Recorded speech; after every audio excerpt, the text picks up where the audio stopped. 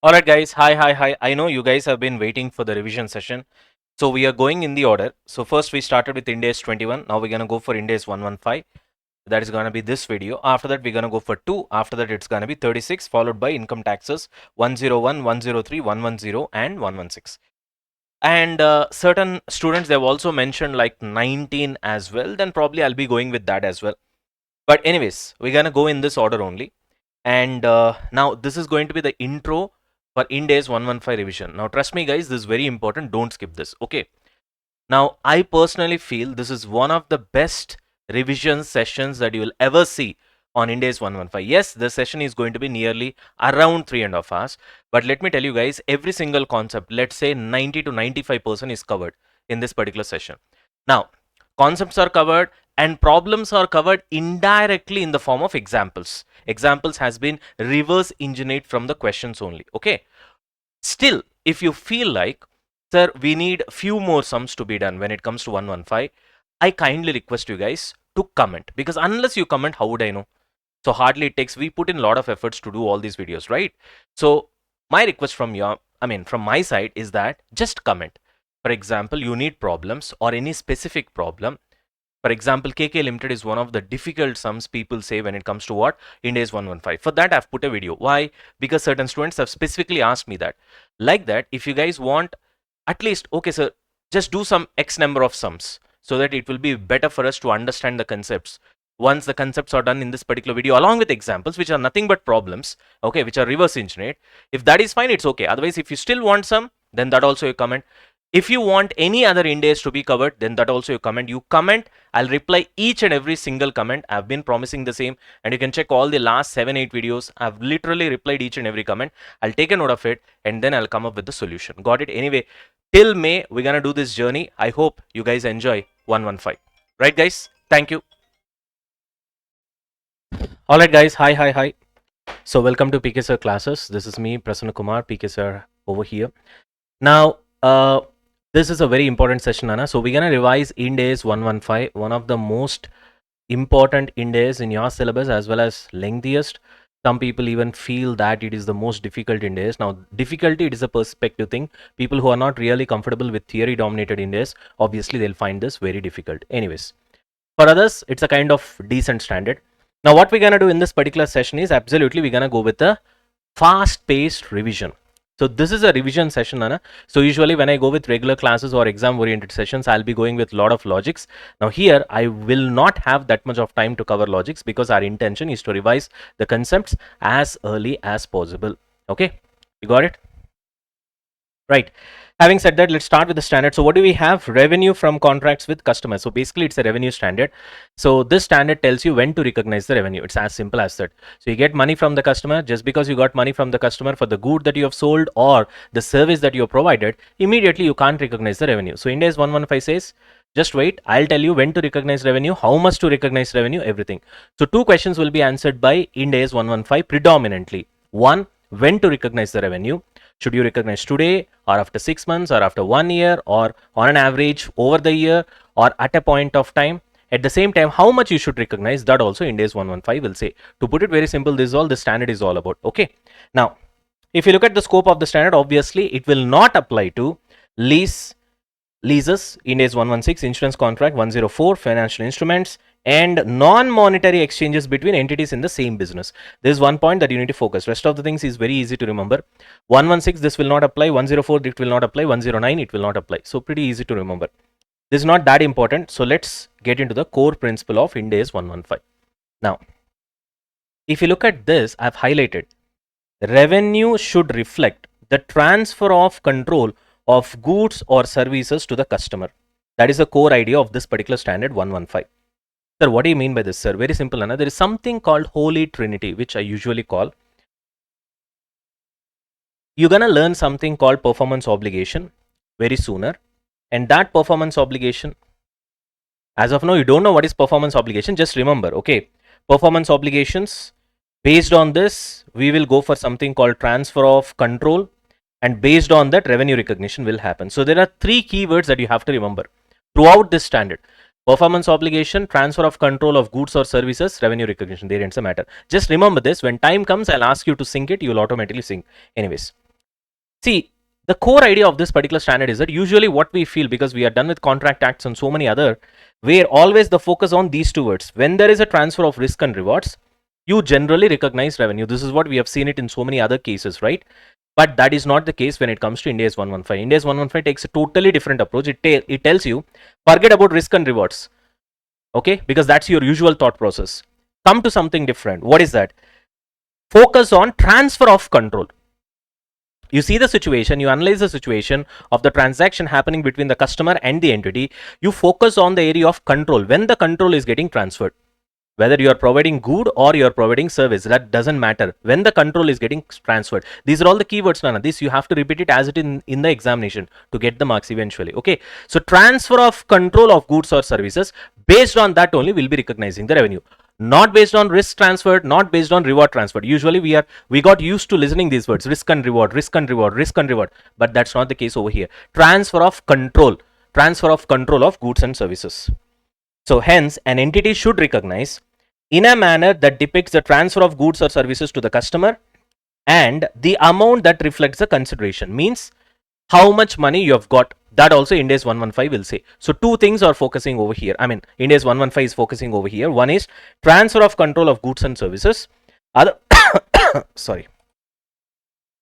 Transfer of goods or services to the customer. For example, today itself you are transferring a good. For example, this good is there. Today it is transferred.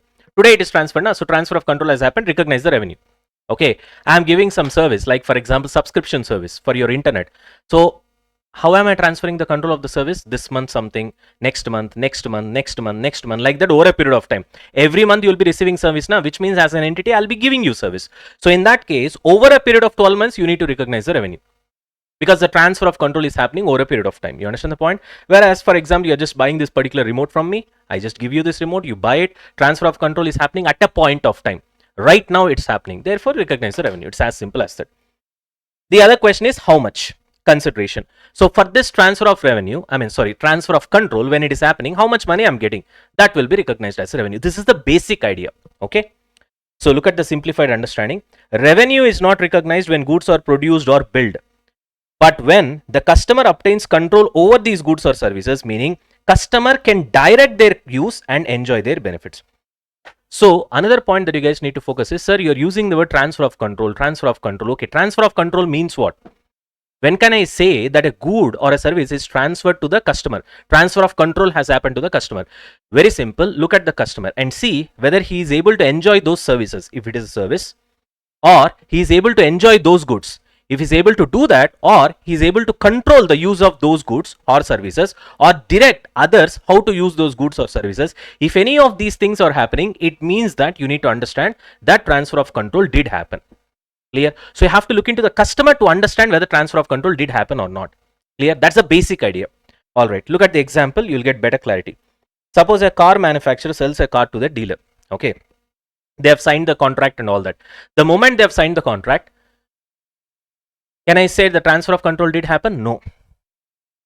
When the car is actually delivered and the dealer can sell it, it's not like he has sold it, but he's in a position to sell it, which means dealer is the customer over here.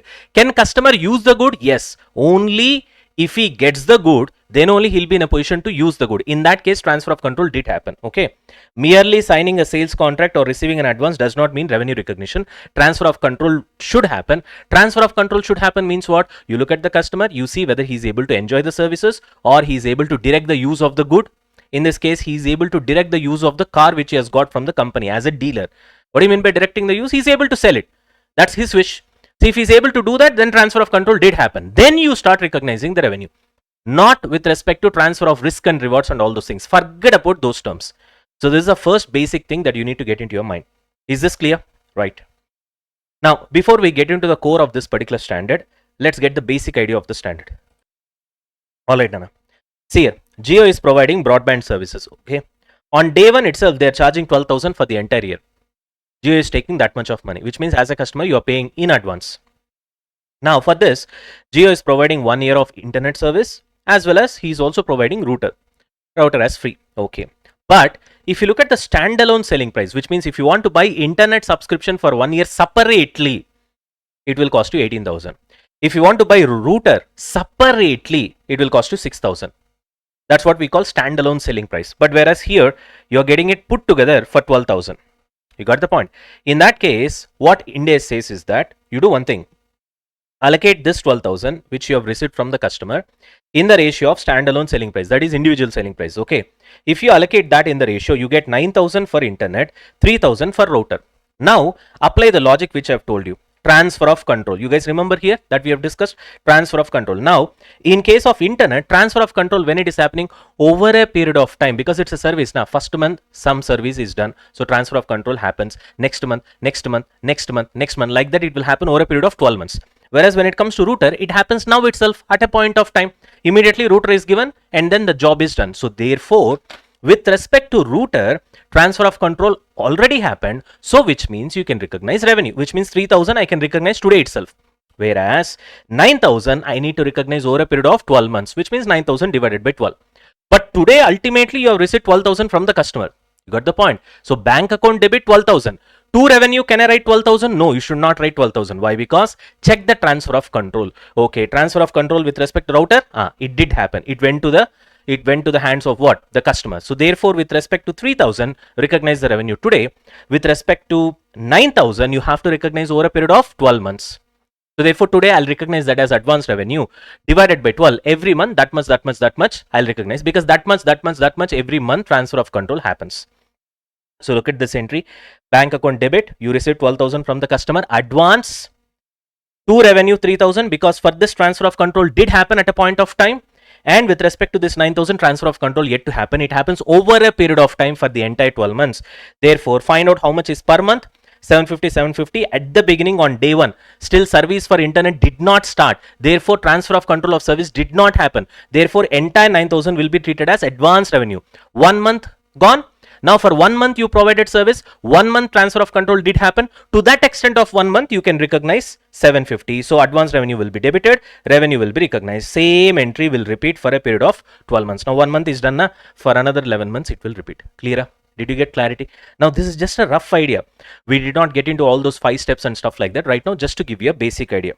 So the problem with this standard is, without examples, you will not understand this standard, or it will be very difficult to understand. That's why we have to go with examples. If you just read English sentences, this standard is very difficult to understand. Okay, and it is revision session, so I have to maintain some pace so that we can cover more in less number of hours, so that it will be helpful for you when revising the day before the exam. Anyways, now come to the core of the standard. The core of the standard is revenue recognition, when to recognize the revenue. As of now, we have just learned 2 basic things. You need to focus on transfer of control. Correct? If transfer of control did happen, accordingly you need to recognize the revenue. That's what we have learned so far, nothing else. Do not focus on risk and rewards. Right? Now coming on to 5-step model, we have got 5 steps. Once step 5 is finished, then we will know when to recognize the revenue, how much to recognize the revenue as well. So what are those 5 steps? Identify the contract with customer, identify performance obligation, determine the transaction price, allocate the transaction price to the performance obligation, recognize revenue as and when the entity satisfies the PO. It's very easy to remember. Otherwise, if you want mnemonics, you can just follow this: CPTAR, contract, performance, transaction, allocation, recognition. Although I don't recommend this, just remember, it's pretty easy. First, you need to identify whether there is a contract with the customer or not. Okay, there is a valid contract between customer and the entity. Okay, now find out how many promises each has made to each other. This guy will promise something. Entity will promise that I'll give you this, I'll give you this. Customer also will promise that I'll give you this much money, that, this and all. So identify the promises, which is nothing but we call it as performance obligations. Okay. Generally, we'll see it from entity's behalf, not on the behalf of the customer. Why? Because we are the entity. Entity only will do revenue recognition. So you need to think from the point of view of what? Entity, not from the point of view of the customer. It's as simple as that. Third point is, okay, now you have identified the performance obligation. Now find out the transaction price, which is actually the most difficult step out of these 5 steps. And it will take a lot of time as well when we revise as well. Which one? Step number 3. So out of all the 5 steps, step number 3 is the most important as well as complicated step. That is determining the transaction price. Transaction price is nothing but the consideration that you receive from the customer as an entity. Okay. Now in that there are so many variabilities. Fixed consideration will be there, variable consideration will be there, uncertainty will be there. Sometimes customer will give something to the entity. That there's a lot of complications are there. Out of all these complications, we need to work together, and then eventually we need to find the transaction price. Now step 4 is very easy, matching these two, step 2 and step 3. Sir, what do you mean by matching step 2 and step 3? In step 2, you have got promises performance obligations. In step 3, you have got wholesale transaction price. Now, multiple POs will be there in step 2, and this transaction price must be allocated to each PO. That's what you do in step 4. And now once you know, for this PO, this much is transaction price. For this PO, this much is transaction price. For this PO, this much is transaction price. You wait for the PO to happen. PO did happen, recognize the transaction price as revenue. Another PO did happen, how much transaction price already you have calculated in step 4, that much you recognize as revenue. Another PO did happen, finished, recognize the revenue. Here you can ask me, sir, just now you have told that transfer of control should be the base for me to recognize the revenue. That's where the Holy Trinity comes into picture. The moment PO is satisfied, it means that transfer of control did happen. Therefore, revenue should be recognized. Are you able to understand? This is where many students gets confused. So again, I repeat, just now you have told, sir, that transfer of control did happen, then you have to recognize the revenue. Now you are talking about linking PO with transfer price, with transaction price. The point is, once you are done with PO, which means once a performance obligation is satisfied, automatically transfer of control did happen, which means revenue will be recognized. So the first step is performance obligation getting satisfied. If this is satisfied, then transfer of control did happen. If this happened, then revenue has to be recognized, which we'll be doing in step 5. So basically, just first 3 steps you need to remember. Step 4 is a link between step 2 and step 3. Step 5 is waiting for performance obligation to happen and then start recognizing the revenue, which you have already calculated in step 4. So basically 3 steps only. So now it's very easy to remember once you know the flow. Now tell me, is there a contract between the customer and the entity? Right. Then identify the promises. Okay. Identify the transaction price. Okay. Match the number of promises with the transaction price. For this promise, this transaction price. For this promise, this much transaction price. And then you wait for the promises to do happen. And then once the promise is done, performance obligation is done, transfer of control did happen, recognize the revenue. 5 steps are done. Clear? Everybody? Now I have a complete picture. Now let's go one by one. So we'll start with step 1. Remember, out of all these 5 steps, the most difficult, most time taking and most important is step 3. What is that? Determining the transaction price. Accordingly, we'll focus more time on that. Remaining or relatively easier to understand. Anyways, let's start with step 1. Least important is step 1 only. Least important is step 1. Chalo. Alright, Anna. Let's focus on this. So first of all, there should be a valid contract between the customer and the entity. This is the least important step. So we'll just go with one example. Okay. Totally, we need to have 5 conditions that need to be satisfied to satisfy step 1. Okay. Approval and commitment must be there between the entity and the customer. Identifiable rights should be there in that particular contract, which means what the customer will receive from the entity, what the entity will deliver. That must be clean. Then you have identifiable payment terms. How are you going to pay? When are you going to pay? On what mode you are going to pay? All those things. Commercial substance. Commercial substance means whatever the kind of consideration that the entity gets, it should be so significant that it should be in a position to affect significantly the cash flow of the entity. If it does, we can say that there is a commercial substance. And finally, the most important condition upon which you will have problems is probability of collection. This is very, very, very important. I've marked over here, which means you will recognize the revenue. Of course, for that 4 more steps are there, but step 1 is important. You will recognize revenue only when there is probability of collection, which means you look at the customer, because revenue recognition will be doing from entity's point of view, right? In entity's books. So entity should look at the customer and see whether he has got the intent as well as ability to pay. Both conditions must be satisfied. If any of this condition is not satisfied, then this condition is not satisfied, which means there is no valid contract between the customer and the entity, which means there is no question of revenue recognition. Based on this, questions are there, so keep this in mind. Are we done with this? Immediately, let's get on with an example and we'll cover all the 5 points. 5 conditions in step 1. 5 conditions in step 1. See here. A car subscription between Zoom Auto and customer for 12 months. You know what is Zoom, right? Right now it is not famous, but once upon a time it was. Customer pays 20,000 per month for the car that he takes on rent from the Zoom. Zoom Auto provides car. Zoom provides insurance as well for the car. Maintenance services also is provided by Zoom. Agreeable contract is there. They have signed the contract digitally. Customer must pay 3 months penalty if cancelling early, because this is for 12 months. And full KYC verification is done. Collection is also probable. So now we need to check in this example whether all the 5 conditions are satisfied. Condition number 1, approval and commitment between 2 parties. So is that condition satisfied? Yes, because there is a digital signature which these guys have signed, and payment mode is also confirmed. Got the point? So this much and all those things. So you have approval right? And commitment. Second point, rights of each party has to be identified. Did they identify? Yes. Zoom Auto has got right to collect 20,000 per month, and customer has got right to use the car as well as insurance service from Zoom Auto as well as maintenance service from Zoom Auto. That is also clear. Okay. Third condition, payment terms identified. Yes. Auto debit will happen every month from the account of the customer for 20,000. Okay. Commercial substance is there. Yes. Entity is giving car to the customer and customer is actually paying solid money of 20,000 per month, which will change the cash flow significantly of the company. You understand the point? So there is commercial substance. Probability of collection, yes, auto debit is there, credit score is checked, so it is sure that customer will pay. Anyway, that condition is already given in the question. Collection is probable, so therefore there is probability. Security deposit also usually they'll take. In case if some dent or something is happening, they'll cut that money and the balance will be paid. So all the 5 conditions has to be satisfied. So to put it very simple, if these 5 conditions are satisfied, step 1 is satisfied. That's all. Got it? Chalo. Approval and commitment, identifiable rights, identifiable payment terms, commercial substance, probability of collection, most important of the 5 conditions. Chalo.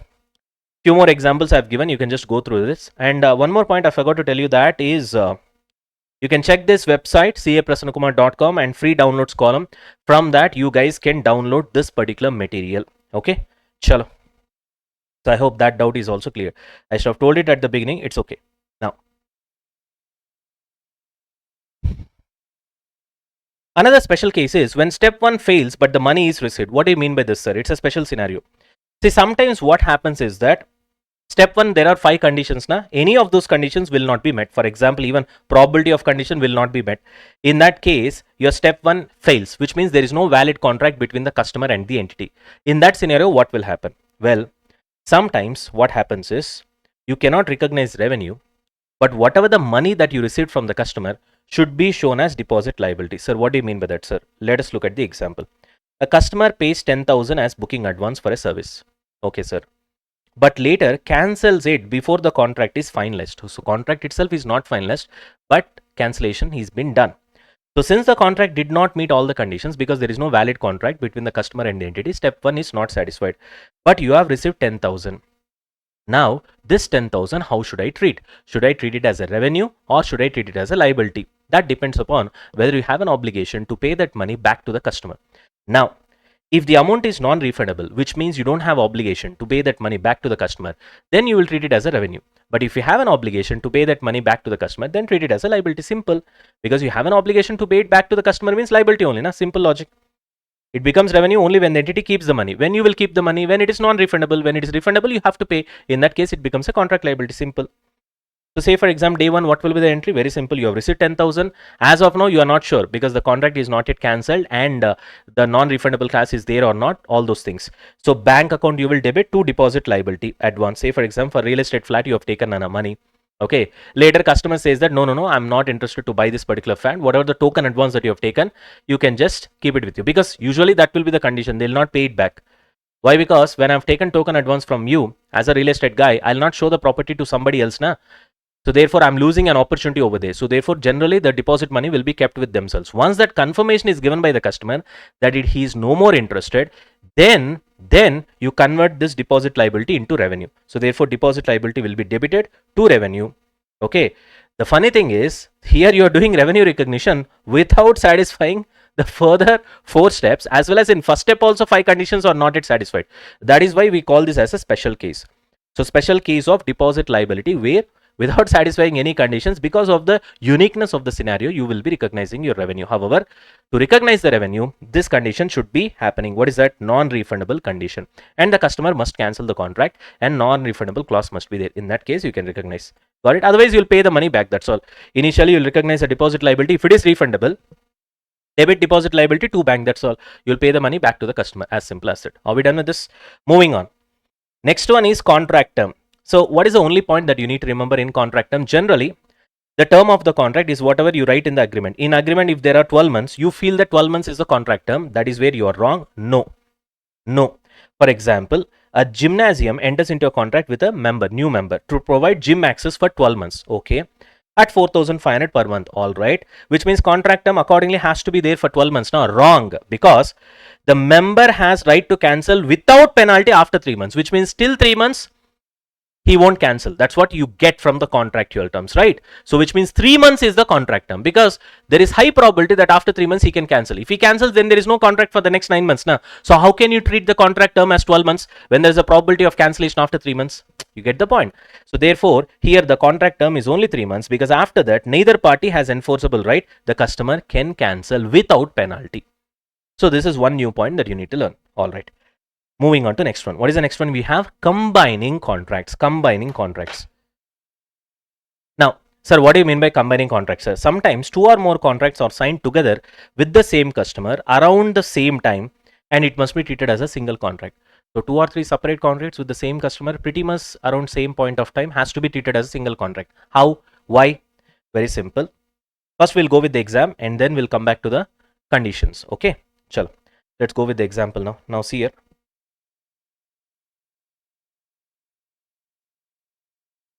Look at this, Nana.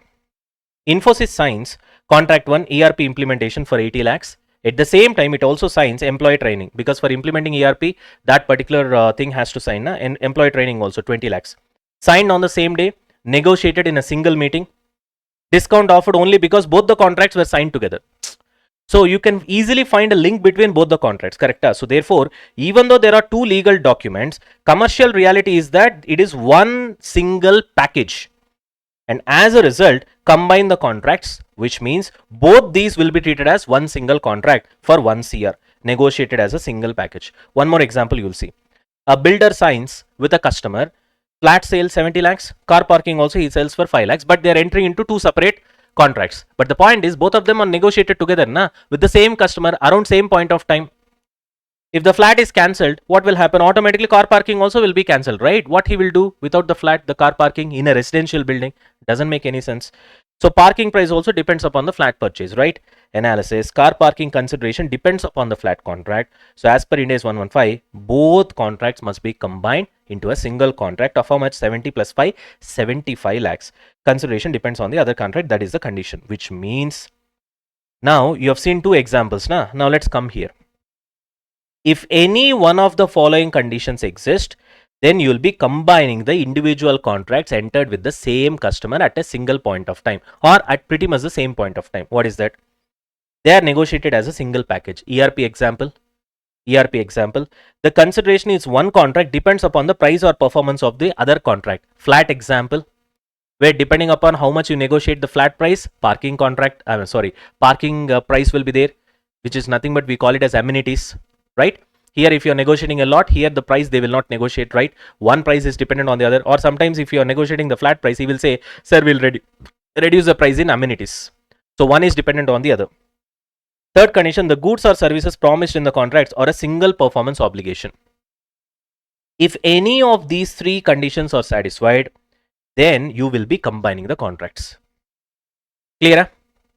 Right, just try to remember that ERP package where you have negotiated that as a single package, 2 separate contracts, and try to remember the builder and parking lot, that is flat sale as well as parking place sale, right? One is dependent on the other. And one more point you need to see, goods or services promised in the contracts or a single performance obligation. Clear? You can see one more example over here. A company sells machinery and also provides training on how to operate it. If both are negotiated together and training is essential for using the machine, they should be treated as a single contract. Simple.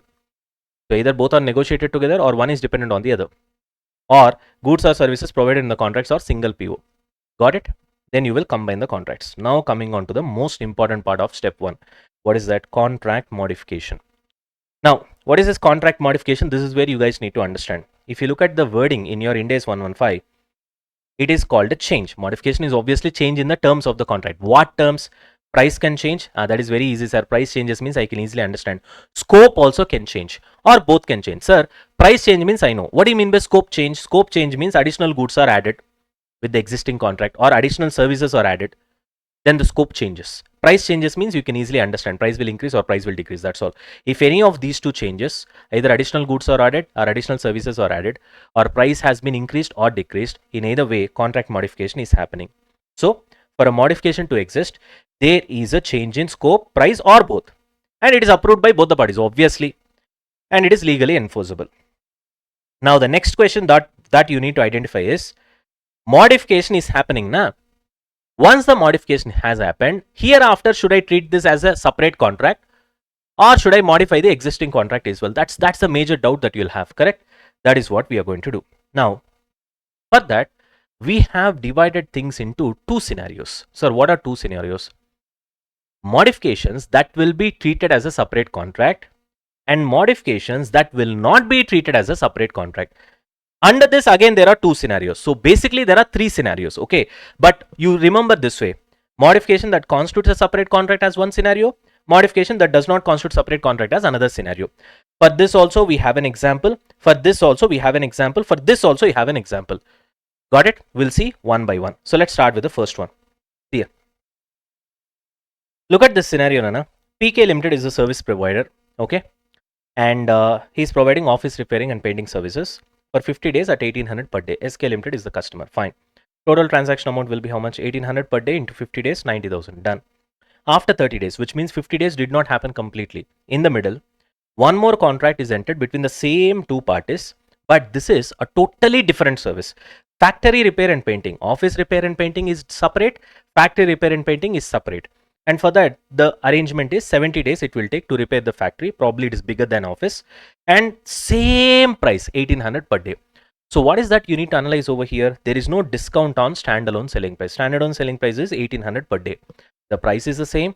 Whereas the service that you are providing right now is a separate service, distinct service, new service. Therefore, treat it as a separate contract. If you can see here, a modification will be treated as a separate contract if both the conditions are satisfied. That we have already discussed. One is it has to be a distinct service. The other one is the price has to be SSP. Simple. Services that are distinct and the price has to be SSP. Then treat it as a separate contract. Based on this example, easy to understand. Now, moving on to next one. Modification that does not constitute a separate contract. What kind of scenarios? Under this, again, there are two scenarios. Let's try to understand. Look at this example. It is an extension of the earlier example that we have done. PK Limited same, SK Limited same, office repair and painting same, 50 days at 1800 per day same, total transaction price same. Okay, after 30 days, same contract, factory repair and painting 70 days. This is where the change happens. Not 1800 per day, but 1500 per day. The service is new service, distinct. Yes, one condition is satisfied, but two conditions must be satisfied na, to treat it as separate contract. And both the conditions must be satisfied. So distinct service condition is satisfied, but second condition is not satisfied. It is not SSP. It is at a discount because already you have done one contract. Now the new contract is at a discount. So at a discount, right? Sorry for that, discount. Okay. So can I treat it as separate contract over here? No. You got the point. One thing is quite clear, that you cannot treat it as separate contract because there is a discount. So I should write here no SSP. All right. Now, what should be the accounting that you should do? The word that you need to remember is prospective accounting. Sir, what do you mean by prospective accounting, sir? Anyway, one thing is clear. We are not going to treat it as a separate contract. Okay, then what, sir? Very simple. First of all, see what you have done so far. How many days are passed? 30 days, sir. Okay. 30 days, how much you would have recognized? 1800 per day, sir. So how much you would have already recognized? 54,000, sir. All right. What is pending with respect to old contract? Sir, in 50 days, 30 days is done, sir. 20 days is pending, sir. For that 20 days, how much is the commitment? 1800, sir. So 20 days into 1800, 36,000. Fine, sir. What about the new contract? Sir, 17 days into 1500 per day, sir. Add that. Sir, total revenue is 1,41,000, sir. If you add these two, which means whatever is pending in the old contract plus the new contract, total revenue is 1,41,000. And total number of days is 90,000. Okay, divide both of them. Okay, sir, divided. On an average, how much it comes? 1566 per day, sir. From today onwards, recognize 1566 per day. From today onwards, do not touch whatever that has happened. Already 30 days you have recognized 1800 per day, 54,000 you have done, na? That you do not touch. Today onwards, this will be your revised number. This much you recognize. This is what we call prospective accounting. Retrospective means we'll touch yesterday as well. Prospective means we'll forget about whatever that has happened and we'll think from today about tomorrow. That's all. Clear? Right. If you look at the concept over here, new goods or services are distinct. Yes, sir. Factory repair and painting is distinct. But price does not reflect SSP. Yes, sir. 1500 is not reflecting SSP, which is 1800. Terminate the old contract and create a new one. The remaining revenue is adjusted prospectively on future basis. So old contract is gone. Now, whatever that is remaining with the old contract plus new contract has been combined together, and then 1,41,000 divided by 90 days, you have got 1566 per day. Today onwards, you will be recognizing this much, 1566 per day in this example. Got it? Okay. What about the other case? The other case is, look at this example. Same example, same office repair and painting, 40 days at 1500 per day. Okay. Total transaction price will be 60,000. All right. After 25 days, the customer is asking for additional 10 days for existing contract at 1200 per day. So because of the customer, additional 10 days of work is happening for the existing contract itself, which is at 1200 per day. So there is no new service. It is not factory repair or painting. It's the same office only and same work. And as a result, because there is no new service, okay, there is no question of treating it as a separate contract. It will be treated as existing contract as well. But how will you do the treatment? Because there is no distinct service as well, you will do retrospective accounting. Sir, what do you mean by retrospective accounting? Very simple. If PK Limited, that is the service provider, knew that customer would ask for this delay for another 10 days, which means totally now it is becoming 50 days. But right at the beginning, they know that it is only 40 days. Now, because of the customer's modification from customer's point of view, of course, PK Limited has agreed for the same. But now they know that in the middle of the contract, after 25 days, that the contract will take 50, not 40. But at the beginning, they thought that it is 40. Now, just imagine that at the beginning itself, if they know that it will be 50 days instead of 40, then what would have been the revenue recognition? Imagination. So if PK Limited knew about this delay on day one itself, then the revenue recognition will be what? Very simple. So it will be 1500 for 40 days and 1200 for 10 days. Total revenue will be 72,000 for 50 days. On an average, you would have recognized 1440 per day from day one, which means for first 25 days, you would have recognized 1440 into 25, which means 36,000. But right now, how much did you recognize? 1500 per day, which means 1500 in 25 days. How much you have already recognized? 37,500. How much you should have recognized had you know about this delay from the day one itself? 36,000. Therefore, how much excess you have recognized? 1500. That much you reduce now. Revenue to be reversed on modification date, which means you are going back and disturbing it from day one. This is what we call retrospective change.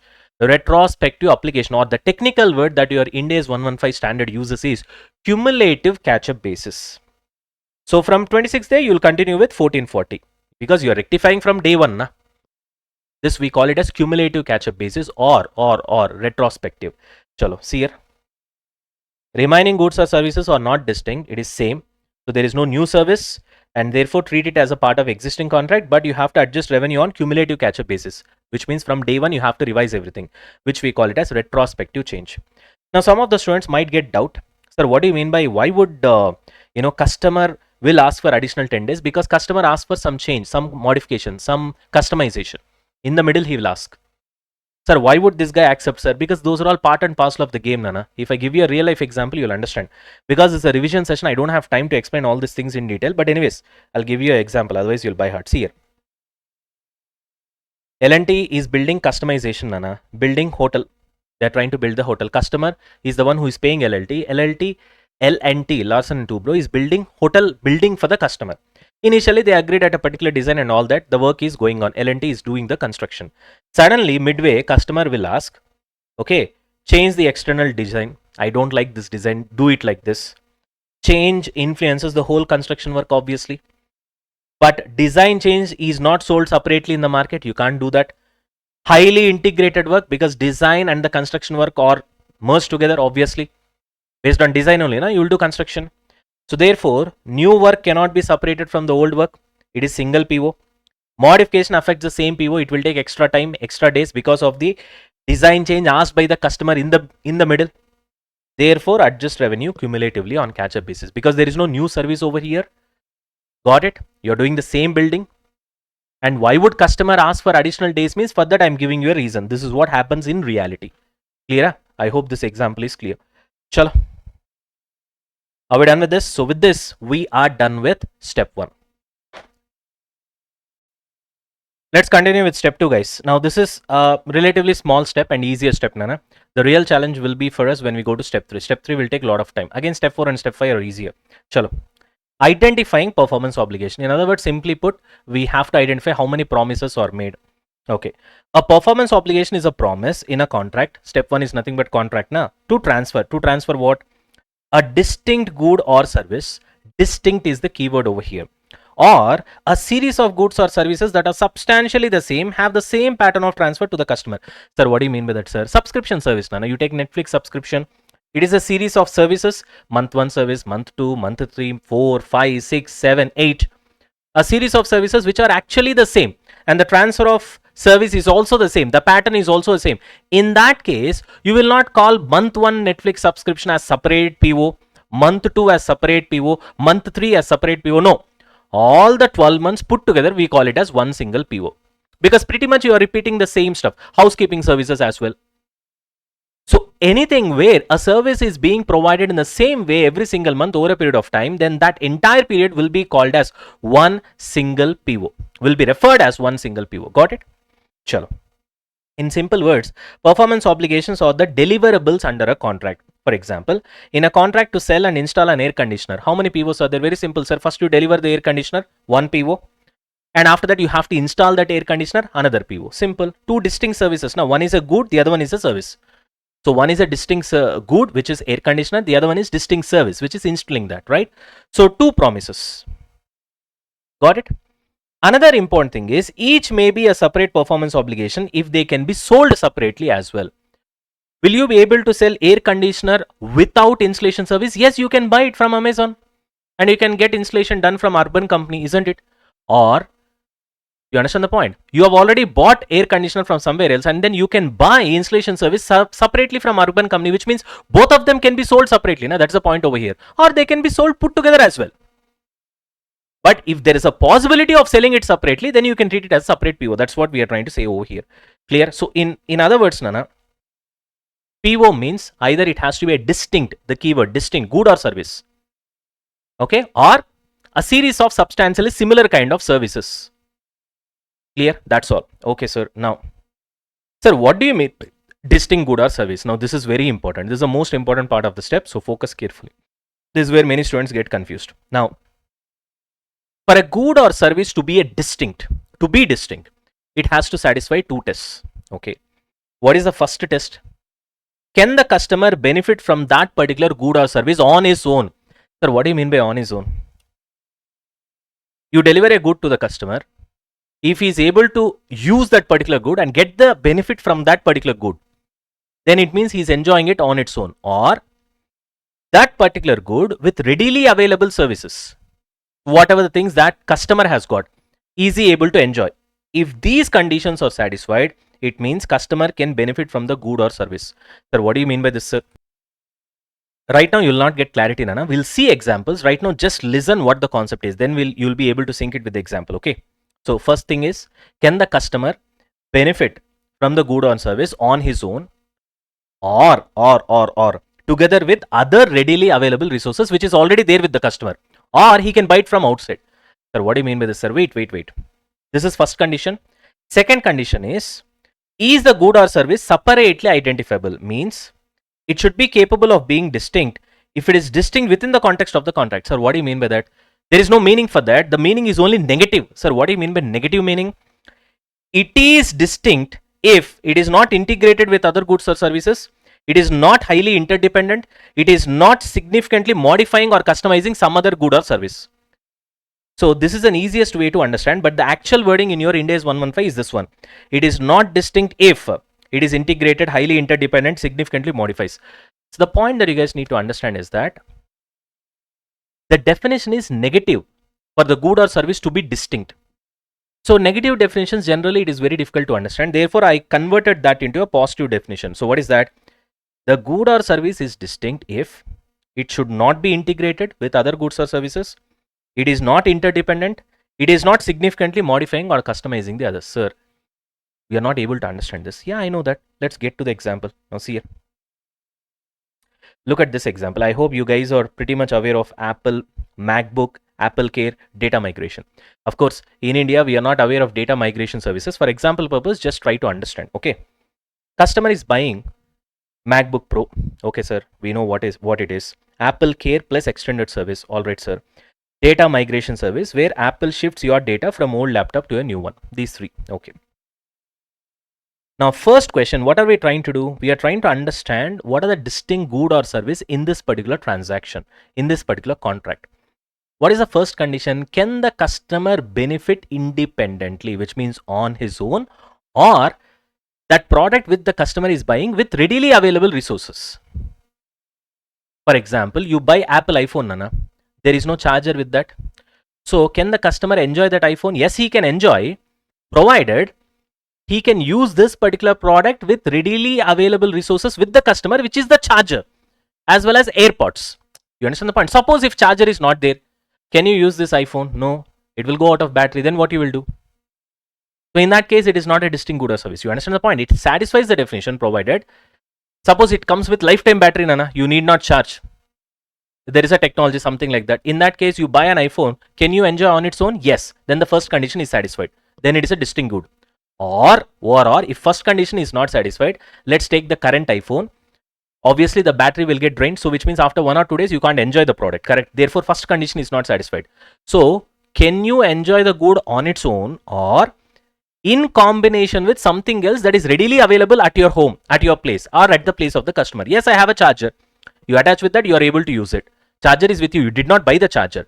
So having a charger with you in combination with the charger, if you're able to use the iPhone, that makes iPhone a distinct good. You understand the point? So look at the definition over here. Can the customer benefit from the good or service? A good or service is capable of being distinct if the customer can benefit from it on its own. Suppose infinite time battery for Apple iPhone. That's what I'm saying. That is the answer example for first condition. Or, it is not and or. If this is not possible, like in our case, if the battery is getting drained out after 1 or 2 days, together with other readily available resources with the customer. Customer already has got battery. Now, if you say, sir, no, sir, customer does not have battery, then can I say it is not a distinct good? No. Can he buy that from outside separately battery? Yes, sir, he can order from Amazon. That is also covered. Something that the customer already has or can easily get from other suppliers. Okay, sir, imaginary situation, sir. Customer is buying Apple iPhone with limited battery. Obviously, the battery will drain out after 1 day. And he does not have a charger. Apple also does not provide, and it is a very unique charger. Let's imagine, and it is not available to buy separately from outside as well. In that case, this is not a distinct good or service because you can't use it. You understand the point? Right. Now, other condition we have already seen. It is distinct if not 3 conditions are there. We'll see that. Now, let's come back to the example. So MacBook Pro, Apple Care plus extended service, data migration service. Now see here.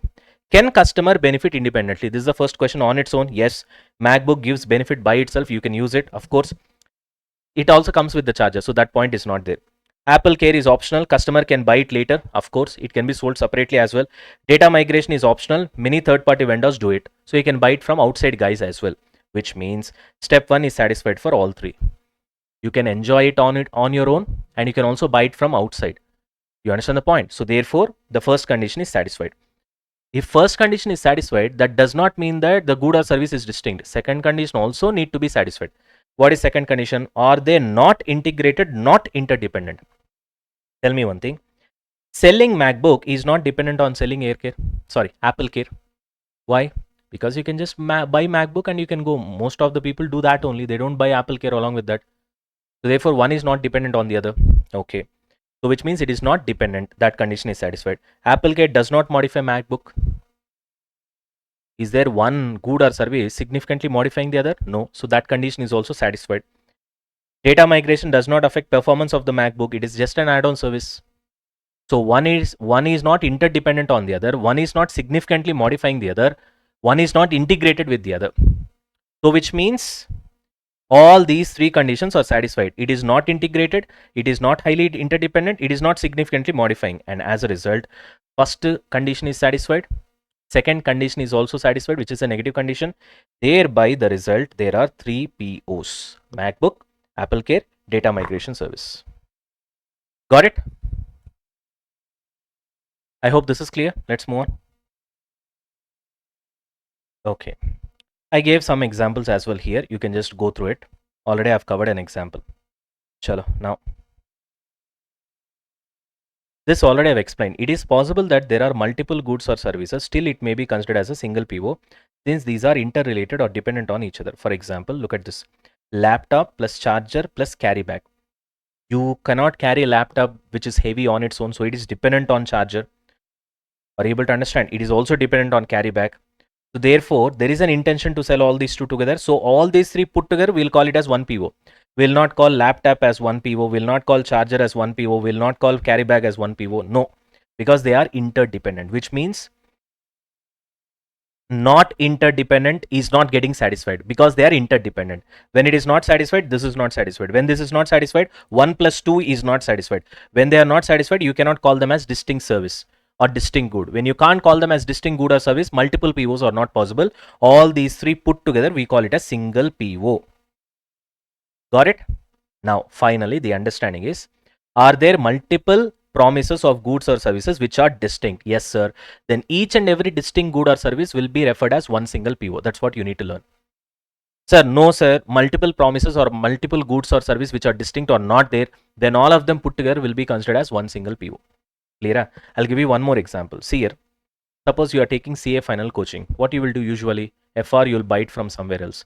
AFM you'll buy it from somewhere else. Audit you'll buy it from somewhere else, right?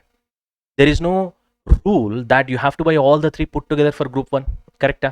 Which means this is a single PO, this is a single PO, this is a single PO. One is not dependent on the other, correct? However, when it comes to CA foundation, that's not the case. Usually people buy all subjects in one single go. In fact, single subjects are not at all offered. When they are not at all offered, you have to buy it as a group.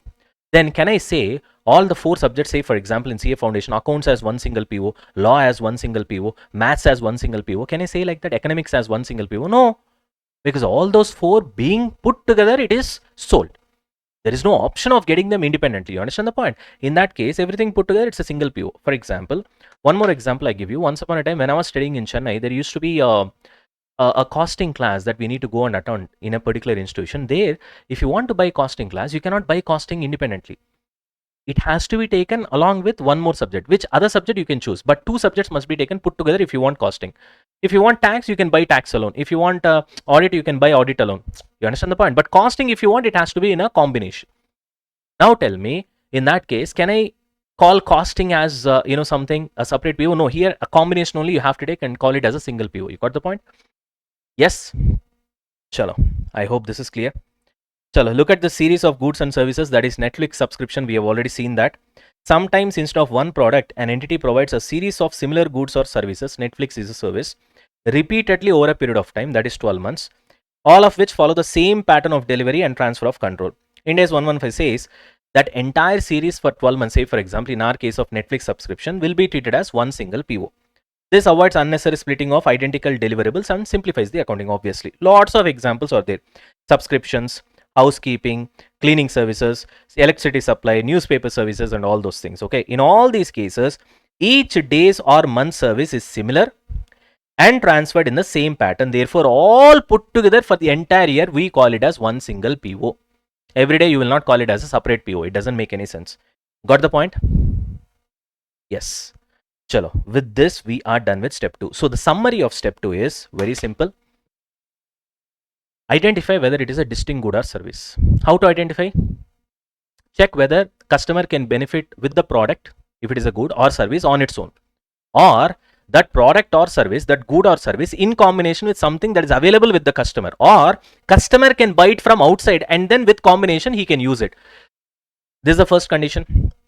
Plus, that particular good or service are not interdependent. They are not dependent on something else. They are not integrated with something else, which something else means some other good or services.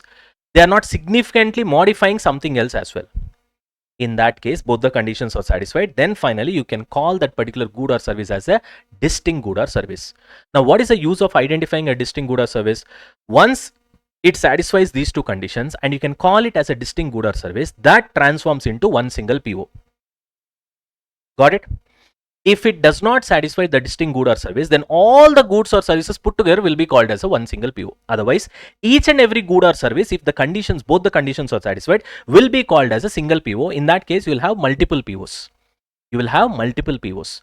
What is the importance of multiple POs? Because next step is transaction price, and each transaction price will be correlated with a single PO. Thereby, if one PO is satisfied, immediately to that extent, whatever the transaction price that you have allocated, that much revenue will be recognized. That is why this is important. Are you able to get me? Chalo. I hope we are done with step 2 as well. Now come to step 3, Nana, determining the transaction price. Let's continue with step 3, determining the transaction price. Now, Nana, this is the most important step and lengthiest of all the steps, all the 5 steps, as well as this is the toughest. Okay. So therefore, we will spend good amount of time on this particular step because there are a lot of points and concepts to be covered. Step 4 and step 5 will not take much of a time once we are done with this. This is the important. In fact, out of all the 5 steps, this is the most important. The least important is step 1 that I've told you, except for that one point. In step 1, there are 5 conditions now for determining a proper contract between the customer and the entity. The last condition is very important, where the payment should be highly probable. That you should have high probability of receiving the payment from the customer, which means customer must have the intention as well as the ability to pay.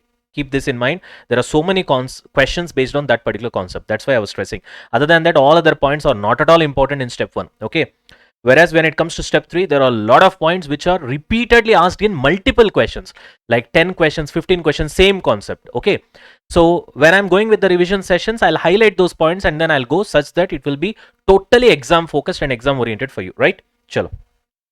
Once performance obligations are identified in step 2, which we have already done, the next task is to find out how much revenue or consideration or transaction price the entity expects to receive for fulfilling those obligations. What obligations?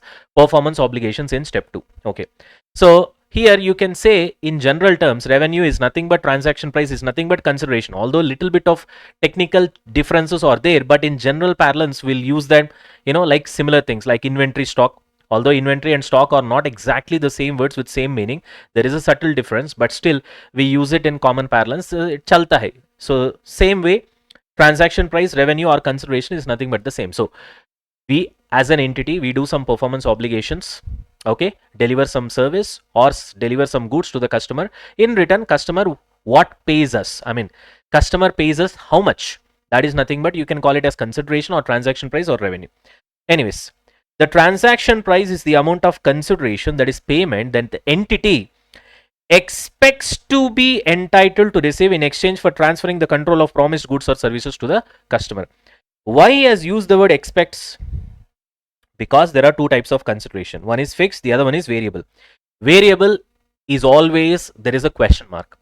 So you expect this much to be received. Fixed consideration, there will be no doubt. That's why I've written here pakka. You'll get it for sure. There is no uncertainty. But when it comes to variable consideration, it is there. That's why we have used this particular word. Okay. One important point is very simple. If entity collects any amount on behalf of third parties, it does not belong to the entity. For example, even when we try to, sell our courses, right? If you buy FR, obviously it will be inclusive of GST, right? So that GST directly goes to the government, obviously. So can I say that that's the revenue for me? That's obvious. It's not. So anything that you collect on behalf of the third parties like GST, sales tax and excise duty must be removed. Very simple. If your invoice is 1,18,000, your actual revenue or transaction price is 1 lakh. Got it?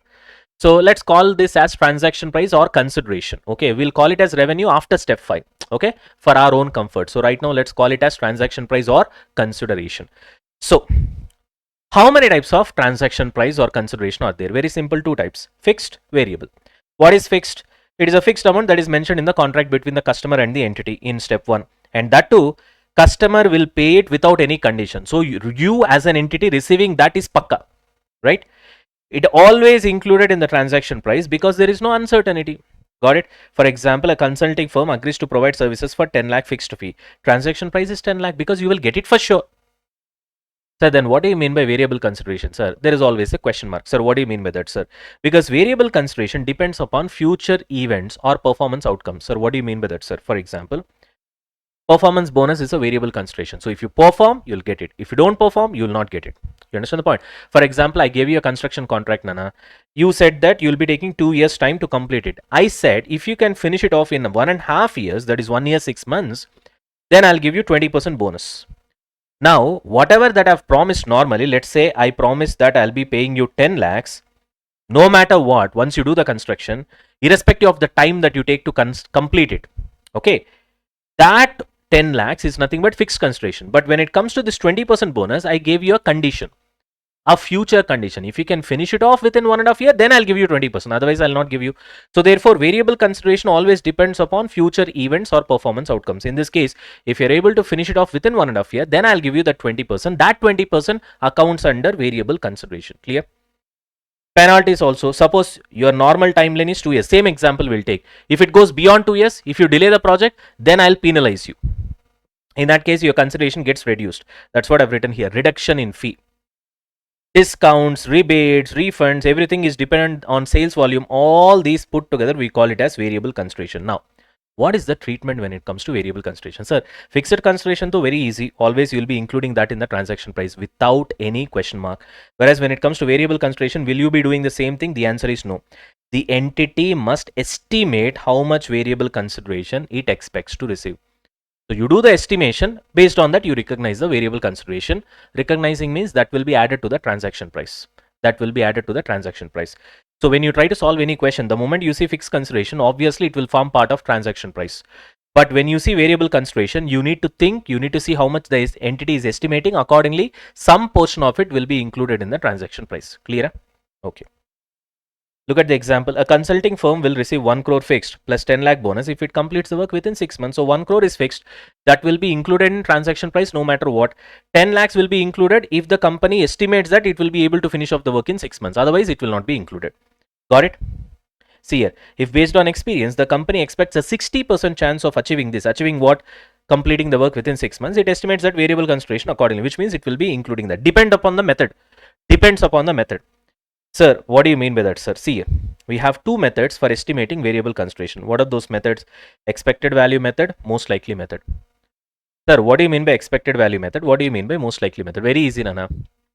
You look at the possibilities in future. Sir, multiple possibilities are possible.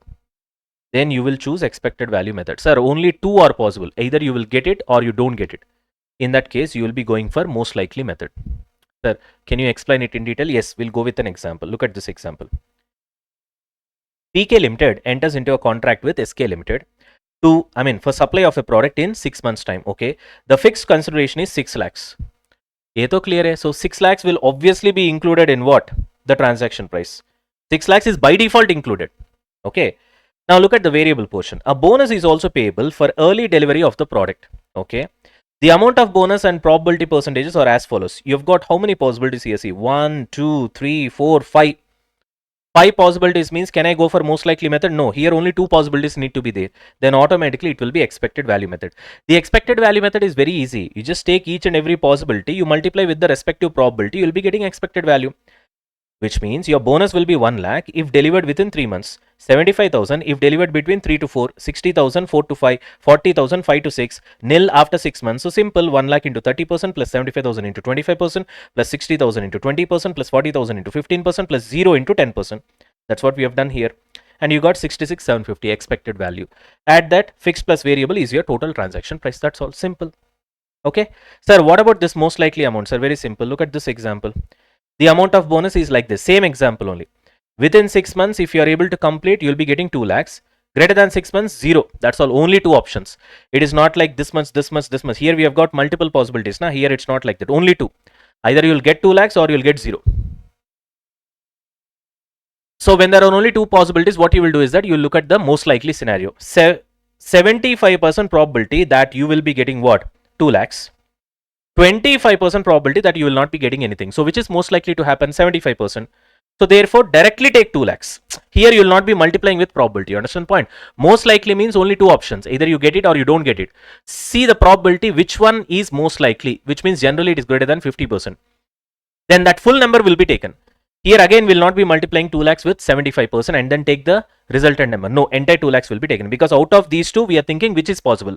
This is most likely, take that number. So 2 lakhs will be added. Transaction price will be 8 lakhs along with fixed consideration. Fixed consideration by default will be included in the transaction price. Got it? That's what we have got here. See here. Ind AS 115 allows 2 methods to estimate variable consideration because when it comes to variable consideration you must estimate. Expected value method, most likely method. Expected value method when there are multiple possible outcomes, which is nothing but weighted average. You multiply the value with the respective probability. Most likely method when there are only 2 possible outcomes. Take the most likely outcome, as simple as that. It can be 0, it can be full. Take that full amount. Right. Are we done with this? Chalo, moving on to the next concept. Now, Nana, look at this, Nana. This is very, very, very important. I've written here clearly limiting recognition of uncertain variable consideration. See, already we know that variable consideration is uncertain because it depends upon future events, right? And what does Ind AS 115 say? You need to estimate it. Now, how to estimate it? There are two options: expected value method as well as what? Most likely method. Depends upon how many possible outcomes. If you have multiple possible outcomes, you go for expected value method. Otherwise, you go for most likely method if the possible outcomes are only two, either yes or no. Anyways, after that, see, look at the wordings here. That's why I've highlighted. Even after estimation, we have already estimated it. By applying either of these two methods, as the case may be, estimation of variable consideration is done, Nana. After that, you need to apply this condition. This is very important. Variable consideration should not be included in the transaction price only. Sorry, should be included in the transaction price only when it is highly probable that there will be no significant reversal of revenue later. Sir, I'm not able to understand this sentence. That's why I gave you alternative sentence. If there is low probability of significant reversal, then include the variable consideration in the transaction price. Already we were discussing about inclusion of variable consideration in the transaction price only. Na? For that only we have calculated this. We have seen the example over here. We multiplied using expected value method. For example, in this example, we got 66,750 and then we added 66,750. Now for adding this 66,750 after estimating, see, till here you have done estimation. Please try to follow what I'm saying. Otherwise, problem solving will be very difficult. Till here, what you have done is estimation because you have done the calculation. Now, the next step is to add it to the transaction price calculation, which you have added eventually. But to add this, you need to check for this condition. What condition? Is there any possibility of significant reversal in future? Which means, reversal means what? Obviously, the variable consideration which you are thinking that you will get it, you will not get it. Then what is the logic in including that in the transaction price? That is the logic, isn't it? That's why we are saying that if there is a significant reversal in future, for that if there is high probability, they do not include variable consideration even after applying either of these two methods. You understand the point? If there is no probability of significant reversal, that's what I've written, low probability or no probability of significant reversal, which means whatever that you add today, variable consideration, in our example it is 66,000. If you add 66,000 today, tomorrow you need not reduce it because there is no possibility of significant reversal. In that case, you can add today. But if you think that today you are adding 66,750 in our example, but tomorrow maybe there's a chance of reversal, thereby you might have to again revise the variable consideration from 66,750 what you have added today to 50,000 or 40,000, something like that. If there is a high probability of that reversal happening that you can see today, then why would you add 66,750? You understand what I'm trying to say? So this is a kind of a constraint. This condition is called constraint. Constraint means it is limiting your variable consideration recognition. It is limiting your variable consideration recognition. Got it? Okay. Sir, enough, sir. You have said all the concept. First of all, in what scenarios this will happen? Three cases are there. First, outside the entity's control. Sir, what do you mean by that, sir? I'll give you an example. For each scenario, I've got an example. So let's go with the example. Now, see here. That's why without examples, you'll not be able to understand anything in this particular Ind AS. Look at this example. ICICI Prudential AMC Asset Management Company is there. What is the contract? Portfolio management fee.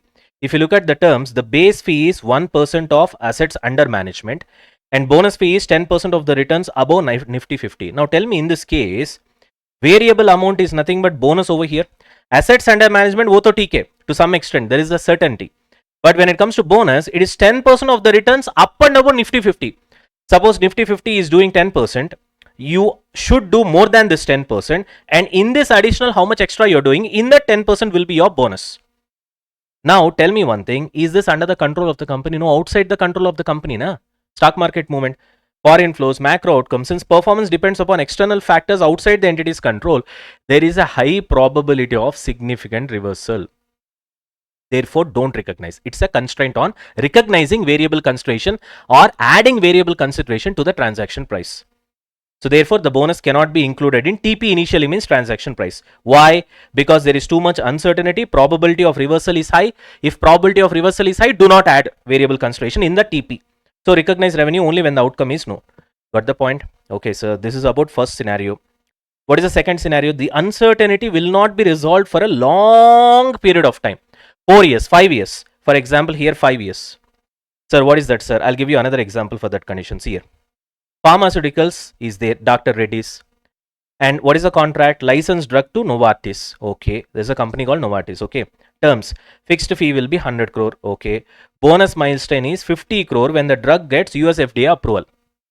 Okay. Fixed fee 100 will be included in TP, transaction price. There is no doubt in that. 50 crore should be included or not in the transaction price. That is the question. Look at the FDA. That can be included once this clarity comes. Now, when does a US FDA approval will happen? Usually it will take 3 to 5 years. It also involves clinical trials, external influences, all those things, probably political stuff and everything. So therefore, now tell me, can I include this variable consideration? No, because the time gap is too long. So there's a high probability of significant reversal. Therefore, do not include. Got the point? That is the example for second point. Look at the third point now. Look at the last point, Anna. The entity has a history of changing terms, offering price concessions in future. Which means today they'll commit something, tomorrow they'll reduce that value. So when you know that tomorrow you are going to reduce that, why should I add it in the transaction price? Simple logic. For example, look at this. Zoho has given something called software SaaS with a flexible pricing. Who is the customer? Government. Annual subscription, initially Zoho says that it's going to be 12 lakhs. But if you look at the history of Zoho, always they negotiate later and they'll give 20 to 30% discount due to budget constraints, usually. That's what they have been doing. So once you know that you are Zoho, so you need to understand that anyway you're going to give that 20 to 30% discount. So reduce this annual subscription by 20 to 30% discount, and that much only you recognize today. So even though the signed amount is 12 lakhs, because there will be concessions later and you have a history of doing that, do not include full amount in TP. So this entire 12 lakhs should not be recognized as TP. Reduce this much, okay, and the balance only recognized in TP as of today. So reduce variable consideration to a lower amount that is highly probable, which means mostly you'll reduce 30%. Are you able to understand? For each and every scenario, I gave you an example. So when you are solving a question, if there is a scenario where it is outside the control of the entity, okay, or there is a scenario where things will happen after bonus is being given, but it is linked to 4 years, 5 years, or there is a scenario where there's a history of the company, always they'll offer discounts or concessions in future, not now.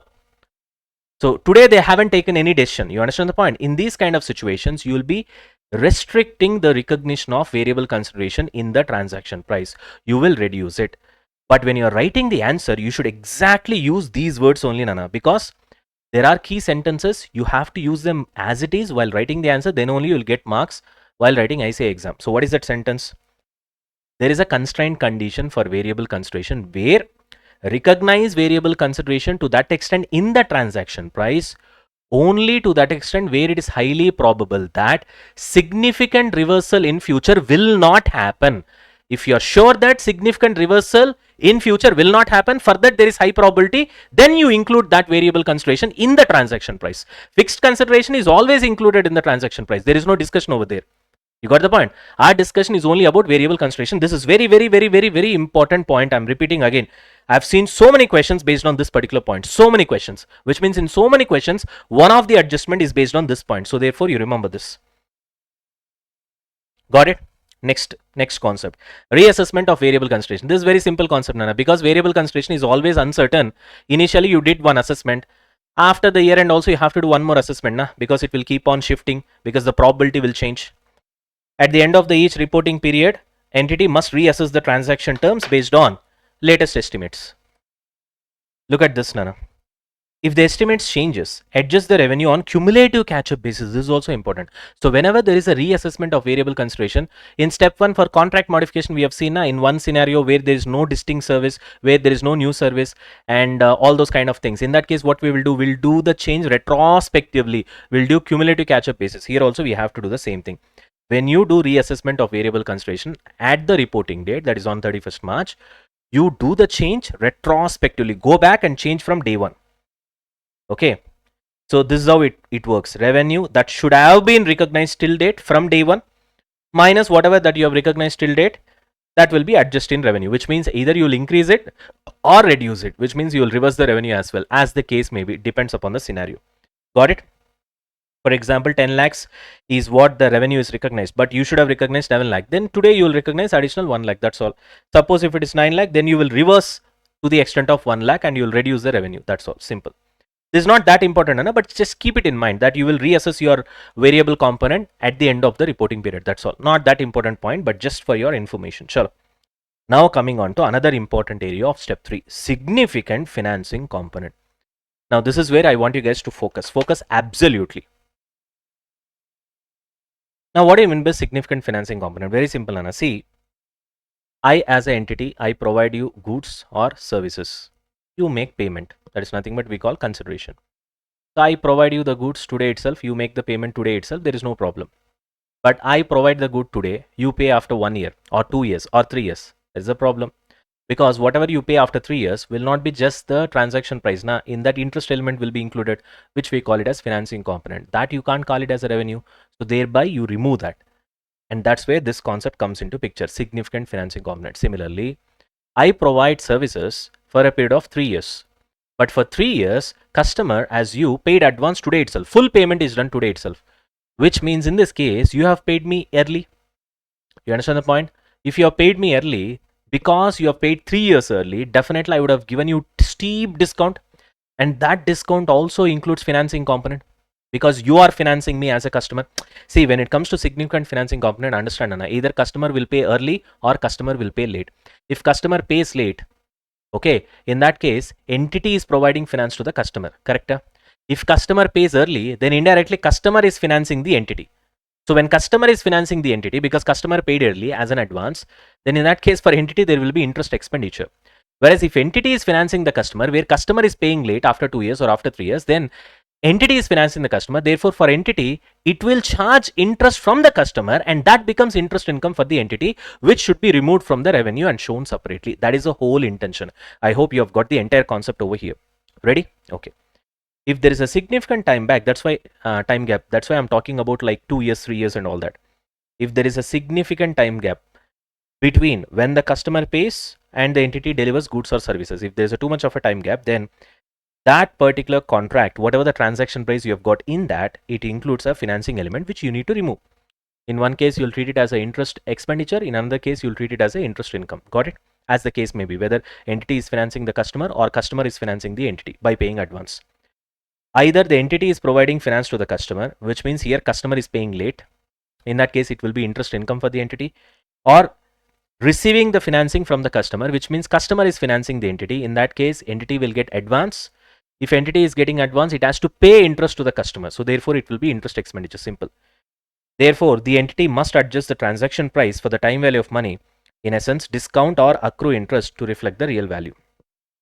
The reason is very simple. The goal is to recognize fair value of the goods or service provided by the entity to the customer. Simple. But when there is a significant time gap, the transaction price will not just reflect the fair value of goods or service, it will reflect something extra or something less in case customer pays advance. You understand the point? So therefore, we need to adjust it such that whatever the revenue that we recognize or the transaction price that we take into the books should exactly reflect the fair value of the goods or services. Logical, right? Say for example, if customer agrees to pay 1,10,000 1 year after the delivery of goods, which is actually worth 1 lakh, then 10,000 is what? Financing component. Simple. This already I told you. Okay. Chalo. Let's start with first example where customer pays late, which means entity is financing the customer. That's what I've written here, late. Ready? Look at this example, Anna, to understand. PK Limited sold a laptop to SK Limited. Fine. The cash price of the laptop is 80,000, which means I give you laptop. Say for example, imagine this is the laptop. Immediately you give me money. So in that case, it will go for 80,000. But because you're gonna make the payment after 1 year, I'm charging you 88,000. So naturally, 88,000 is not the transaction price. It cannot be recognized as revenue. So you need to eliminate the interest element. So how the entries go? See here. Journal entry on day 1 where you have already transferred the control. Why? Because it's a laptop. Na. I gave it to the customer. So transfer of control is done. Why? Because customer is about to enjoy it now, right? So in that, what you will do? Very simple. You will debit debtors or trade receivable to revenue, which is 80,000 only. Why 80,000? Because that is the cash price, not the transaction price of 88,000. Because it is after 1 year, customer is going to pay late, which means entity is financing the customer. Definitely there is an interest income that the entity will get from the customer. Got it? So 80,000 is the cash price. To that extent only revenue should be recognized. Remaining 8,000 will go for interest. Got it? So then what you will do? You will increase the debtors to the extent of interest and recognize interest income. So now the debtors is showing a balance of 88,000 after these two entries. Once customer makes the payment, you will debit the bank account for 88,000 and cancel the debtors, which is trade receivable. That's all. Easy, done and dusted. So in P&L account, what you will show? Revenue will be shown to the extent of 80,000 only.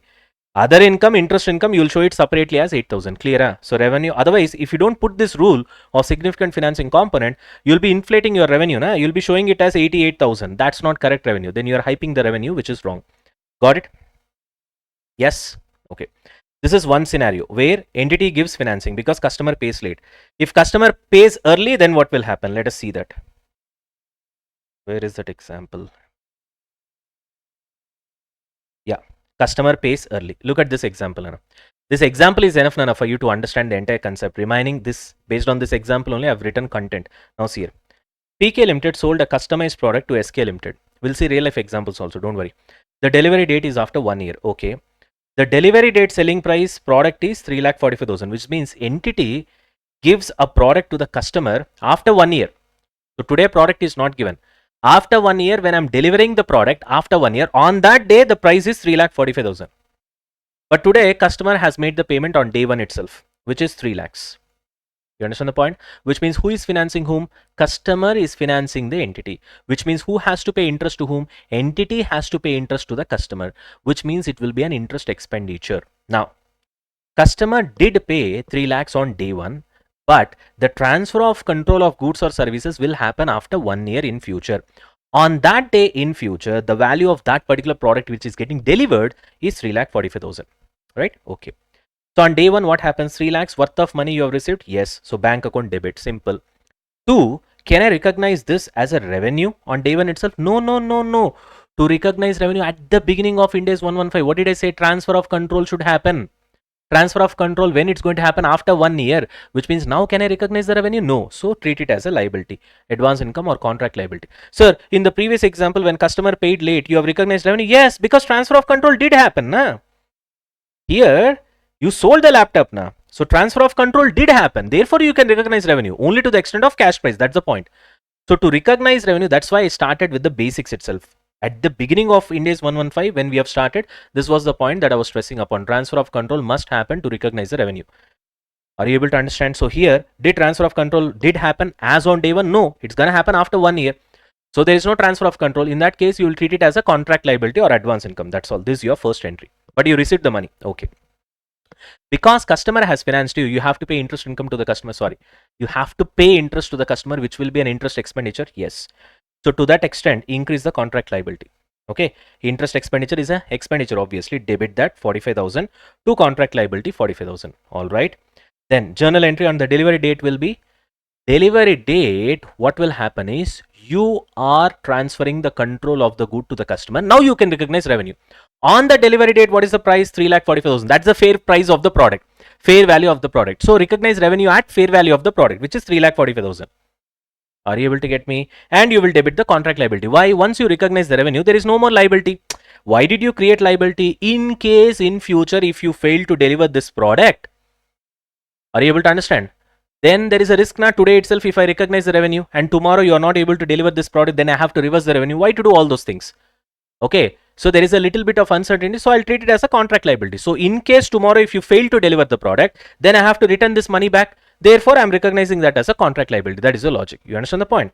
Right? And then because customer has financed me, I have to pay interest. That's why this much of interest. The difference between this 3 lakhs and 3,45,000. To that extent, contract liability is increased. Now, total in case if I'm not able to deliver, I have to pay back 3,45,000 to the customer. You understand the point? But luckily I delivered. Therefore, today the rate is 3,45,000. To that extent, you recognize the revenue and there is no more liability. Na? So debit the liability and cancel it off. That's all. This clearly demonstrates a significant financing component where payment is received in advance and the interest expense is recognized over a period till delivery exactly as required by Ind AS 115. That's all. Once you are done with these two, the concept is done. Nana. That's it. Nothing else. You can see here. Case 1, payment by customer after the entity performs its obligations, which means payment by customer is late. This is nothing but late. Okay. The situation arises when the entity delivers goods or renders services first and the customer pays late, which means basically entity has given financing to the customer. Therefore, entity will charge what? interest income. That's all. You will recognize the revenue at cash price because transfer of control did happen on day one itself. Because entity has performed its obligation, na? Therefore, transfer of control did happen. Therefore, you can recognize the revenue, but do it at cash price. As in case of our example, 80,000 is there, na, that much. So therefore, look at the entries: trade receivable to sales revenue at cash price. In our example, what was that? In our example, 80,000. Got it? Then you will be having interest income, right? So interest income, and to that extent, increase the debtors, right? Because that guy has to pay you more. Finally, transfer the interest income to P&L account. That's obvious. Therefore, I did not write this entry in the example. Once customer makes the payment, debit the bank account and credit the debtors or trade receivables because there is no more debtors. Customer has made the payment. That's all. Simple. All right. Another point is how to calculate that cash selling price. In my example, I just gave you that cash selling price directly. If you can see here, where is this late example? Here it is. I gave you cash selling price directly here, 80,000. Now, what if it is not given directly? If that 80,000 is not given directly, what will happen? In that case, how will you find cash selling price? In case where the customer is paying the money to the entity in installments, in that case, what you will do? Very simple, find out the present value of future cash inflows using appropriate discount rate. Based on that, you will be able to find your cash selling price. Now remember, cash selling price means we are talking about selling price here. So always it includes profit. So therefore, cost of goods or services plus profit margin will be called as selling price. Are you able to understand? So normally cash selling price will be given in the question. In case if it is not given, if it is given as installments which the customer is paying in future over a period of 4 years or 5 years, just discount that. Okay, find out the present value at an appropriate discount rate, and that present value is nothing but your cash selling price. As simple as that. But ensure that when you are talking about selling price, it should be including cost plus profit margin, because in some questions this point also will be tested. That's why I'm telling this. Clear? Discounting rate, what you will use? Very simple, market interest rate will be used. In case if market interest rate is not given, then any rate that is given in the question, that will be used. Simple. Which means I've written here in brackets, the rate should not be tainted. It should not be an artificially inflated or deflated rate. It should be reflecting the market rate. See, we have already done so many chapters now. For example, you are giving loan to employees at 6% interest. Normally, the similar loan will be given at 10%. 6% is tainted rate now. That's what I'm trying to say. The rate should not be tainted. What you're talking here, the discount rate na, to discount the future cash flows, it should not be tainted. It should not be inflated or deflated discount rate. It should be correct discount rate, which shall be reflecting the market interest rate. Clear? That's the only point you need to remember. So when it comes to cash selling price, if it is directly given, then that's fine. If it is not given, then you take all the future cash flows, discount it at the discount rate, which should be the market rate, which should not be tainted, and then you should be getting your normal cash selling price. That's all. This normal cash selling price is the price at which you will recognize revenue on day one. Later, you will add interest, you will increase the debtors or receivables, and finally, once they make the payment, bank account debit to receivables or debtors. That's all. There ends the matter. Done? Chalo. In case 2, what happens? Customer pays you early in advance, which means customer is financing the company. In this case, the customer pays first, which means entity delivers goods or services later, meaning the customer is effectively financing the entity. This also we have seen. Entries also we have seen already. Contract liability. Okay. Based on this example, that's all. Both are covered. This is a revision session, Anana. Once we cover the example, literally we have covered the concept. So I should not be spending too much of your time because we don't have time being a revision session. Okay. Right. So with this, we have completed significant financing component. Now, what if in certain special cases, financing component is not significant, which means it seems like there is a financing component and you'll be tempted to treat it as a financing component, but actually there is no financing component. So these are all 4 different cases of financing component traps. You got the point? For each and every scenario, we'll see an example so that you'll understand concept better. Okay, shall we? Let's continue, guys. So there are certain scenarios where it feels like a trap, where you feel that financing element is involved, but actually it is not. So there are 4 special scenarios where you should not be considering financing component. All right. Now, what are they? Customer pays in advance, but the timing of transfer is at their discretion. Whose discretion? Customer's discretion. So customer pays money first, buys a recharge card, and then we never knows when he will recharge. Earlier it used to be the case, now it is not there. Earlier we used to buy a small recharge card and then there used to be a code, we used to scratch that and then we used to recharge for the prepaid mobile phones. You got the point? But that is in the hands of the customer now. You understand the point? So here, nobody is really controlling the others. Nobody is really financing the other party. So in this kind of scenario, do not consider that timing difference as what? Significant financing component. For example, you can see the example over here. Airtel sells 500 prepaid recharge on 1st January. Customer uses this balance maybe in Jan, maybe later, or maybe even in March. So customer decides. So it is at his discretion, at his choice. Okay.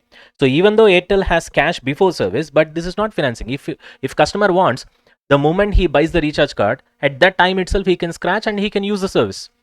He has chosen not to use it now and use it at a later point of time. That is at his discretion. So that you cannot call it as a significant financing component. Got the point? So because customer controls, this is one scenario. Another scenario is a kind of royalty based scenario, means substantial part of consideration depends upon future events. Because for royalty, the sales needs to happen. After that, only a percentage of that will come to you as a revenue, isn't it? So the nature of the transaction itself is that you have to wait for the sales to happen eventually. So if you look at this example, sales based royalty, Tata Steel licenses its technology to JSW. Okay. Payment terms is 2% of the sales.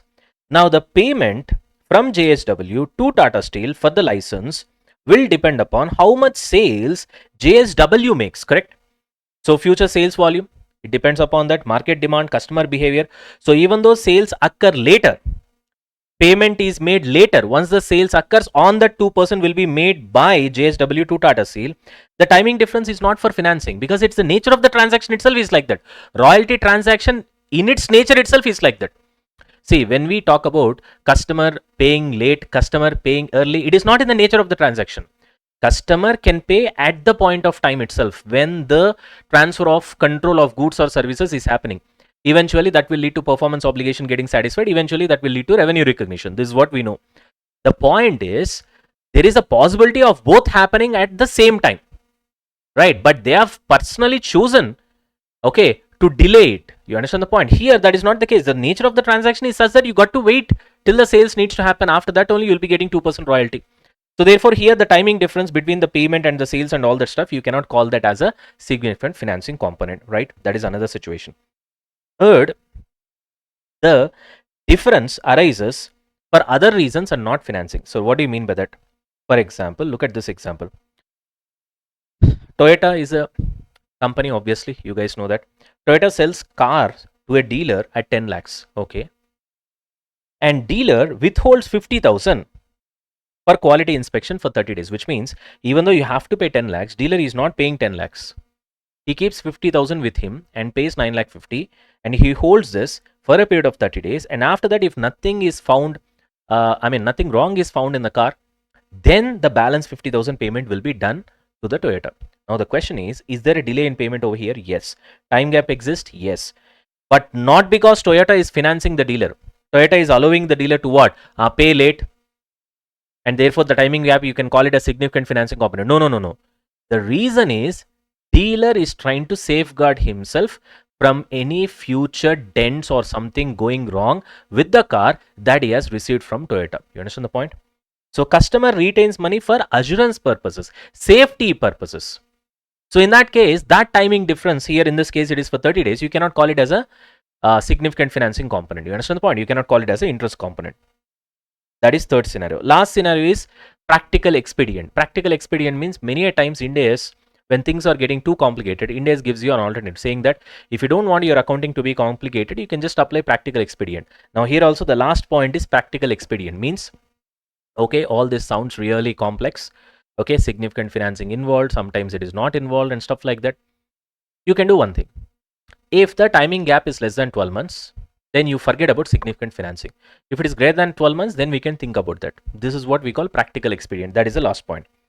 So the standard permits entities to ignore financing effects if payment and performance occur within 12 months. If it is greater than 12 months, you don't have a choice, Nana. If it is less than 12 months, you have a choice. Okay. So time gap is less than 12 months, or then there is no need of discounting. Infosys provides cloud services to HDFC Bank, obviously because it's IT company. Invoice issued on 31st March, payment will be made on 30th September, that is 6 months later. Now Infosys has performed now.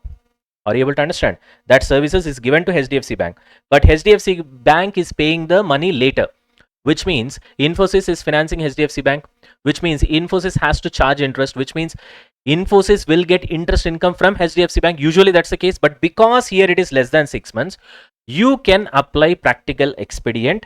And because the time gap is less than, did I say less than 6 months? Time gap is less than 12 months. It is 6 months, which is less than 1 year. Ind AS 115 allows practical expedient, and as a result, no need of discounting, which means do not talk about or think about the financing component. That's all. Simple. So 4 reasons are pretty simple to remember, Nana. I gave you examples for all the 4. First one is the choice is in the hands of the customer. Got it? The second one is royalty. Nature of transaction itself is like that. There will be a timing gap. And the third case is because of some sort of safety reason or assurance reason, there is a time gap between the providing, transfer of goods or transfer of services versus the payment. And the last point is practical expedient provided by Ind AS 115, where if you want, less than 12 months can be considered as no significant financing component, and greater than 12 months, obviously, you can consider significant financing component. Simple. That's all. It is not that important, Nana, honestly speaking, but then still you need to remember, because many times you get confused between certain situations or transactions where you get confused between having significant financing component and not having significant financing component. Therefore, these 4 special cases you got to remember. That's all. Nothing else. Let's move on to the next one. Non-cash consideration. What do you mean by non-cash consideration? See, whenever there is a transaction between the customer and the entity, obviously entity provides goods or services. In return, customer gives consideration. Now the question is, that consideration need not be cash in all the cases, in all the scenarios. It can be sometimes in kind. That's what we call non-cash consideration. For example, customer can give shares. Customer also can give something else as well. You understand the point? So therefore, if consideration is not in cash and if it is in kind, then how are you going to measure it? Transaction price. That's the biggest question. Now, if it is cash, means you know the value of the cash, and that's the transaction price. But if it is in kind, there comes a problem. Now, actually, it's a very simple concept, but here also I've seen students getting confused. The reason is, see here, look at this example. PK Limited is the seller. Okay. He sold laptop to SK Limited, who is the customer. All right. Fair value of the laptop is 1,15,000. So logically speaking, once the laptop is given, transfer of control happened, which means PO is satisfied, performance obligation is satisfied, which means revenue can be recognized, provided if SK Limited pays 1,15,000 in cash, then there is no problem. Immediately transfer of control of goods or happened, PO is satisfied, revenue can be recognized. So PK Limited will recognize 1,15,000 as the revenue. Easy peasy. However, customer is not giving cash, consideration in kind, non-cash consideration. So he is giving shares of SK Limited. SK Limited is a customer. His company shares, he is giving it as consideration. In that case, what you have to do? Very simple. Your first preference is SK Limited is the customer. Customer has to pay cash. Now he is paying in kind. Find out the fair value of that kind. In this case, shares. Now, what is the fair value of the shares? That will be the transaction price. Simple. In this case, fair value of the shares is 1,20,000, which means 1,20,000 is your transaction price. That's your first preference. Sometimes, whatever the kind that customer gives, let's say it is unique, and you can't find fair value of it in the market. Fair value is nothing but market value, pretty much, most of the times. So you can't find market value because the kind of consideration, non-cash, that is in-kind consideration, which is given by the customer to the company, is very unique. You can't find fair value for the same. In that case, how to find transaction price? Then simple. Then see what the entity is providing to the customer. In this case, entity is providing laptop. Find out the fair value of the laptop itself. 1,15,000. Then that will be your transaction price. Now here only students get confused. Now please try to understand. See what's happening. Take this example only. I am the entity. You are the customer. I am giving you laptop which is worth 1,15,000. You are giving me shares which is worth 1,20,000. Please try to understand. Here 2 things are involved. Always the first preference is see what the customer is giving. Uska fair value try to find. Customer is giving shares. Fair value of the shares is how much? 1,20,000. That will be your transaction price. Suppose if this information is not available, whatever customer is giving you, it is really unique. You can't find fair value or market value. Then leave it aside. See what the entity is providing. In this case, it is laptop. Uska fair value how much? 1,50,000. That will be your transaction price. Is that clear? That is the concept over here. That's all. Are we done? Chalo. Moving on. So in the last concept, we have seen where customer is providing you consideration, not in cash, but in kind. In that case, we have seen the first preference will be fair value of the goods that is provided by the customer. If that is not available, fair value of the good provided by the entity will be your second preference. Done and dusted. Moving on to next concept. What is the next concept? Customer provided goods or services. Sir, what is this, sir? Just now you have talked about non-cash consideration where customer will be giving shares or something like that. No. This is totally different. Customer provided goods or services. Sir, what is this? Generally, goods or services will be provided by entity to the customer. Na? Customer will provide only consideration. Na? The job of the customer to give consideration. The job of the entity is to provide goods or services. But here, why customer is providing goods and services? Which means customer is entity. Na? No. Once I tell you the example, you will understand. So for that, let's go to the example. Now look at this example over here. Look at this example, Anna. This is only for the purpose of understanding the concept, okay? PK Limited is the customer, SK Limited is the entity, okay? Customer is giving cloth to the entity. Normally, with tailors, we'll be doing now once upon a time. Now everybody is wearing ready-made clothes. Once upon a time, what we used to do is that we used to go to a garment shop and then we used to buy a cloth. And then we used to take that cloth and go to a tailor. And we used to give that cloth to the tailor and tailor will work upon it and then convert that into a shirt as well as pant and then give it back to us. And that's what we used to wear once upon a time, especially our father's ka jamana, right? But now everybody is going with ready-made unless it is a suit or something like that. So it's similar kind of a scenario, just imagine, okay? So cloth is provided to SK Limited. It's a very costly cloth and in large quantities. Let's say it is 20 lakhs. What SK Limited has to do, convert that into a garment. The value addition that is being done by SK Limited is 9 lakhs. Are you able to understand? And then this 9 lakhs is in return sold to PK Limited for a value of 29 lakhs. Are you able to understand? Now, if you see, this is a perfect example of customer provided goods because customer has provided the cloth upon which SK Limited has worked upon, correct? Now the point is how to give treatment, how to recognize the transaction price. Well, the answer is very simple. You just see from SK Limited's point of view, that is entity's point of view, whether whatever the goods that the customer has provided, does entity has got control over it or not. Logically speaking, in this case, because it's a cloth, SK Limited will have control. Na? So if SK Limited will have control, then imagine as if this is a separate transaction where SK Limited has purchased it, therefore show it as a expenditure. And then he is selling it with added value of 9 lakhs for 29 lakhs. So SK Limited can show 29 lakhs as revenue and 20 lakhs as expenditure. The net revenue will be 9 lakhs only, logically speaking, if he obtains control. In this case, obviously, he has to obtain control only. That's why I've put tick here. But just imagine only for understanding the concept. Imagine. Okay, even though it is not possible, imagine. SK Limited do not have control of cloth, just like a job work. In that case, you're not getting control. Na? So all you have to do is that you got a cloth, you don't have control over that. You just need to do the job, convert that into garments and sell it to what? The so-called customer. But doing that job, you are being paid 9 lakhs. In that case, just to show 9 lakhs as revenue. Simple. So if you get control, then sale and purchase. If you don't get control, then only sale. Are you able to understand? Just understand the concept. Okay. Now we'll go for better example. Let's say Maruti Suzuki company is there. He is the customer. Everybody knows. Real life example I'm giving. This guy wants L&T, okay, to manufacture a plant, to manufacture EVs. He wants to manufacture electric vehicles. He wants to have a new plant in Chennai. So in this process, what happens is L&T is the entity who does the construction job. But to make the construction possible better, I mean, to help or whatever it is, Maruti Suzuki is providing cement to entity, land to L&T, and cranes also is being provided by Maruti Suzuki to L&T. Now, in this case, you need to understand these are the goods provided by the customer who is Maruti Suzuki to the L&T. Now, the question is whether the value of this should be included in the transaction price or not. In this case, it is included in transaction price. Now, 20 lakhs is included in the transaction price.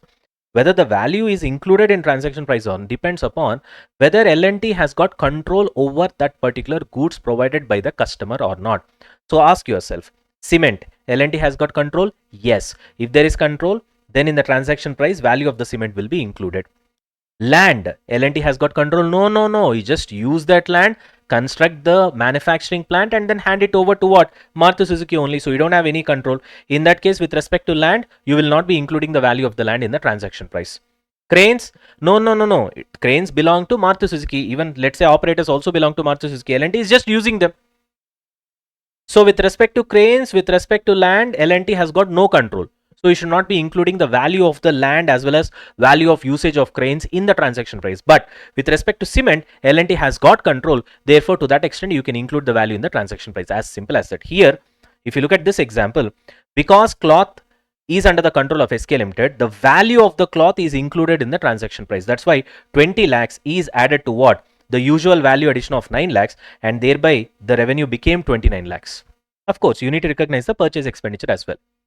But if there is no control, then this 20 lakhs, which is nothing but value of the customer provided goods, should not be added in the transaction price. In that case, your transaction price will be 9 lakhs only. That is the concept. Now, if you can see the example as well here. Just a second now.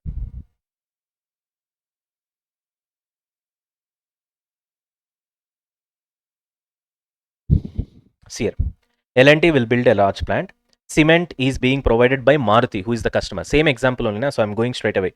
Worth 4 crore, land worth 80 crore. Cranes and Maruti staff operate the cranes. Now evaluate. If the entity obtains control, you can add the fair value of the cement, because cement is usually in the control of L&T only. That's how he can build the construction. So therefore, cement is provided by the customer. Customer provided goods only, but L&T has got control, which means to the extent of fair value of the cement, it will be included in the transaction price. Whereas if the entity does not obtain control, in what cases? Land, no control.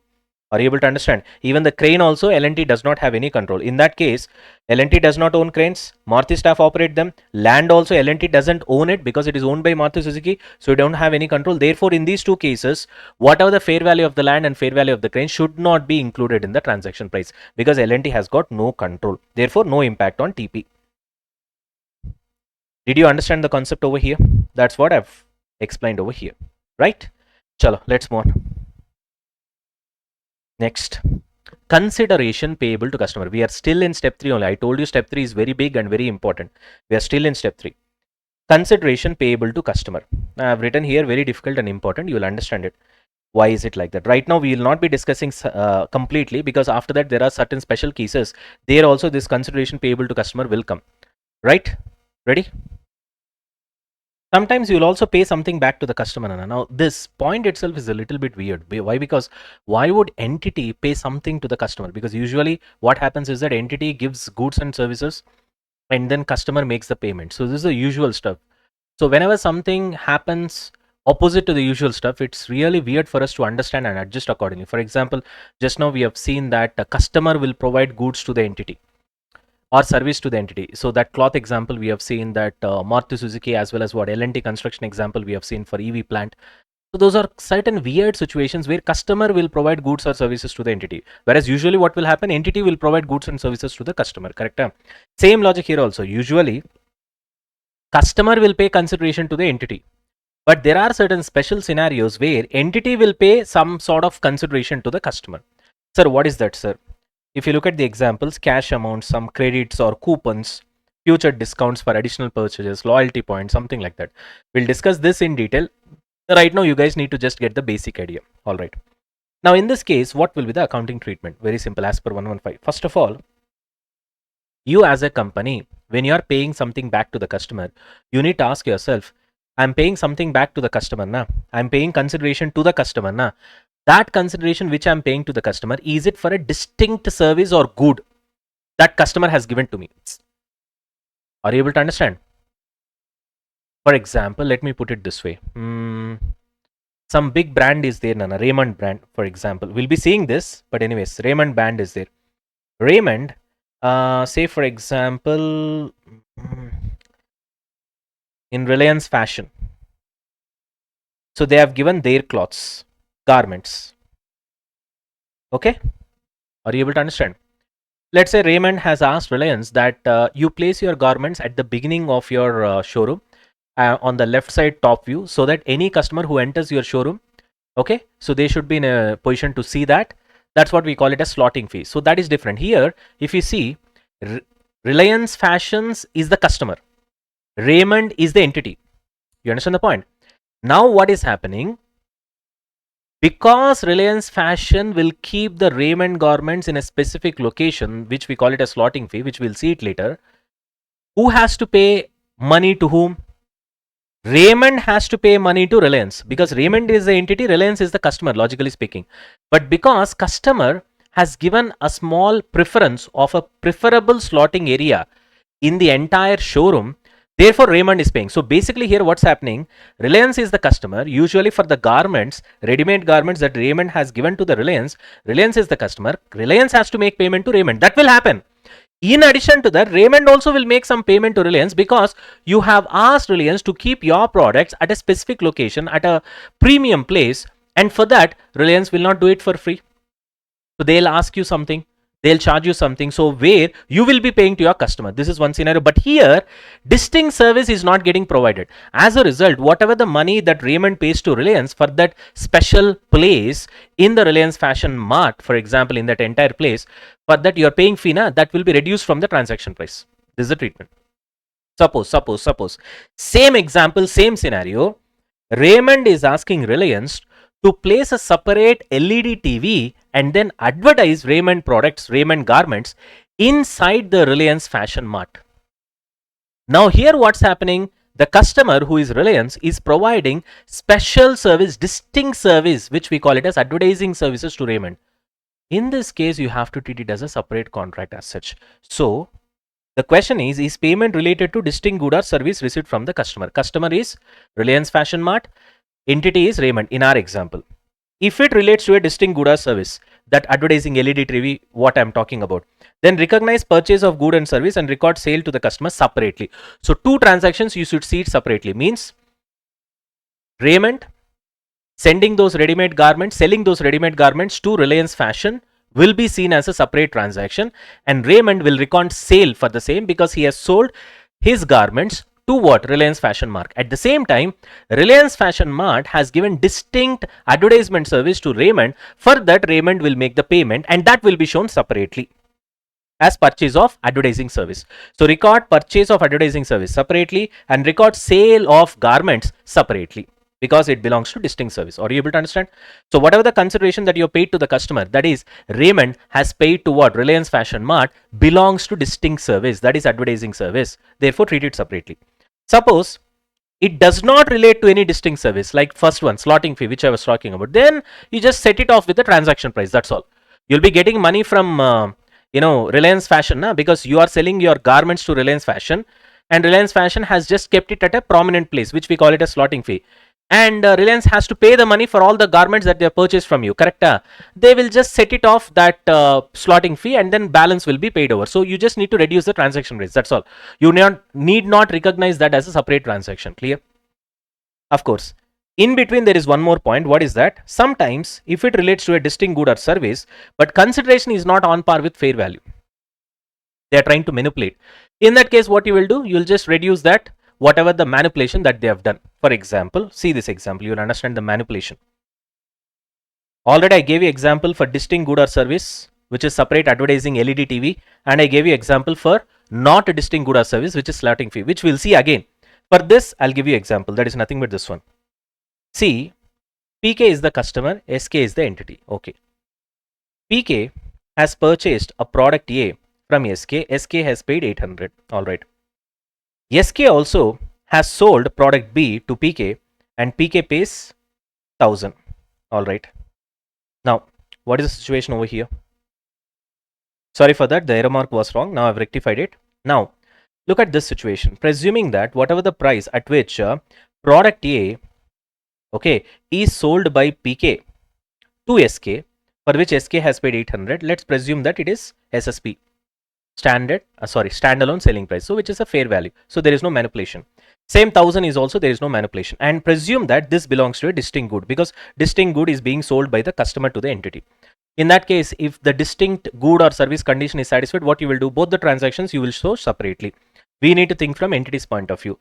So because this is a distinct good, entity will show the purchase separately, 800, and this sale transaction will be shown separately. Therefore here customer has purchased product B from entity for 1000 rupees, that will be shown separately as a sale. This is what we have understood. So if it belongs to distinct good or service, recognize purchase of good or service separately, sale separately, purchase separately, sale separately. Clear? Now we are talking about this example where there is a manipulation in the price. Look at this. Same example only, which I picked from here, but the price of product A has been sold by customer to entity for 900, which is a manipulated price, which means it has been inflated by 100. Similarly, SK Limited has sold to PK Limited a price of product B, which is at 1100, which is again manipulated, which means both these guys have got understanding. I'll sell to you at a higher price by 100. You also sell to me at higher price by 100. You will inflate your revenue. I'll inflate my revenue. Both our books will be inflated, manipulated, and people will see that, oh, you have done really good sales. You understand the point? 115 says, obviously, I caught you guys. You can't do fraud with me. So thereby, that 900 you can't show. 1100 you can't show. You should show it at SSP only. That is fair price. Purchase and sale inflated by 100, reduce it by 100. That's what we have seen in the second point. It relates to a distinct good or service. Of course, it's a continuation example. So therefore, this is distinct good in both the cases. However, consideration is greater than fair value, inflated by 100 in this case. Then the excess amount is treated as reduction from the transaction price. That is what we have done here. Clear? Logically speaking, we have seen examples for all the three, but then still we'll continue the same discussion. See, common examples for consideration paid or payable to customer. First one is slotting fee, then we have price protection, then we have cooperative advertising arrangements. These things are specifically discussed as examples for consideration payable to the customer because based on this questions are asked. Now from this we are not going to learn, obviously we're going to go with examples. So look at this examples, Nana. Examples for consideration payable to customer. Ready? Look at this, Nana, same stuff. So we have few examples: promotions, coupons, slotting fee, advertisement reimbursement, cashback. The only question is, does the payment to the customer relates to distinct good or service? If it is yes, treat two separate transactions, one as a purchase transaction, the other one as a sale transaction. Otherwise, reduce it from the transaction price. So look at the examples over here. Suppose Colgate sells toothpaste to Big Bazaar. Okay. Now, Colgate pays 20 lakhs to place toothpaste on a particular shelf. Placing toothpaste on a particular shelf means it is like a slotting fee. So therefore, it comes under slotting fee, which means there is no distinct service, only to promote Colgate sales. Therefore, whatever the payment that you pay to Big Bazaar, because Big Bazaar is the customer, Colgate is the entity. So you are paying consideration to customer, but that is not for a distinct service. It is just for mere promotion. Therefore, the net effect will be there is no distinct service, reduced from TP. Got the point? So therefore, this 20 lakhs will be minus, in the sense it will be reduced from the transaction price, whatever the transaction price it is. Look at the next example. Samsung sells TVs to Reliance Digital. I have taken all the real life examples only, okay? At 2 lakhs each. Alright, Samsung is the entity, Reliance Digital is the customer. In the contract, there is a clause. What is that clause? If selling price gets reduced by 50,000 in future, within 60 days of this particular transaction, then Samsung shall refund 50,000 to Reliance Digital. See, this is like a price protection, Nana. Simple logic. See, Samsung has sold TVs to Reliance Digital for 2 lakhs. And after 1 month, Samsung is reducing the prices of all the TVs because of whatever the reasons. Okay. And then Samsung is directly selling at 1,50,000. Then what will happen to your Reliance Digital? He'll be in a very worse situation. Thereby, generally, these kind of transactions, especially B2B, this is B2B, na? Business to business transaction. They will always have a clause of price protection. Price protection means suppose in future Samsung suddenly reduces the prices within 6 months. In this example, it can be, sorry, within 60 days. It can be any timeline. It can be 3 months, it can be 6 months. In this example, I've taken it as 60 days. Then Samsung, the entity, has to pay compensation to the Reliance Digital, that is the customer. In this case, he has to refund 50,000. Now tell me, is there any new service happening here? No. But the same service only, it is a kind of price protection. So therefore, there is no distinct service. If there is no distinct service means you need to reduce from the transaction price. That will be your treatment. So which means we have discussed this as well as this. Okay. Next, look at the last example. Nestle pays 10 lakh to DMart to run Maggie ads in LED panels inside DMart. This example already I told you from the perspective of Raymond and Reliance Fashion Mart. Same stuff only. So now DMart place Maggie ads inside the LED panel inside DMart. Now that's an advertising, na? It's a distinct service. So when there is a distinct service, whatever Nestle pays to DMart, because Nestle is the entity, DMart is the customer, whatever it pays, it will be considered as a purchase cost or advertising expenditure. So separate transaction, separate transaction. And whatever DMart pays to Nestle for all the Maggie that DMart has purchased from Nestle or any other Nestle products for that matter, that will be treated as separate transaction, separate sale transaction. So Cooperative adds distinct service, therefore purchase cost and TP will remain untouched, which means you will not reduce it from TP. That's what I mean to say. Purchase cost will be dealt with separately, separate transaction, it will be debited, sale will be debited separately. That's what we have done here as well. Purchase separate, sale separate, because distinct good or services. So all the three I've covered with real examples. Are we done? I've given few more examples also. If you want, you can see. We can just go through this as well. Now, you guys want to go? Yeah. See here. Alan Solly is the entity. Shopper Stop or Lifestyle is the customer. Sale value is 25 lakhs. It has sold its garments. Okay. Now, Shopper Stop is charging entity, that is Alan Solly, for choosing shelves to ensure products receive prominent placement. This is nothing but slotting fee. Amount is 1 lakh. So there is no distinct good or service. Therefore, what you'll do, reduce it from the transaction price. Transaction price is 25 lakhs. This 1 lakh has to be reduced. Reduce it. So the net transaction price will be 24 lakhs. Easy. Next, price protection. PK Limited is manufacturer, SK Limited is retailer, sale is 15,000. And there will be a clause in the contract where PK promises to SK, that is entity promises to customer, that if the price gets reduced in the next 6 months, in our example, we have seen 60 days. Now here it is 6 months. Then I will reimburse. Here also there is no distinct service. So whatever the price protection that you promise to reimburse, if that happens, you reduce it from the transaction price. That's all. You'll get 14,500. Next, cooperative advertising arrangement. Same Alan Solly and Shopper Stop. It charges, say for example, it puts an LED panel and then Shopper Stop advertises for Alan Solly garments. In that case, it's a separate distinct service. Advertising expenditure 80,000. So therefore, you have to show it separately. Advertising expenditure in this 1 lakh. 1 lakh or 80,000? Okay. Amount is not 80,000. It is 1 lakh. That's okay. It is a distinct service, Nana. Therefore, show the advertising expenses separately, revenue separately. Got the point? All right. Normally, this is what will happen, Nana. There are certain unique situations where this also will happen. Right now, don't confuse yourself. This we will see later. Till here, it's done. Right, chalo. So we have seen two examples for slotting fee, price protection, as well as cooperative advertisement arrangement. Chalo, done. So with this, we are done with step 3, the biggest step as well as the toughest. Now step 4 and step 5 is pretty easy for us. So fatafat, let's look at it. Step 4 is what, Nana? Matching step 2 and step 3. What is step 2? Identifying POs, performance obligation. What is step 3? Identifying the transaction price, finding out what the transaction price is. Now in step 4, what we are going to do is that we're going to match step 2 and step 3. So which means if there are multiple POs and if there is a single transaction price, this single transaction price has to be allocated to multiple POs. That's what we are going to do. Matching step 2 with step 3. Performance obligations with transaction price. That's all. After determining the total transaction price, concentrate on the word total. Okay. We need to allocate it among various performance obligations identified in the contract. If there is only one PO, there is no question of allocation. If there are multiple POs, obviously you got to allocate. How will you allocate? Very simple, in the ratio of SSP. That's all. Look at this example. An entity is selling 3 distinct products A, B and C to a customer at a transaction price of $40,000. Okay.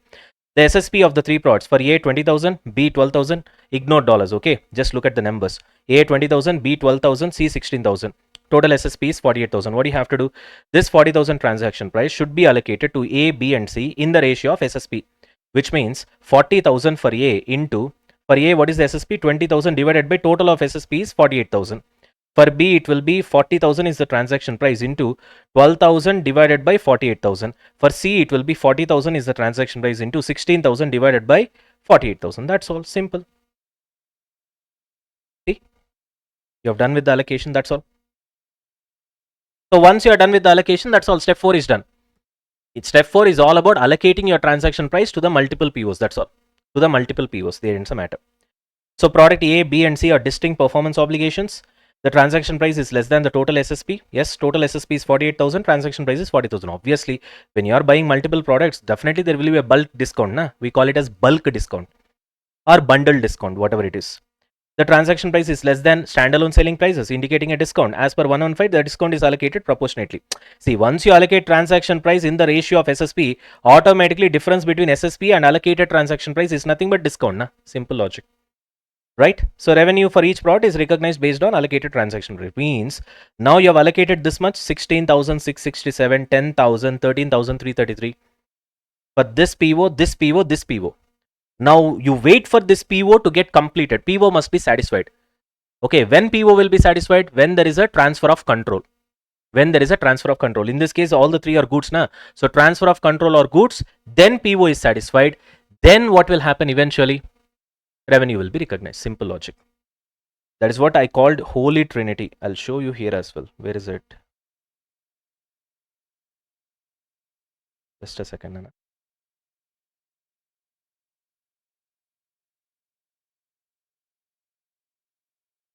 Here. Control is getting transferred. Then PO is getting satisfied. Why PO is getting satisfied? Because control is transferred. Once PO is getting satisfied, then I'll be recognizing the revenue. So generally people will say once PO is satisfied, recognize the revenue. PO satisfied means automatically control has been transferred. That is the logic. Anyways, you'll understand it once I go to the last step. Chalo.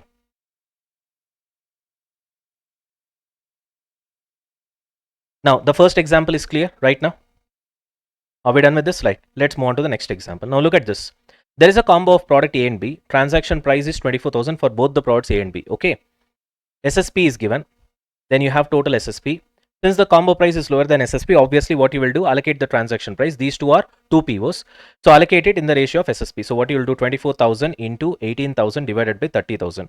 This is 24,000 into 12,000 divided by 30,000. That's what we have done. And the difference is discount, clear. Okay, nothing much to study. But continuing this example, now this is interesting. Now this you focus. Continuing from previous example, there is a reason behind continuation. See here. SSP of product A is 18,000. Here also 18,000. Product B is 12,000. Here also 12,000. This is small bundle because only two products are there. This is big bundle because I'm going to add one more product over here. Okay, product C. Now see what's happening. For this small bundle, the combo price is 24,000. If you add SSP, the total is 30,000, which means there is a discount of 6,000. That's what we have got here. Correct? If you look at the big bundle, after adding product C, the transaction price is 44,000. If you calculate the discount, again the discount is 6,000 only. This is a very important point to note, which means a small bundle of two products has got a discount of 6,000, which is A and B. After adding A, B and C also, the discount is still 6,000 for a bigger bundle, which means literally C does not have any discount. That is the logic. For A and B, the discount is 6,000. For A, B and C, if the discount is 6,000, C does not have any discount. Therefore, you should not give any discount to C. If you look at the allocation, look at the allocation, 18,000. Okay, how much is the allocation? 14,400. Earlier also 14,400. This is 9,600. Same stuff. And for C, we did not give any discount C because that 6,000 should be allocated only to A and B. Got the point? So look at the analysis here. Product A, B and C are distinct performance obligations. But the discount on larger bundle, which is A, B and C, is exactly equal to the discount already observable on the smaller bundle, which is 6,000 in both the cases. So then what Ind AS 115 says is that if the discount is entirely attributable to one or more specific performance obligations and the evidence exists from observable standalone bundles, then entire discount is allocated only to those specific performance obligations, which means what you have to understand is that for two products the discount is 6,000. By adding the third product also still the discount is 6,000. Then literally third product has got no discount. So therefore you should not give any discount. That's the logic. Simple. That's all. So discount is allowed only to A and B. C is priced at standalone selling price. So the key point is when a discount on a larger bundle is same as a discount on the smaller bundle, the entire discount is allocated only to the goods in the smaller bundle. Simple. Done? Okay. Now let's try to understand what is SSP first, because we are discussing about that only. In step 4, we are saying that allocate the total transaction price in the ratio of SSPs. Now the question is, what do you mean by SSP? If SSP is directly given in the question, then very simple. That's what we call it as observable price of the good or service, where if the entity regularly sells a particular product or service, then obviously you will know it's SSP. You got the point? But sometimes SSP will not be available. SSP will not be available means then we need to calculate. Now the question is how to calculate. That is what we're gonna see. You can see that we are talking about estimated price of good or service. Here we'll see how to calculate the SSP. But first of all, let's try to understand what is SSP. Standalone selling price is the price at which entity would sell a promised good or service separately to the customer, individually. That's why it is called stand alone. Stand alone, alone, separately, individually, it will be sold to the customer. Either a good or service. Okay. Why SSP is important? Because it's a fair price, as simple as it.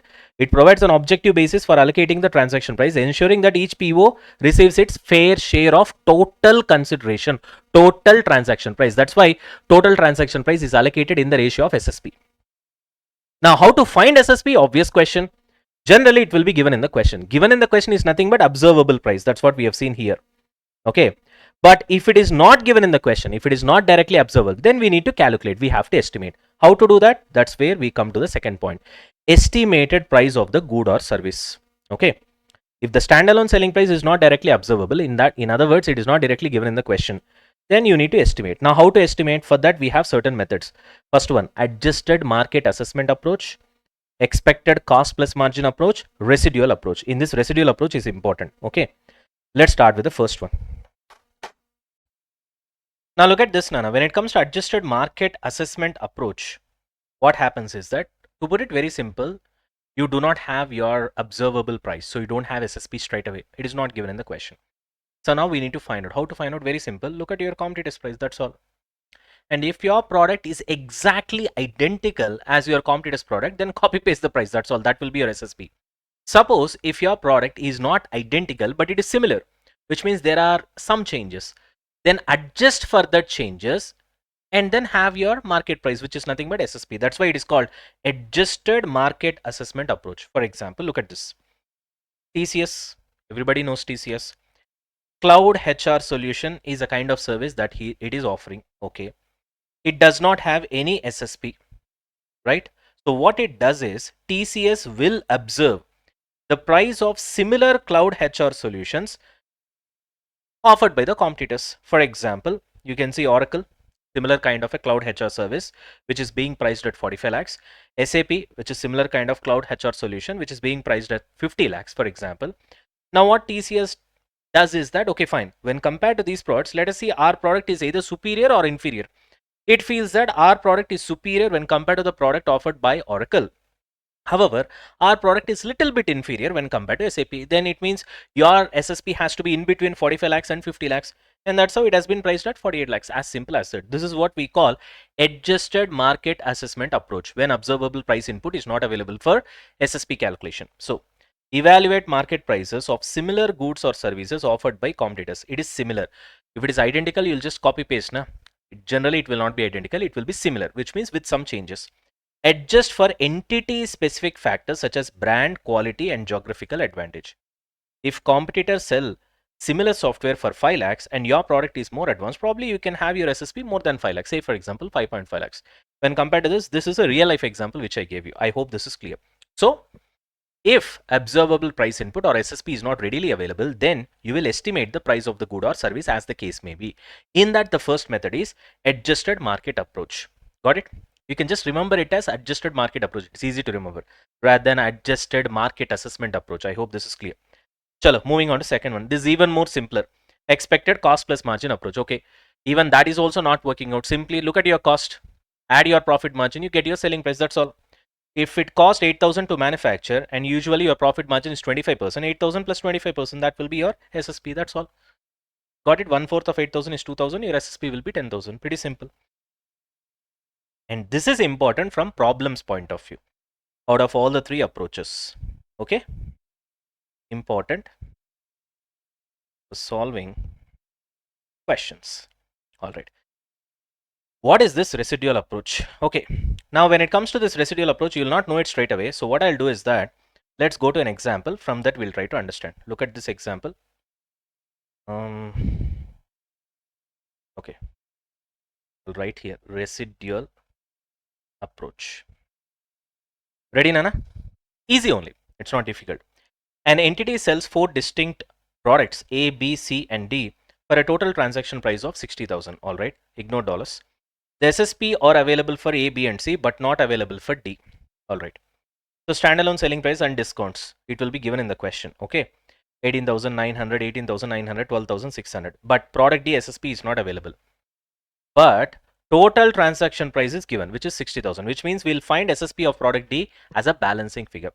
So what we'll do, usually we'll go with the same columns, product, SSP, discount, allocation.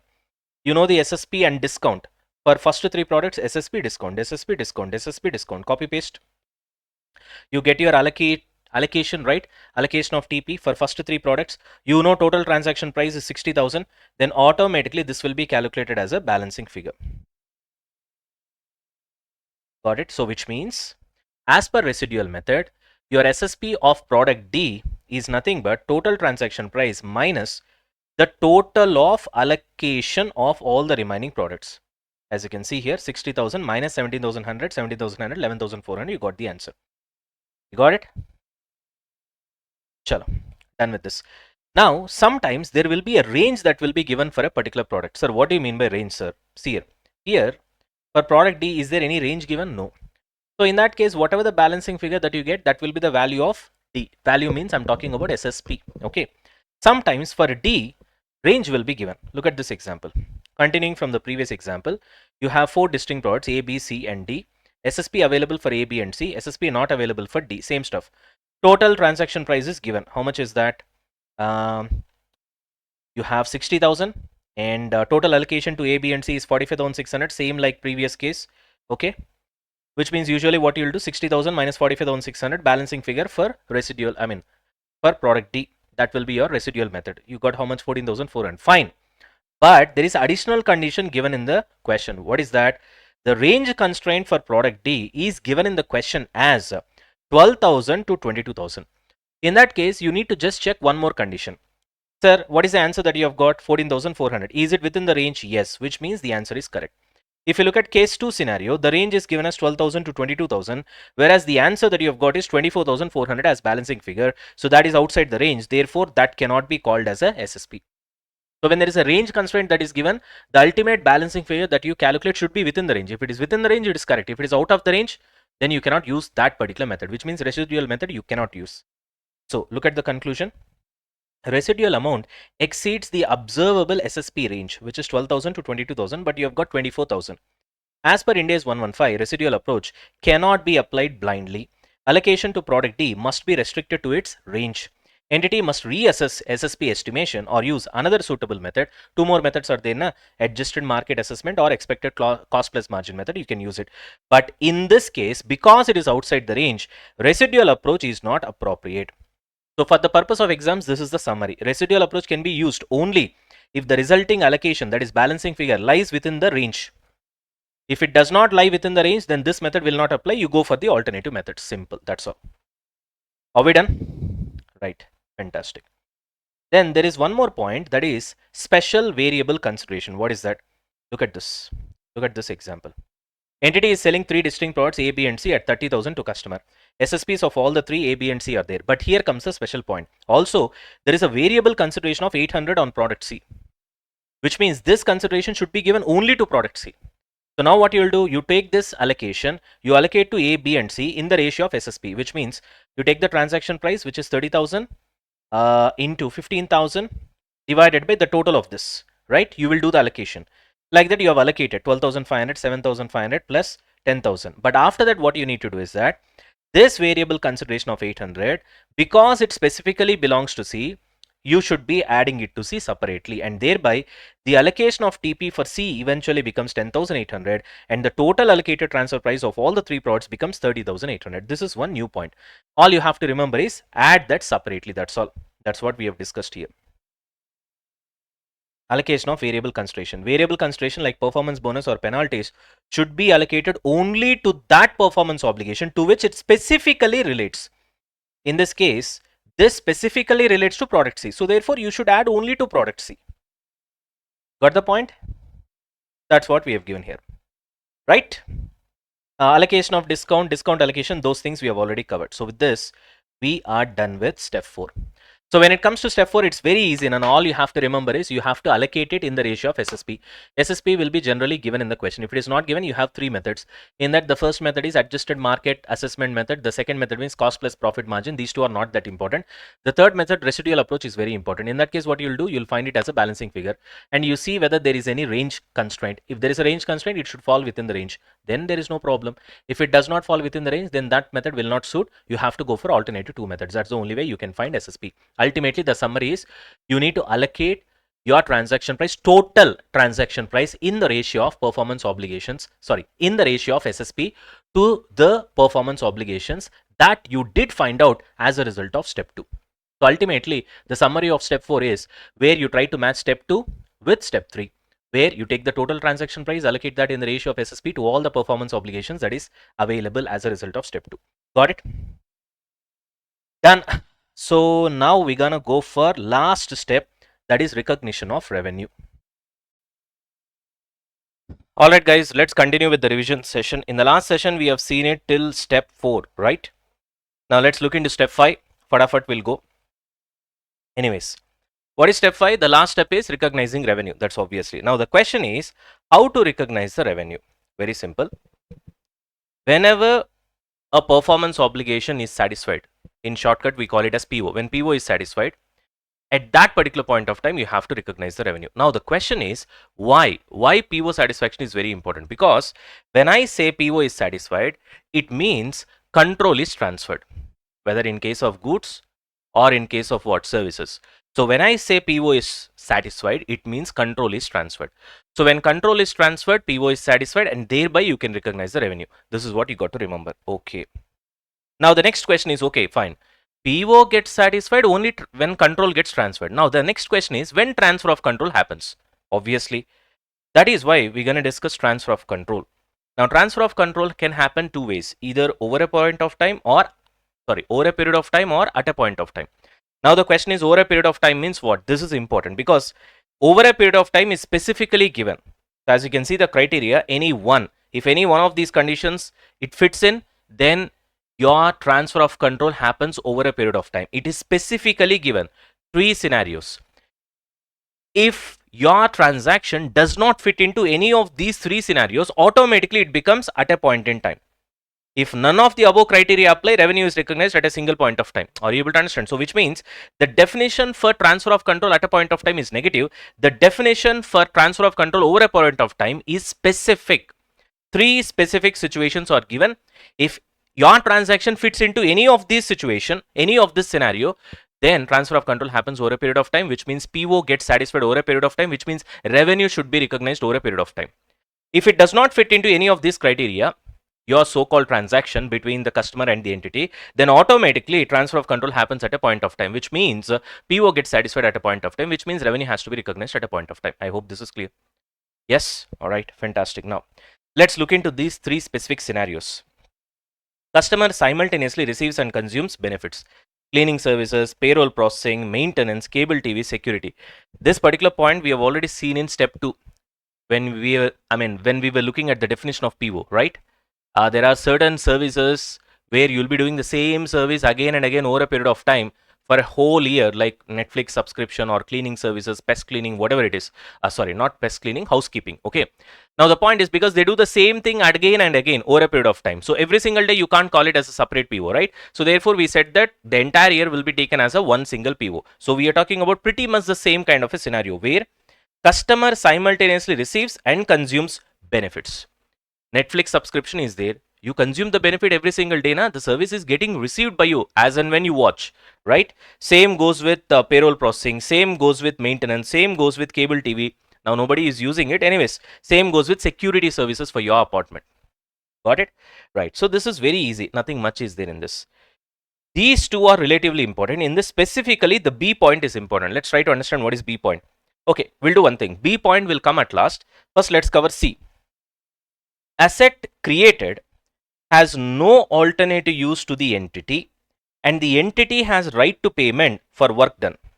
Sir, what is this, sir? I'm not able to understand. Very simple, Nana. Sometimes you try to do customized service or customized any construction services for a particular client, for a particular customer. Now when you're doing customized services or customized any sort of a thing that you're building which is customized, there is always a risk that if the so-called customer tries to cancel the contract midway, then whatever the work that you have done goes waste, right? And you have to recover the cost that you have incurred. So thereby, in these kind of scenarios, there will be a particular clause which says that in case if there is cancellation on behalf of the customer in the middle, then whatever the cost that I've incurred so far as an entity plus a little bit of profit margin on that should be compensated. So because of this clause, because of this condition, this scenario, this particular transaction, customized building of services or goods, whatever as the case may be, falls under transfer of control over a period of time. I'll show you an example. You can see here. Just a second.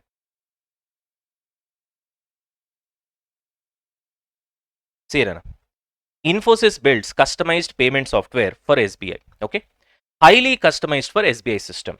So which means it cannot be sold to anyone else. Okay, there will be a sentence in the contract between Infosys and SBI that if SBI cancels the contract, because SBI is the customer over here, midway, Infosys gets cost plus a little bit of margin. Because of this, control is transferred over a period of time, not at a point of time. You understand the point? Because of this condition. Therefore, what you guys need to understand is that it's a specific scenario, it's a customized scenario. The moment you see such a kind of scenario in the question, you know that, okay, transfer of control is happening over a period of time, which means your PO is getting satisfied over a period of time, which means revenue has to be recognized over a period of time. That's it. Now, what is important for us out of these three is the second one. Customer controls the asset as it's created or enhanced. For example, construction contracts. Based on this only, we have all this input method, output method, and all that stuff. We'll see that. Now, let's get to the example. Look at the example, Nana. So, for example, L&T builds a particular warehouse for Amazon. So, L&T is the entity, Amazon is the customer. Okay. Amazon supplies design, but at the same time, Amazon owns the warehouse under construction, correct? Right? L&T's job is just to build. And for building, it will get something from Amazon. But who owns it eventually? Amazon, right? So that is the point that we have written here. Customer controls the asset. Amazon controls the warehouse as it is created or enhanced. Got it? Chal. All right. Now, if any of these three specific scenarios, if your transaction doesn't fit in any of these three, automatically it will be what? Considered as transfer of control at a point of time. There ends the matter. Now, let's focus on these areas. Okay. So, in these two scenarios, basically what's happening is that you are actually constructing big projects, right? So, when you are constructing big projects, and we have already seen here that transfer of control happens over a period of time. As a result, PO gets satisfied over a period of time. As a result, revenue has to be recognized over a period of time. Now the question is how to recognize the revenue. Now you can't recognize obviously the total revenue. So you need to recognize revenue based on the percentage of work completed or the measurement of progress, which we can call it in other words. Now the question is percentage of work completed, how to find. For that, we have two methods. This holy trinity already I told you, right? Output based method, input based method. These are all the two methods that we have got to find out percentage of work completed. Now the question is, what is the difference between output based method and input based method? Very simple, Anna. Output based method means you are trying to calculate the percentage of work completion from the point of view of revenue creation. Okay, revenue creation. So cost plus profit, that particular point of view. When it comes to input based method, this is purely based on cost. If you look at the formula also, you'll understand. For input based method, it's very easy. Percentage of progress is what? Cost incurred till date divided by total estimated cost. Very simple logic, na? If you're estimating the cost to be 100 CR and you have incurred 30 CR so far, 30% is what? The work completed, I mean percentage of work completed. Although there are a lot of twists and turns here that we will see later. Right now, this is the basic idea, correct? When it comes to output based method, what is the situation? It's from revenue point of view. If you can see, fair value of goods or services transferred. What do you mean by fair value? It includes the profit margin as well, divided by total fair value. That is nothing but market value into 100. So in a way, this is cost incurred till date divided by total cost that I'm expecting to incur into 100. Here, revenue that you have earned till date divided by total revenue you are expected to earn. In a way, it is like that, right? In a way, it is like that. Please try to understand. I don't know whether you are able to understand my sentence over here. Anyways, now you can ask me, why is that they are going with fair value of goods or services divided by total fair value? How can you find fair value? See, fair value you can find only with respect to output. That's why it is called output based method. Now the question is, what kind of output? That's what example I've given in brackets. Units delivered, milestones delivered. Sir, can you give me examples so that we can we can understand output based method? All right. So I'll just go with few examples over here. See here. You need to understand what do you mean by milestones achieved. Okay, for example, L&T is the entity. Okay, it builds metro station for government. Who is the entity? L&T. Who is the customer? Government. Okay, now in the contract, it has been mentioned clearly by the government that I'll make you payment based on the milestones that you achieve. Now the question is, what do you mean by milestones? For example, foundation completed. Government promises that in the contract 20% of the value will be given to you of the total value. So here we are talking from revenue perspective only, or in a sense fair value perspective. So it is not from cost perspective. That's what you need to understand. Structural framework, if it is completed, I'll give you 30% of the value. Utilities or roofing is completed, I'll give you 30% of the value. Finishing or commissioning is done, I'll give you 20% of the value. Now this is what is there in the contract. Now let's say in reality, say after 2 years, foundation is done, structural framework is done, which means relatively how much percentage is done? 20 plus 30, which means 50% is done, which means 50% will be transferred, which means it will be considered that 50% of the work has been done or 50% progress is done. You understand the point? Got this? Okay, one more example. PK Limited is a contractor. In the contract, it is like this. Design, if it is done, I'll pay you 20 crore. Supply equipment, 50 crore. Installation and commissioning, 30 crore. Total fair value is 100 crore. Till today, if you see, design part is only completed. What is the fair value of that? 20 crore. So 20 crore divided by what is the total fair value of the work? 100 crore. 20% is the measurement of progress of work. That's all. Simple. Is that clear? So I gave you this examples only to understand the wording over here. What do you mean by output based method? It can be units delivered. It can be what? Milestones delivered. It can be anything. That's why the word used is output. Anyway, from problems perspective, this is not that important. Input based method is important for us. Right. One more sentence I've written here. Goods or services transferred to customer as of today relative to total goods or services promised. However, we talk from the point of view of the fair value, which obviously includes the profit element. Here that profit element will not be there. We talk from the point of view of only what? Cost. That's what makes input method different from output method. But when it comes to problem solving perspective, which is more important for us, input based method. Okay. When it comes to input based method, what is the measurement of progress? Very simple. Cost incurred till date divided by total estimated cost into 100. All right. It sounds very simple. Yes, it sounds very simple, but there are certain twists. What are that? Exclusions from cost in the above formula. Okay. What are they? Abnormal loss and wastages are not included. They're totally removed. The logic is very simple, Nana. Abnormal loss and wastage is your inefficiency. Okay, if your competitor does not do any inefficiency, then you and him cannot actually do business. You having inefficiency, then accordingly your cost will get inflated, accordingly your selling price will be inflated. You will not be able to actually do business. Thereby, when it comes to abnormal loss and wastage, that will be totally removed when it comes to percentage calculation over here. Is that clear? However, this is the twist. Cost of major components delivered but not yet installed, like elevators and stuff like that, will be removed initially. Initially, when you are calculating this particular formula, when you're using this formula, it will be removed from both numerator and denominator. Numerator is cost incurred till date, denominator is total estimated cost. As well as from transaction price also it will be removed. Later, again it will be added back. Sir, what is this, sir? Why is it? See, the logic is very simple because you did not do any value addition when it comes to, see, for example, understand, when you try to build big projects like, for example, gated communities and stuff like that, at the beginning itself, they'll buy all these elevators. But then unless the entire structure is done and that elevator is ready, once you install it and then do all the other stuff like programming and stuff like that, then only the value addition you're doing. So as a contractor, what is the value addition that you have done? If you have just purchased elevators and kept it in the site, there is no value addition that you have done. Na? You understand the point? Therefore, to the extent of cost of elevator that you have incurred, that I'll reimburse. That you can add. But upon that, you cannot enjoy any profit margin. That is the logic over here. You understand the point? Because what is the reason behind finding out percentage of progress? Say, for example, after putting this formula, if you get percentage of progress as 40%, what we will do is, we'll see total revenue and then we multiply with 40% and that much revenue will be recognized. You understand the point?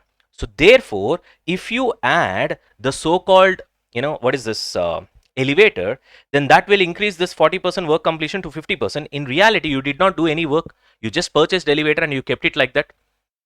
And then you will be recognizing 50% of the total revenue, which is wrong, na? Because you did not do any value addition on elevator, na? You understand what I'm trying to say? Yes, that's the point over here. So, cost of major components delivered but not yet installed, example, elevators purchased and delivered but not installed in a building project, will be removed from both numerator and denominator and transaction price. Later it will be added. Sir, what do you mean by that, sir? I'll show you a solution here so that you'll get clarity. See here. Input based method, okay? Percentage of progress, cost incurred till date divided by total estimated cost into 100. This number will be given in the question. You got 20%, okay? Revenue to be recognized. Total transaction price without elevator. Got it? So you'll remove the elevator, you'll take total transaction price without elevator, you multiply with percentage of completion. So total is 35 lakhs into 20%, you got 7 lakhs. Then cost of the elevator will be added. Now the total revenue to be recognized is 22 lakhs. What it means is, in this, there is profit element. Why? Because you have worked something as a contractor and you deserve the profit. Are you able to understand? Because you have done some value addition work. Whereas when it comes to elevator, you did not do anything. You have yet to install that and do all those programming, that, this, and everything. You need to sync it now with the building, all those things. You did not do anything. There is no value addition from your part. However, because you have incurred expenditure and it's a capital component, it's very costly. Therefore, I will reimburse the cost. So to that extent, it will be added back to the so-called 7 lakhs, and ultimately 22 lakhs will be recognized. Do you understand the point? See, there is a difference between treatment of abnormal loss for inefficiency as well as the elevator cost. Abnormal loss will be totally ignored. When it comes to elevator, it will be ignored initially and later the cost will be added back. That's what we have done over here. So I gave you that clarity over here. See here. Students doubt cleared because many students have asked me this. Types of cost and treatment. Normal construction or service cost included in percentage of progress. Abnormal loss excluded completely. Major component like elevator, turbines, they are high value, distinct and delivered early in the project, excluded from percentage of progress, but after that cost of them will be added back. I hope this is clear. Right. Are we done with this? Yeah. Now, let's look at examples from your problem solving perspective. Output based method. PK Limited enters into a contract to construct a customized software system for a client over a period of 12 months for total contract price of 20 lakhs. PK Limited determines that PO is satisfied over time, obviously, because it is customized software system, right? We know that over here, it fits into the third category. Now, and it chooses to use output method to measure progress based on the milestone achieved. Okay. That output method milestone completion is given. Design phase, it will take 4 months. Percentage of completion is 40%, which means out of the total transaction price or contract price, which is 20 lakhs, 40% will be recognized as revenue. Simple. After 9 months, another 35% development phase work is done. So 20 lakhs into 35%, that will be recognized. And after 12 months, 25% testing and development is done. 20 lakhs into 25% will be recognized. That's all. Very simple. You just see the percentage of, this is not cumulative percentage of completion, Anna. This is individual percentage of completion with respect to the respective works. Got it? Input based method. PK Limited enters into contract for construction of warehouse for customer. Contract price is 50 lakhs. Total estimated cost to complete is 45 lakhs. Cost incurred till date is 18 lakhs. PK Limited uses input method to measure progress. Very simple. Cost incurred is 18 lakhs divided by total cost is 45 lakhs into 100, 40%. So the revenue total transaction price is 50 lakhs. 50 lakhs into 40% will be recognized as revenue, which is 20 lakhs. That's all. Because this is a small example, I did not include all those elevator and all that stuff. I hope this is clear. Done? Everybody? There are certain special notes over here, Nana. Calculation of amount due from to the customer. It can be contract asset or liability depending upon that. See, because what happens, these are all big projects, Nana. So you calculate this input based method, output based method, and you know that this much revenue is recognized, and you expect that much of cash to be received from the customer. But usually it will not match now. Either customer will pay more or customer will pay less when compared to your revenue recognition, right? So in that case, you'll be having either contract asset or liability. For example, cumulative revenue recognized till date, say for example 40 lakhs according to your calculation based on input method or output method. Okay. Payments, cash payments received from the customer is say for example 35 lakhs. Then you need to further received 5 lakhs, which is nothing but due from customer. So if it is due from customer, that much you need to receive. So obviously it becomes a contract asset. That's all. Or in simple words, debtor. Suppose you have done only 35 lakhs of work. In the sense, 35 lakhs of revenue is recognized in your books, but you received 40 lakhs from the customer. Then it is negative balance. 5 lakhs, you have received more from the customer. So whenever you receive more from the customer, always we see it as a liability, because if something goes sideways, you need to pay it back. Therefore, it will be seen as a contract liability or the income or revenue that you are yet to earn. Simple common sense.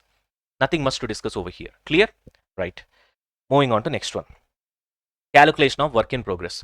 Now, calculation of work in progress, what is the situation over here? Work in progress means capital work in progress is what we are talking about, right? Work in progress represents the cost of work done that hasn't been recognized as expense or when revenue is yet to be matched. Cost incurred till date less cumulative cost recognized in P&L till date, the balance will be WIP asset. For example, if 5 lakh is the cost incurred but only 4 lakh is allowed to be debited in P&L account, 1 lakh will be shown as WIP asset. Whatever that you incur, everything will not be allowed to be debited in P&L account. Please try to understand. It's not that important, just a point to note. That's all. All right, so with this, we are done with all the 5 steps revision In a very quick time, we have done it. So now we'll go for special cases. Let's look at the next case, Nana. Principal versus agent. All the 5 steps are done. The major part of the Ind AS 115 is done. Hereafter, we'll be going with some special cases. Okay. In that first, we'll start with principal versus agent. Now, look at this. Let's say there is an airline company. Okay. So first, the airline company name is, let's say it is PK Limited, and this PK Limited is a travel agency. Now, what this PK Limited does is sells tickets on behalf of airlines and receives commission of rupees 500 per ticket sold. Selling price of the ticket is, say for example, 10,000. Now, the point that you guys need to observe here is who bears the risk of not selling tickets? Airline company. Who fixes the selling price of the ticket? Airline company. Everything is decided by airline company. The travel agency just receives commission for a ticket that is sold. There ends the matter, that's all. And that is flat 500 per ticket, which means here the kind of relationship that the airline company and the travel agency have got is airline company is principal and travel agency is agent. Simple, that's all. Entity does not bear inventory risk as well, nor has discretion in setting prices. Inventory risk means inventory of tickets I'm talking about, okay? Nor discretion in setting prices means, discretion means your choice. You cannot set ticket prices at your choice, na? You means I'm talking about travel agency, which is PK Limited. Whatever the selling price that is being set by the airline company, PK Limited has to just follow and sell at the same selling price. You got the point? All it will get is commission. So in this case, the relationship between the airline company and the PK Limited is a principal agent relationship. Got it? Now, in that case, obviously, airline company, what it will do? It will recognize the entire revenue of the ticket. And for that, commission will be recognized as an expenditure, as simple as that. When it comes to PK Limited, because PK Limited is agent in this scenario, its revenue will be only commission income, as simple as that. So it's a very simple scenario here. Now, this is interesting. See here. In this case, if you look at PK Limited, what is happening? PK Limited purchases tickets from airline company in bulk at reduced rates. You understand the point? Like for example, 1,000 tickets, 10,000 tickets, whatever the quantity as the case may be. First, PK Limited will buy it from the respective airline company, Indigo or whatever it is. And then he will sell at his discretionary prices. Whatever the price he feels like. You got the point? So buy specific number of tickets, so which means you have inventory risk. Suppose if tickets go unsold, in that case you need to bear the risk. Pays for those tickets even if not able to sell them. That's what we call inventory risk. Entity determines price at which the ticket will be sold to the customer, which means you have independence. This travel agency in this scenario has got independence. Thereby, in this case, the relationship between airline and the travel agency PK Limited is principal relationship. That's what we have written here. Now, in case of principal relationship, how to recognize the revenue? Very simple. See here. If your role is principal, then just recognize revenue on gross basis. That's all. As simple as that. Whatever the amount that you collect from the customer, that will be your revenue.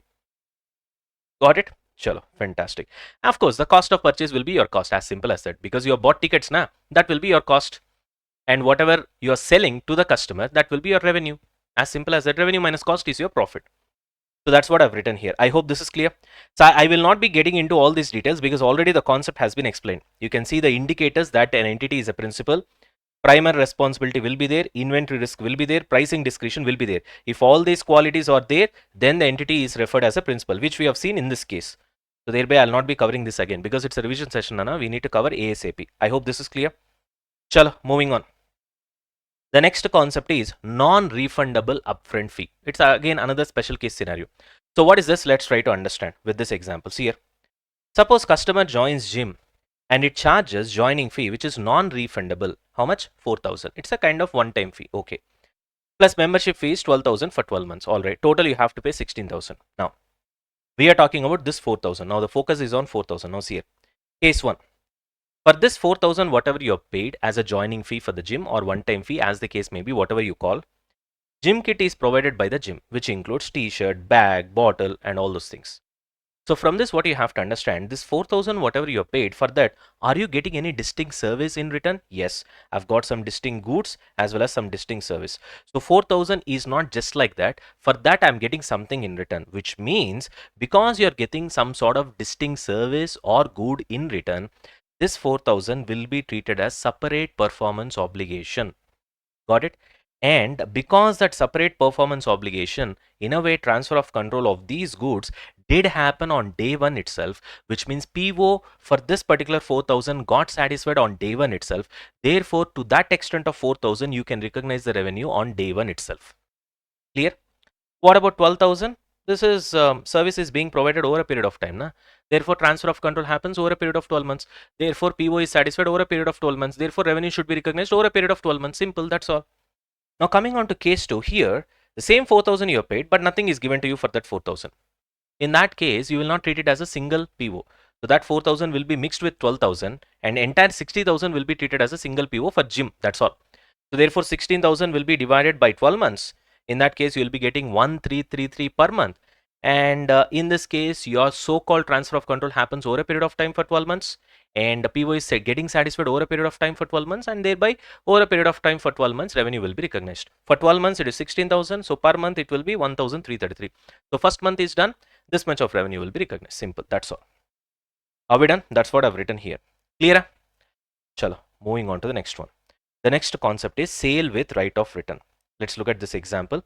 You'll be able to understand that. Now, the next concept is sales with right to return, Anna. Very simple. All these entries and the concept, everything, I'll try to explain you with the help of a simple example. Okay, see here. PK Limited sold 600 units of a product A to SK for 1200 each. Cost per unit is 900. 30 days is the return policy, which means before 30 days you can return. PK Limited expects 40 units to be returned. Now, what is the concept that we are discussing? Sales with right to return, which usually we do every day in Amazon and all the online, especially when we order clothes, right? Chalo, anyways. Now, in this case, the point is, even though you have sold 600 units, you have received money for 600 units, 600 into 1200, 7,20,000 you have received into your bank account. So you'll debit the bank account. There is no doubt in that. But the entire 7,20,000 cannot be recognized as revenue. The reason is you are already expecting that 40 has to be returned, which means to the extent of 40, you have to pay the refund. When you know that to the extent of 40, it will be returned and you need to make the refund, how can you recognize revenue to the extent of 600 units? So then, logically speaking, revenue has to be recognized to the extent of 600 minus 40, which is nothing but 560. Got it? So 560 into 1200, you'll recognize the revenue. And the balance 40 will be kept under something called refund liability, because you know that on the date of the sale itself, you know that 40 is expected to be returned, which means to the extent of 40, you need to refund. That's a liability on your part because you have an obligation to refund. So it's a refund liability. Got the point? This entry is very easy to understand. What students usually miss is this entry. Immediately, it should be followed by inventory or right to receive asset. See, when you create a refund liability, when you say that I have an obligation to repay the money back, the customers also have got an obligation to give you your asset back. Sorry, it's not an asset, inventory back, isn't it? You understand the point, right? So that 40 also needs to be returned. Na? So therefore, you have a right to receive the asset. Got it? In this case, I'm talking about inventory. Okay. So right to receive the asset, debit, how much? 36,000. Why 36,000? Because when I say right to receive, I need to debit that because it's an asset na inventory with its cost only. Now, what is the cost of the inventory? 900. So 900 into 40. So to the extent of 36,000 only, you can recognize the asset. Now you can ask me, sir, why are you recognizing the asset right now? Because the moment when the sale did happen, I'll be reducing the inventory stock na, because 600 units has left my godown and went out. To the extent of 600 units, I would have reduced the inventory. You understand the point? Now, because I'm expecting 40 units to be returned, to that extent, I have to increase. I have to make sure that that much of inventory will increase. That much of asset I need to recognize. You understand what I'm trying to say? So therefore, I'm recognizing the asset to that particular extent. And of course, to cost of sales. Because earlier you would have debited cost of sales. Now to set it off, you'll be creating cost of sales to the same extent. You got the point? Later, two things can happen. Nothing can be written. As you have expected, units are written. Now this is easy. As you have expected, units are written means what you will do? You will make the payment to the extent of 48,000 for which you have already created the liability. Once you make the payment of 48,000, which is to bank, automatically this liability needs to be cancelled out. Therefore, you will debit the liability. Job is done. Now, don't say that, sir, okay, sir, you have received 40 units. Now, to that extent, let's recognize the units or inventory because inventory also will increase by 40. No, that you have already done. So which means logically speaking, when you are putting this particular entry, only on paper your inventory has got increased by 40. In reality, you don't have that inventory increase. Later, once the return happens, physical stock will increase and then it will match with your paper entry or electronic entry, as the case may be. Are you able to understand? So that's why I've written here to clarify that doubt only. Physical stock will anyway increase, but you will not again increase it in the paper by putting an accounting entry. Why? Because you have already done that. So when you are actually passing out this entry, in reality, physically inventory did not increase because inventory is still with the customer. But because you have recognized liability expecting 40 units to come, you need to recognize the asset increase, inventory increase to the same extent of that 40 units. That's what you have done over here. I hope this is clear. Yes? Okay. Moving on. If nothing is returned, then you will cancel the liability. Okay. And you will recognize the revenue. Simple. And for this, you will put a reverse entry. Because expecting return only, you have increased the inventory. Na?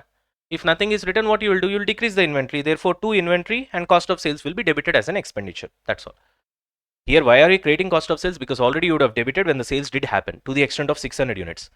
You got the point. But you know that 40 will be coming back. To that extent, you are trying to set this off. That's all. I hope this is clear. Right. Another small point which you'll come across when you're solving problems with respect to this particular thing is restocking fee. What do you mean by restocking fee? For example, if you look at this example, I'm just giving full refund. Full refund means 1200 is the selling price. Now, entire 1200 is being given as refund to the customer. Usually that will not happen because when customer opens the cloth, the garment, whatever it is, t-shirt or whatever it is, whatever the kind of dress it is, and tries to wear it down and then tries to return it back, then the packaging charges, all those costs will be there. Na? So to that extent, what the companies usually do is that it will not give you 100% refund. They'll not provide you 100% refund, like let's say 95%, 98% or something like that. In this case, the selling price is 1200. Let's say the restocking or repacking or shipping fee is 100 rupees. So they'll not be refunding you the entire selling price. They'll refund you only 1100. Which means what will be the changes in the entry that we have already passed? Very simple. To the extent of 100, your revenue will increase because to that extent, your refund liability has got reduced. Na? You know that for 40 units, you need to refund. Nana. Earlier, you'll be doing full refund. Therefore, your refund liability is 40 into 1200. Now, you'll not be doing full refund. Na? Therefore, your refund liability will be 40 into 1100. Simple. Now, where does this 100 go? Very simple. It will be added to the revenue. Because while doing the sale itself, you know that when the refund happens for the 40 units, I'll not be refunding the entire 1200. I'll be refunding only 1100, which means that balance 100 is revenue for me. So therefore, you add that. So in a way, this 40 into 100, which is 4000, has shifted from refund liability to revenue. That's all. When it comes to this entry, there will be no change. There will be no change because this entry is based on cost. This entry is based on cost. 40 into 900. 900 is cost per unit. So therefore, this entry will not change. Only this entry will change when there is restocking or repacking or shipping fee. I hope is this clear? Everybody? Right. Fantastic. Now, next concept is warranties, Nana. Very simple when it comes to warranty. All this stuff we'll try to understand from the examples here. Nana, when it comes to warranty, please try to understand that there are two types of warranty, okay? One is assurance type warranty, the other one is service type warranty. You need to remember these words, okay? If you can see here, assurance type warranty and service type warranty. Assurance type warranty means when you try to buy a car, say for example, Creta car you are buying, Hyundai Creta, whatever comes along with the car by default, we call it as assurance type warranty because it's a kind of assurance from the manufacturer na, that the Creta car will be good for at least 3 years. And then if you want, you can buy extended warranty for another 2 years by paying additional fees separately. That extended warranty, we call it as service type warranty. Am I clear? So let's take case here. In this case, you are buying laptop, okay, plus 6 months warranty. By default, it comes with the laptop, which is mandatory. So you're not paying anything separately for this warranty. Please try to understand. It comes with the product. Same in case of Creta, the first 3 years warranty. So thereby, you should be considering this entire thing, the warranty plus the laptop, the product, put together as single PO. Eventually, entire revenue will be attributable to the product. So which means, let's say this plus this, where warranty comes by default, we call this as assurance type warranty. Put together, it is 60,000. Entire 60,000 will be recognized as revenue on the day one itself. When the transfer of control of goods, that is laptop in this case, is transferred to the customer, transfer of control is done, PO is satisfied, revenue will be recognized, including the warranty as well. Got it? You will not be seeing this warranty as a separate PO because it's a assurance type warranty. It comes by default. You are not charging for it separately. Whereas, look at case B. Laptop and 6 months warranty, that is assurance type warranty. This is single PO that we have already discussed over here. So there is no denying the fact. But when it comes to 3 years extended warranty, if you are purchasing it specifically, because everybody won't do that, this should be considered as separate PO, which we call it a service type warranty. So then what you will do for both these things put together only, you have made the transaction price now. So therefore the transaction price should be allocated to these two POs. Now the question is, in what ratio you will allocate? We have already studied that in step 4. Allocate the total transaction price in the ratio of SSPs. So find out the SSP, standalone selling price of laptop, and extended warranty. In that ratio, you just allocate. Once you have done with the allocation of total transaction price, which you have paid for both this to laptop as well as extended warranty, laptop ka transfer of control happened on day one itself. Therefore, day one itself revenue will be recognized. Whereas for extended warranty, it will happen over a period of time. Therefore, you need to recognize that revenue over a period of 3 years. Simple. That's all. Got it? Everybody? Right. So with this, we are done with warranty, Nana. Chalo. Look at the next concept, Nana. Bill and hold arrangement. Now, the moment you look at this, it's a very unique thing. Why? Because I'll tell you, once we go with the example, you'll understand the concept. Okay. Let's say PK Limited entity is there. He's selling air conditioning to SK, who is the customer. Sale, billing, payment, everything happened on day one itself. But only thing that is missing is physical delivery. The customer says, I'll not be taking physical delivery now. I'll take it after 4 months. That is the problem. That's where all the problem comes. If he would have taken delivery on day one, then everything is very simple. You would have recognized revenue on day one. But if he takes delivery after 4 months, now the biggest question is, does it mean that transfer of control is happening after 4 months? Which means, does it mean I have to recognize revenue only after 4 months once the delivery actually happens? That is the first question. The second question is, this 4 months, I have to keep that asset with me, na? So do I need to charge any custodial services for the customer? In that case, how that has to be recognized?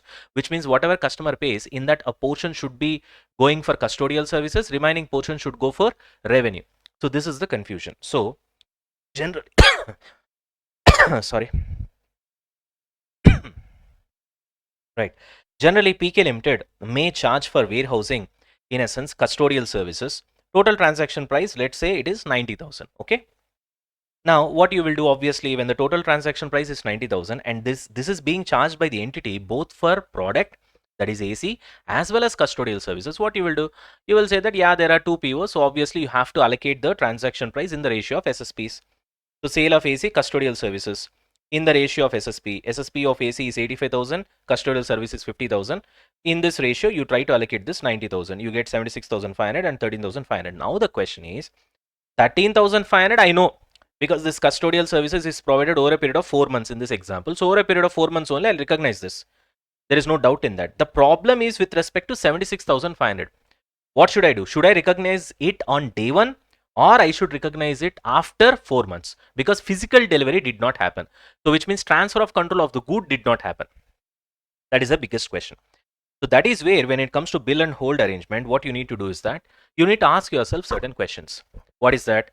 We are talking from entity's point of view. Now, this request to hold the delivery for 4 months or to deliver after 4 months is requested by whom?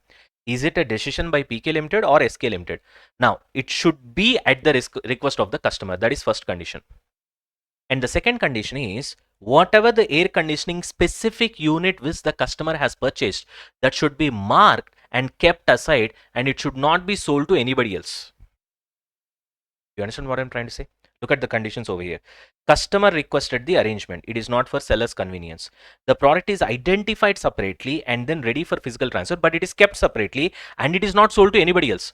See, generally when it comes to ACs, what is the same model, na sir? We'll sell it. When the customer comes after 4 months, on that day, similar kind of model, whatever the unit is there, the piece, that will be sold, means it will not work, Nana. You understand the point? That specific unit which the customer has purchased 4 months back, that should be kept like that only. You understand the point? So in that case, if these three conditions are satisfied, requested by the customer, and that specific unit is kept aside and it is not sold to anybody else, then even though physical delivery did not happen on day one, it will be deemed to be delivered. Deemed. We will imagine as if it has been delivered and we will recognize the revenue on day one. But the most important point is three conditions should be satisfied. So customer requested the arrangement. The product has been identified separately and ready for transfer, and the entity cannot use or redirect the product for other customers. In that case, the control is deemed transferred, and thereby you will be recognizing the revenue before the physical delivery as well. That's it. Are we done? Chalo. sale and repurchase arrangements, agreements, as the case may be. Sale and repurchase. This is not something new, Nana. This we have already seen in financial instruments. It's not something new. Once I start discussing this, you will automatically understand that this is not something new. We have already seen this in financial instruments chapter. Okay. Chalo, come to the example. Through the example, we'll try to understand. If you guys are ready, we'll start. All right, Nana. Now look at this example. There are two companies, PK Limited and SK Limited, two entities. Okay. Now, PK Limited on day one sold goods worth 25 lakh to SK Limited. There's nothing wrong in that. Once there's a transfer of control for the goods, immediately PO is satisfied, you'll recognize that as a revenue. Who will recognize? PK Limited naturally, because it will get the revenue. However, there is a problem. After 1 year, PK Limited will purchase from SK the same goods which earlier it has purchased for 25 lakhs. Sorry, it has sold for 25 lakhs. Now it will again buy back for 30 lakhs. The same goods. Now why to eventually sell and why to buy again? You understand the point? Then this actually looks like a financing arrangement only, na? If you apply substance over form logic. Goods are just like a security for you, isn't it? Like mortgage. So which means you're just keeping, this guy is just keeping the goods and giving you a finance of 25 lakhs, which after 1 year, you're paying it with interest for 30 lakhs. And as a result, you're getting your goods back. That's what is happening. Even though the name, the form that they are saying is that it is sales and purchase. That is a form. But if you look at the substance, it seems as if it is like a financing arrangement. Same concept we have seen in financial instruments as well. So therefore, this is just like a financing arrangement with goods as mortgage. Okay. Ind AS 109 applies here because that's what we have already seen this in financial instruments. Your repurchase price is 30 lakhs, your sale price is 25 lakhs, which means initially you got 25 lakhs money, you gave goods as a mortgage. After 1 year, you paid 30 lakhs, that is with 5 lakhs interest. Are you able to understand? And then you got your goods back because there is no more mortgage left over. So repurchase price is greater than sale price. In that case, you should be treating that difference of 5 lakhs between the sale price and the repurchase price as interest or financing cost. Look at the entry. First, because this is a financing arrangement, when you look at the substance, Ind AS 109 says you cannot recognize this as a revenue. Ind AS 115 also says the same.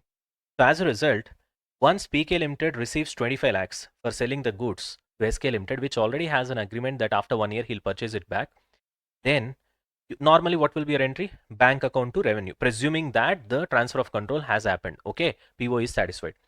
But now you can't write to revenue, you should be writing to financial liability because it is like a loan only, na, what he has taken. So loan is a financial liability because you have got an obligation to pay back.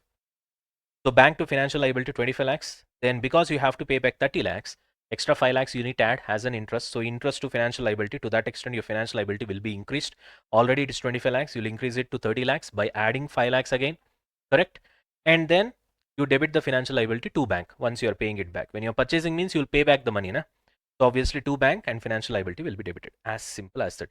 So if you look at this whole setup over here, is there anything new that we have learned when compared to what we have already done in Ind AS 109? Nothing.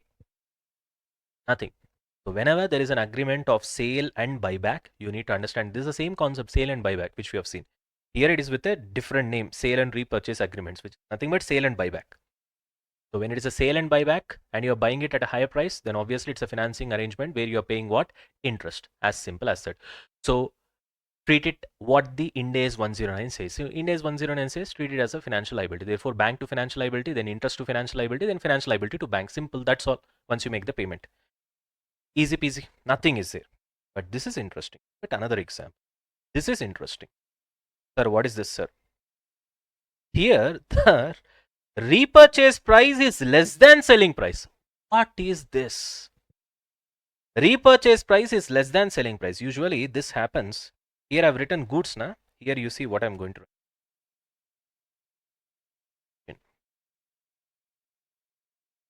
Now, are you able to understand the difference? If you are smart enough, you will be able to understand the difference straight away. Sir. Here you have written goods, sir. Okay, goods are like mortgage and it is a financing arrangement. Therefore, your repurchase price is greater than the sale price because you have to pay it back with interest. But here, in the place of goods, you have machine and your repurchase price is less than the selling price. Which means it is just like a lease. It is just like a rent. This Mokku fellow gave machine, and this Mokku fellow Nana has used the machine for 1 year, and as a result, machine ka value has got reduced. Therefore, he bought it back at a lesser price.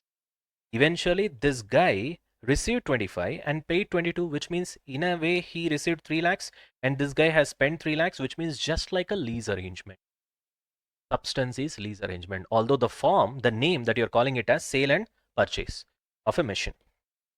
Understand the point? So how can you identify that? Very simple. Just compare the repurchase price and selling price. If repurchase price is greater than selling price, it is interest. If repurchase price is less than selling price, it is like a rent or leasing agreement. So this is a lease agreement, substance over form logic. So SK used PK Limited goods. Here I should not be writing goods. Let me write machine. Be able to sync well. Okay. Used PK Limited machine for 1 year. So PK Limited charges rent from SK Limited. In essence, that is 3 lakhs. So in that case, it is like a deposit liability. You have to treat it that way. Got the point? I gave you the machine, na? It is worth so many lakhs. For 1 year, if I'm charging rent itself as 3 lakhs, then what will be the worth of the machine? You can do anything with the machine, na? So as a deposit, I'm charging money. So deposit liability, why it is treated as liability from the point of view of PK Limited? I'm getting deposit only as a security for the machine that I gave it to you, which is worth more, even though your rent that you're paying is only 3 lakhs. So if you do something wrong with the machine, I'll hold this liability. You understand the point? But tomorrow, once you give the machine in its perfect form, then I have to repay that back. Now, therefore, it is called as a liability. But the purpose of liability is deposit, as a safety deposit for the machine that I'm parting with. You know, got it? So therefore, you're receiving 25 lakhs, but that is not revenue for you, and it is not financial liability. It's a liability, but it is deposit liability. So you have to be very specific with respect to liability. Okay, deposit liability. Then what will happen? This deposit liability has to be reduced because that guy is using the machine. That guy is using the machine. Financial liability will be increased because you have to repay that back with interest. Deposit liability will be reduced because that guy will be using the machine, and therefore machine value reduces. Got the point? Therefore, reduce the deposit liability to the extent of rent. And finally, how much will be the deposit liability after reducing by 3 lakhs? Because credit is 25, debit is 3. So it has been reduced to 22. Then you have to repay back 22. That's all. So deposit liability debit 22 to repaying back, which is nothing but to bank 22. Simple. If you understand the essence, it's very easy, Nana. It's not at all complicated. This one is clear, these two. So only thing that you guys need to understand is that just compare the repurchase price with the sale price. If the repurchase price is greater than the sale price, it is interest. If repurchase price is less than the sale price, it is rent or lease. Simple. Are we done? Understood? I mean, very simple. Chalo, come here. This we'll see later. Let's look at this. Here, accounting in case of forward agreement and call option. Sir, what is this forward agreement? What is this call option? Okay. To understand that, come back here. Sale and repurchase agreements. Sometimes an entity sells goods but agrees or has an option to repurchase them later. That is there at the beginning itself. That's when you can find out that the substance of the transaction is different when compared to the form of the transaction or name of the transaction. Depending upon the terms, these can be treated as financing, that is the first case, leasing, that is the second case, or sale with return rights. Sir, what is that? Sir, that we will see later. Just wait. Types of arrangements, that is sale and repurchase agreements or arrangement, can be a forward agreement, can be a call option, can be a put option. When it will be regarded as a forward agreement, when it will be called a call option, when it will be called a put option. Very simple. Forward agreement means entity sells goods but promises to repurchase them at a fixed price. Here it is fixed price only, na? And this fixed price can be greater than the sale price or less than the sale price. Fixed price is nothing but repurchase price. So these both are forward agreements only. Both these are forward agreements. In the first case, it is a forward agreement, which is a financing agreement. In second case, it's a forward agreement, which is a lease arrangement. You understand the point? So entity sells goods. It has sold good. It has sold good, but promises to repurchase them later at a fixed price on a fixed date. Promises to repurchase at a fixed price. That's all.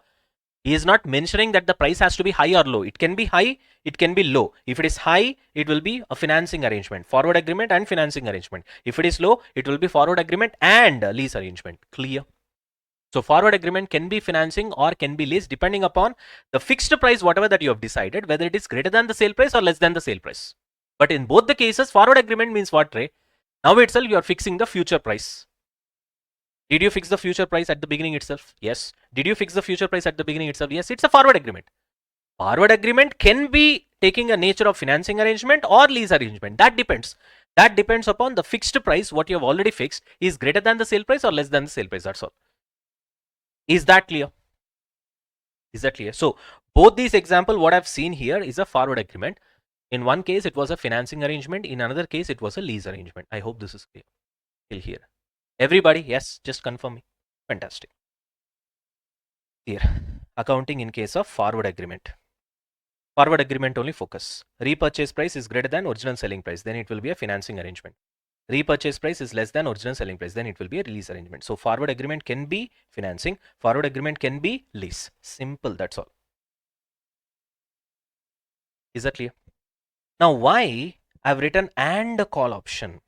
Call option means right to buy. You are purchasing now after 1 year. You are purchasing now after 1 year. Call option means what? Right to buy. Right to buy. So PK Limited has got right to buy. PK Limited has got right to buy. And because it is in his control and already there is an understanding at the beginning itself that this is financing arrangement, therefore definitely he'll buy after 1 year. Therefore definitely he'll buy after 1 year. Because the right is with PK Limited and we are doing accounting from the perspective of PK Limited only. And he has got right to buy, so he'll definitely buy. And as a result, the accounting treatment will be same as forward agreement. That is nothing but what we have done here. So therefore, when I've written the heading here, forward agreement and call option, ultimately the accounting is same. Ultimately the accounting is same because the right is within PK Limited. So if repurchase price is greater than selling price, the buyer has effectively lent money. So it's a financing arrangement. If repurchase price is less than selling price, the buyer is essentially leasing. Who is the buyer? Who is the buyer? Who is the buyer? PK Limited in both the cases because he's the one who is buying after 1 year.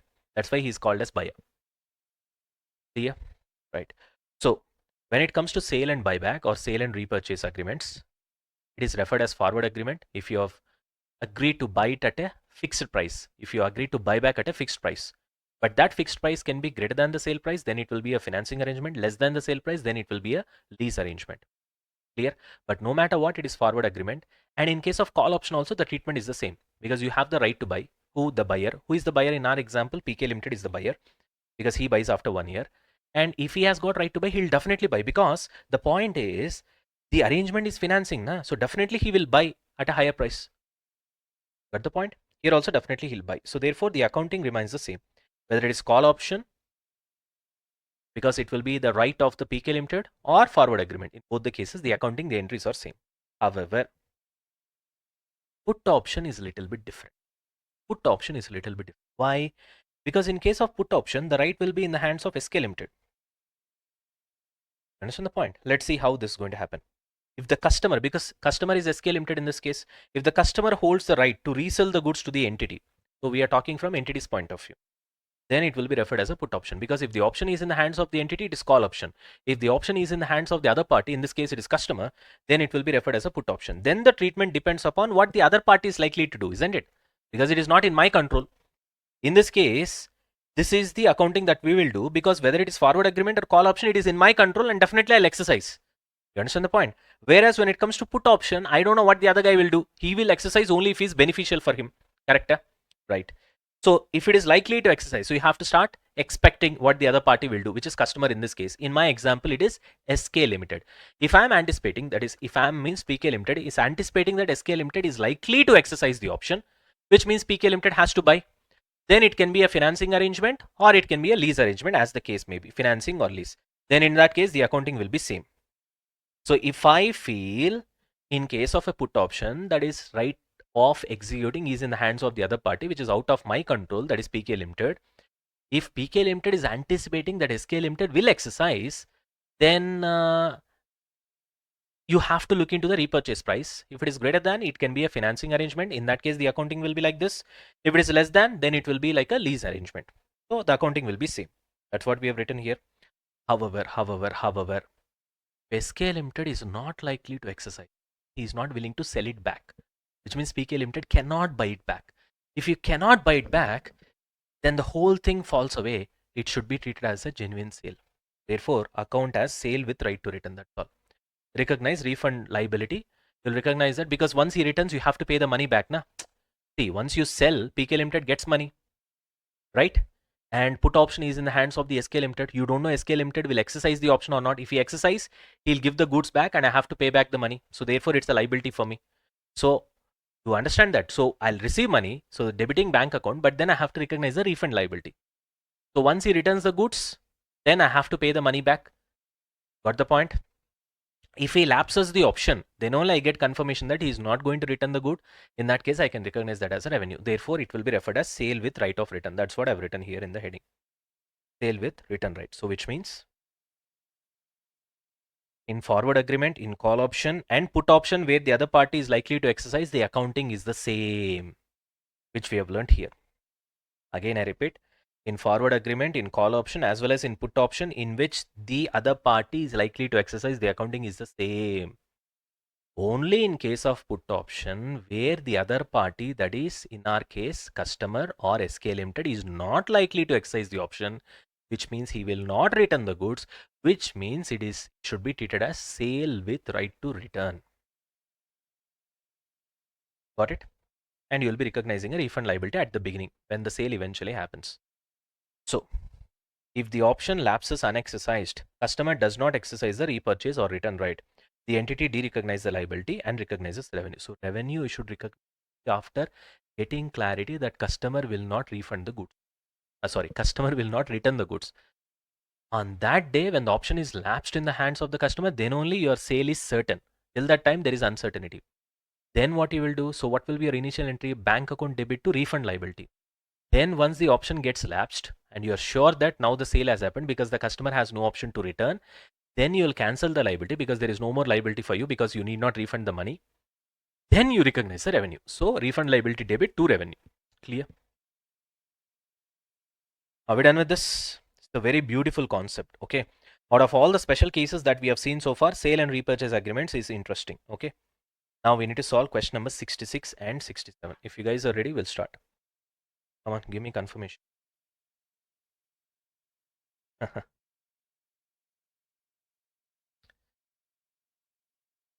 Shall we go solving, Nana? Right. 66 and 67. Let's finish it off. Come to question number 66. Easy only. Once you know the concept, it's very easy. See here. An entity enters into a contract with a customer for sale of a tangible asset, okay, on 1st January for 1 million. Fine. The contract includes a call option, right to buy. Okay, that gives the entity the right to repurchase the asset for 1.1 million. Very simple. Call option, forward agreement, the treatment is the same. So repurchase price is greater than the sale price. So which means it's a financing arrangement. So what will be your entry? Initially, you'll be selling for 1 million. So bank account debit to financing liability. Very good. Then interest or financing cost to financing liability to the extent of 10 lakhs or zero 0.1 million. So that your financial liability from 1 million reaches 1.1 million. And then what you'll do, financial liability debit 1.1 million to bank because you'll be buying back where you'll be paying money. So to bank, that's all. Simple financing arrangement. Okay. Here you have the answer. Amount received shall be recognized as liability, that is financial liability. Difference between sale price and repurchase price to be recognized as finance cost or interest. That's all. Very simple. Done and dusted. Coming on to question number 67. Once you look at the examples, once you are done with the examples, these are very easy, Nana. An entity enters into a contract with the customer for sale of tangible asset on 1st January for 10 lakhs. Okay. The contract includes a put option. You have to be careful. That gives the customer the right to sell the asset for 9 lakhs. Have to be careful. Okay, so it's the price is less. Repurchase price is less than the sale price. That's okay. On or before 31st December 20x1. The market price for such goods is expected to be 7,50,000. How would the entity account for this transaction? Very simple. You need to see whether that guy will exercise or not. If he exercises, because the repurchase price is less than the initial agreeable price, obviously it will be considered as a leasing arrangement, right? Then you'll have a deposit liability, bank account to deposit liability. Then deposit liability will be reduced to lease payment, and then deposit liability will be debited to bank. That's what your entry will be, right? Everybody, right? But in case if he lapses, then it will be sale with right to return. So initially you'll be recognizing that as a refund liability, and eventually what you'll have, that liability will be debited and revenue will be recognized once the option lapses. That's the usual concept that we have learned. Look at the answer here. In the above case, where the entity has an obligation to buy back. Why entity has got an obligation? Because the put option is in the hands of the customer. So if SK Limited has got right to sell, the option is right to sell, then PK Limited has got obligation to buy. The obligation to buy back the goods up to certain date. The entity shall evaluate if the customer has significant economic incentive to return the goods, which means if he will exercise the option or not. The meaning of this sentence is, what do you mean by evaluating if the customer has got economic incentive to return the goods? Because customer will exercise the option only when he has an incentive to return the goods. The logic is very simple. If there is no economic incentive, why would you exercise the option? You'll exercise the option only when it benefits you. Option benefiting you is nothing but economic incentive for you. So evaluating whether your customer has got economic incentive or not is nothing but you are thinking whether the option is exercisable or not. If it is exercisable, then your treatment will be either financing arrangement or lease arrangement, as the case may be. In this case, it will be a lease arrangement. Okay, because the repurchase price is less. If he is not going to return, then it will be sales with right to return. You will recognize the revenue, debit the liability. Since the repurchase price is significantly higher than the market price, therefore, customer has significant economic incentive to return the goods. So in this case, he is going to return the goods. Why? Because customer returning means you will be paying money to the customer. How much you are paying money to the customer? 9 lakhs. Whereas in the market, the value is only 7,50,000. So therefore, customer will have a benefit of 1.5 lakhs. So therefore, definitely he will return. If he is return, then definitely you have to get it back. If you are going to get it back, in the sense you have to buy it back, then you are buying it back at 9 lakhs, which is less than 10 lakhs, at which you have sold initially. Therefore, it's a leasing arrangement. That entries you will pass, leasing arrangement entries. Therefore, company determines the control of the goods is not transferred till the put option exercises. Against payment of 10 lakhs, bank account debit, the customer only has got right to use the asset and put it back to the entity. Therefore, it will be accounted as a lease transaction. Got it? Difference between 10 lakhs and 9 lakhs will be recognized as lease rent, lease income. Get the point? So, at the end of the repurchase term, the customer does not exercise such right, then the control of goods will be passed to the customer. In that case, you can recognize the sale of goods. But anyway, that will not happen. So why did he give you this sentence? Doesn't make any sense. Because it was clearly given in the question that he has got economic incentive. So therefore, customer will exercise for sure. Where is the question of customer not exercising? Because customer has the option to sell it at 9 lakhs when the value in the external market is only 7,50,000. So customer will exercise the option for sure. Therefore, it is a lease arrangement for sure. That's all. Lease arrangement regarding entries only you will pass. There ends the matter. This sentence itself is irrelevant. See, that's what your ICA answer sometimes it will be like this. We can't do anything. See? Is that clear? Everybody? Hello. Fantastic. Let's continue. We have 6 and 6 and 67 is also. Chalo, let's move on. Come to the next one, Nana. Service concession arrangements. Important, Nana. Mark it as important. Very good concept. Right, Nana. Let's continue. Now, mark this as important because there's a lot of confusion going on with respect to understanding the service concession arrangement. Okay. As I told you, there are certain rare case scenarios in the subject where even faculties themselves they don't get the clarity, unfortunately, because of the depth and stuff. There are a lot of other things going on. So this is one such area. Okay, I'll tell you when the time comes where the issue is there. Therefore, I want you guys to focus. Okay, guys are ready? Nana. All right. Now, okay. Before we start with this, first of all, let's go with this example. Okay. Before that, let's start with this one. Then we'll go for the example. See.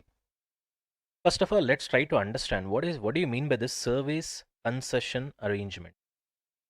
So basically it is contract between two people. Who are they? One is the operator and the other one is grantor. So basically operator is the company or the entity, grantor is the customer. Okay. Why he is called as a grantor? Typically it will be the government because he grants the right. Sometimes he grants the revenue. Now this operator constructs or upgrades an infrastructure that will be used to provide a public service on behalf of the grantor. Basically, grantor is the customer. Okay, right. The name used is as grantor because the logic is that he grants the license. That's the reason. Collect the toll and stuff like that. Anyways, the examples are national highways, bridges, tunnels, airports, public transport, or anything that is of public interest, public use. Okay. So typically, the best example you can understand is highways, national highways. Okay, where the entity or the operator constructs the highway and then the grantor typically grants the license, collect the toll. Got it? Sometimes they will also give money as well, especially when it comes to state highways. Okay, state highways, generally what happens is that they'll not, state governments will not be interested to collect toll. Probably what they'll do is that they'll just pay the payment right away. Okay, and the road will be free for the public to use, because that money is already indirectly collected through your road tax. When you buy a car or a bike, all the money that you pay in road tax na, is in lakhs, eventually goes to the state government, and the state government has to logically use that to build the state highways, which should be eventually free of cost. And the national highways are constructed by the National Highway Authority of India, where anybody who wants to reach the destination at a higher pace, at the higher speed, and wants to move fast, you can use the national highways and eventually pay the toll and then move on. So it should be like a choice. But unfortunately, in our country, what happens is that because anyway, national highway is constructing roads, and people are ready to pay the toll, and they don't question. Most of the state governments, they are not spending money on state highways. Once the national highway comes into picture, they are just diverting that money for all the freebies and toll. Okay, typically that's what is happening in our country. Anyways, having said that, now see here. This basic idea you've understood. What do you mean by service concession arrangements? It's between a company, an entity, okay, who is the operator, and the other guy is the government, who is basically a grantor. Clear? Right. And it involves, yeah, construction of anything that is basically used by the public. Okay. The operator builds and operates the infrastructure. It can be highways, bridges, tunnels, or airports for a specified time, and in return receives either a fixed payment from the government in case of state highways, or right to charge the public, that is toll collection, in case of national highway. Usually that's how it happens. There is an important point that you have to note here. That is the reason I've highlighted this. The infrastructure under such arrangements is not recognized as PPE by the operator. Very, very, very important. Because you don't have the right over the asset. Your job is to just construct it and hand it over to the grantor, that is the government. Because since it doesn't control the asset, the government does, the grantor does. Therefore, you cannot recognize that as an asset. Keep that in mind. Instead, the operator recognizes it either as a financial asset or intangible asset. Sir, what is this, sir? You will understand. We're going to learn this only. Right now, you will not understand this. Keep it as a question mark in your mind. No worries. Now we're going to understand that. Okay. Right. I gave an example over here. An entity builds highway for National Highway Authority of India and agrees to operate it for 15 years. So it means you need to maintain it as well. During that period, the company can either get a fixed payment from the government or right to collect tolls. Mostly it will be right to collect tolls. Okay. Chalo. Accounting treatment differs in each case. That we're going to see right now. So first we will see fixed payment scenario. That's what we have seen. Na? Financial asset and intangible asset. Financial asset in case of fixed payment. Intangible asset in case of right to collect tolls. Financial asset in case of fixed payment. Intangible asset in case of right to collect tolls. That we will be seeing now. Okay, chalo. Let's start with the first example. I want you guys to focus 100% over here. So this will be a little bit, will sting you a bit. Okay. I want you guys to focus. Ready? Okay. Fantastic. Now, okay, Nana. So we have two parties. We already know. One is the entity. The other one is the government. Entity is referred as operator or contractor. Government is referred as a grantor. This we already know. Okay. Now in this example, let us take construction of national highway. Obviously, right? That's the easiest example to understand. Now in this example, let's say construction period is for 3 years. So 3 years you'll construct the road. Fine. Total expenses estimated to be incurred is 200 crores. Fine. For a period of 3 years, obviously, because you're going to finish off the construction in 3 years. Fair value of the construction services is 220 crores. Why do we need fair value? Because Ind AS 115 specifically says once you construct something, you have to recognize that at a fair value, not at the cost that you have incurred. But the point that we will see now. That's why fair value information is also important. Revenue related to the services during operation time is 60 crores, and that will be for 7 years period, and that will be paid by the government. Financial revenue, that is nothing but interest for late payment, because it is government or the grantor. Never you will get your money on time, so therefore always they will delay. So once they delay, they'll also have to pay you interest payment. Okay, so therefore that is also there. Okay, so total cash flow generated by the government is 300 crore, which means it has to be paid to the entity eventually after 10 years. 3 years for construction, 7 years for maintenance. Clear? Which means you will be operating. So this total 10 years will be divided into two phases. Phase 1 is construction phase, 3 years. Phase 2 is operation phase, 7 years.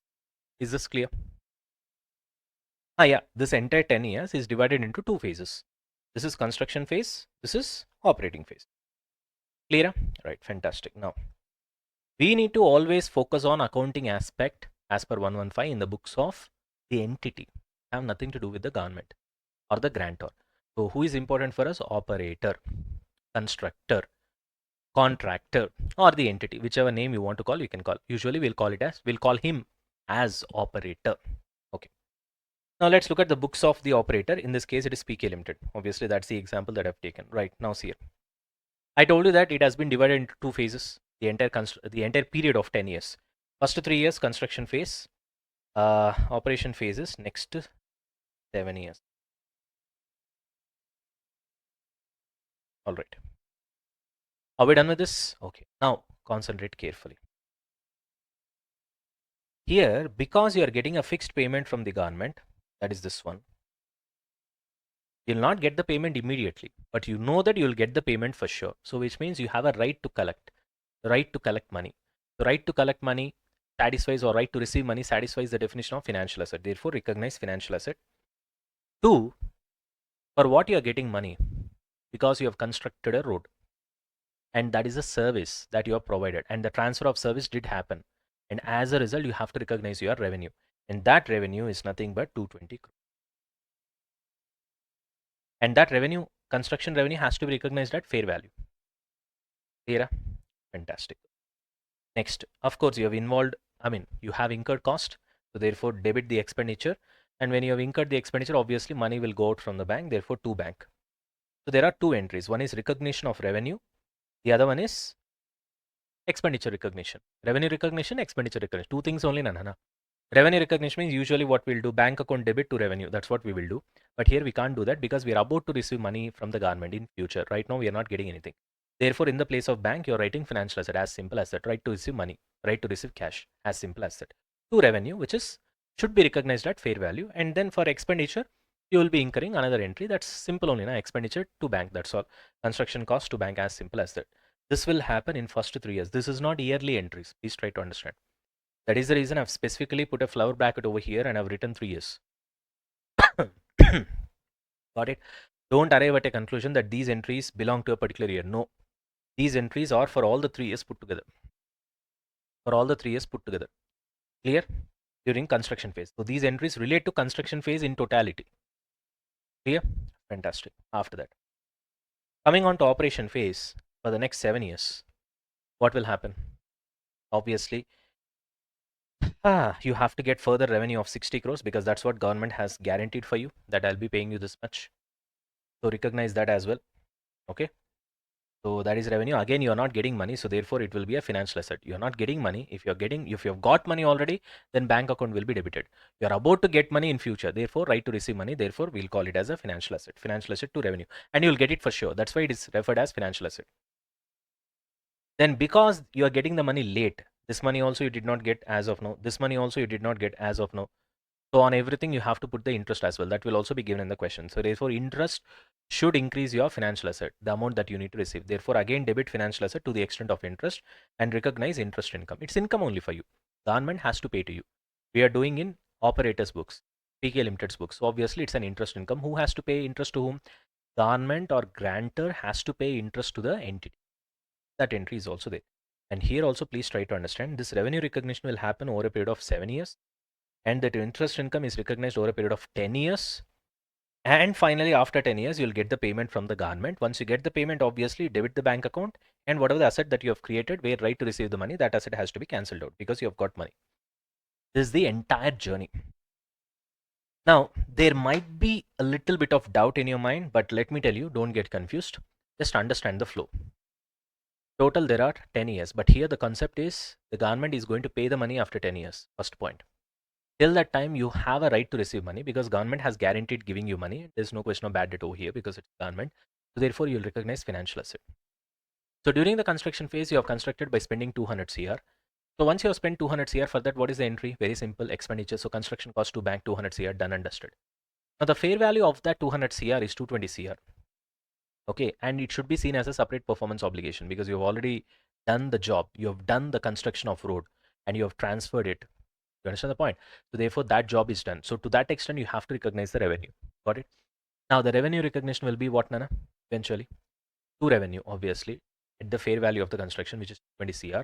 And if you got the money, you'll be debiting the bank account, but you have not got the money. Therefore, right to receive the money, financial asset.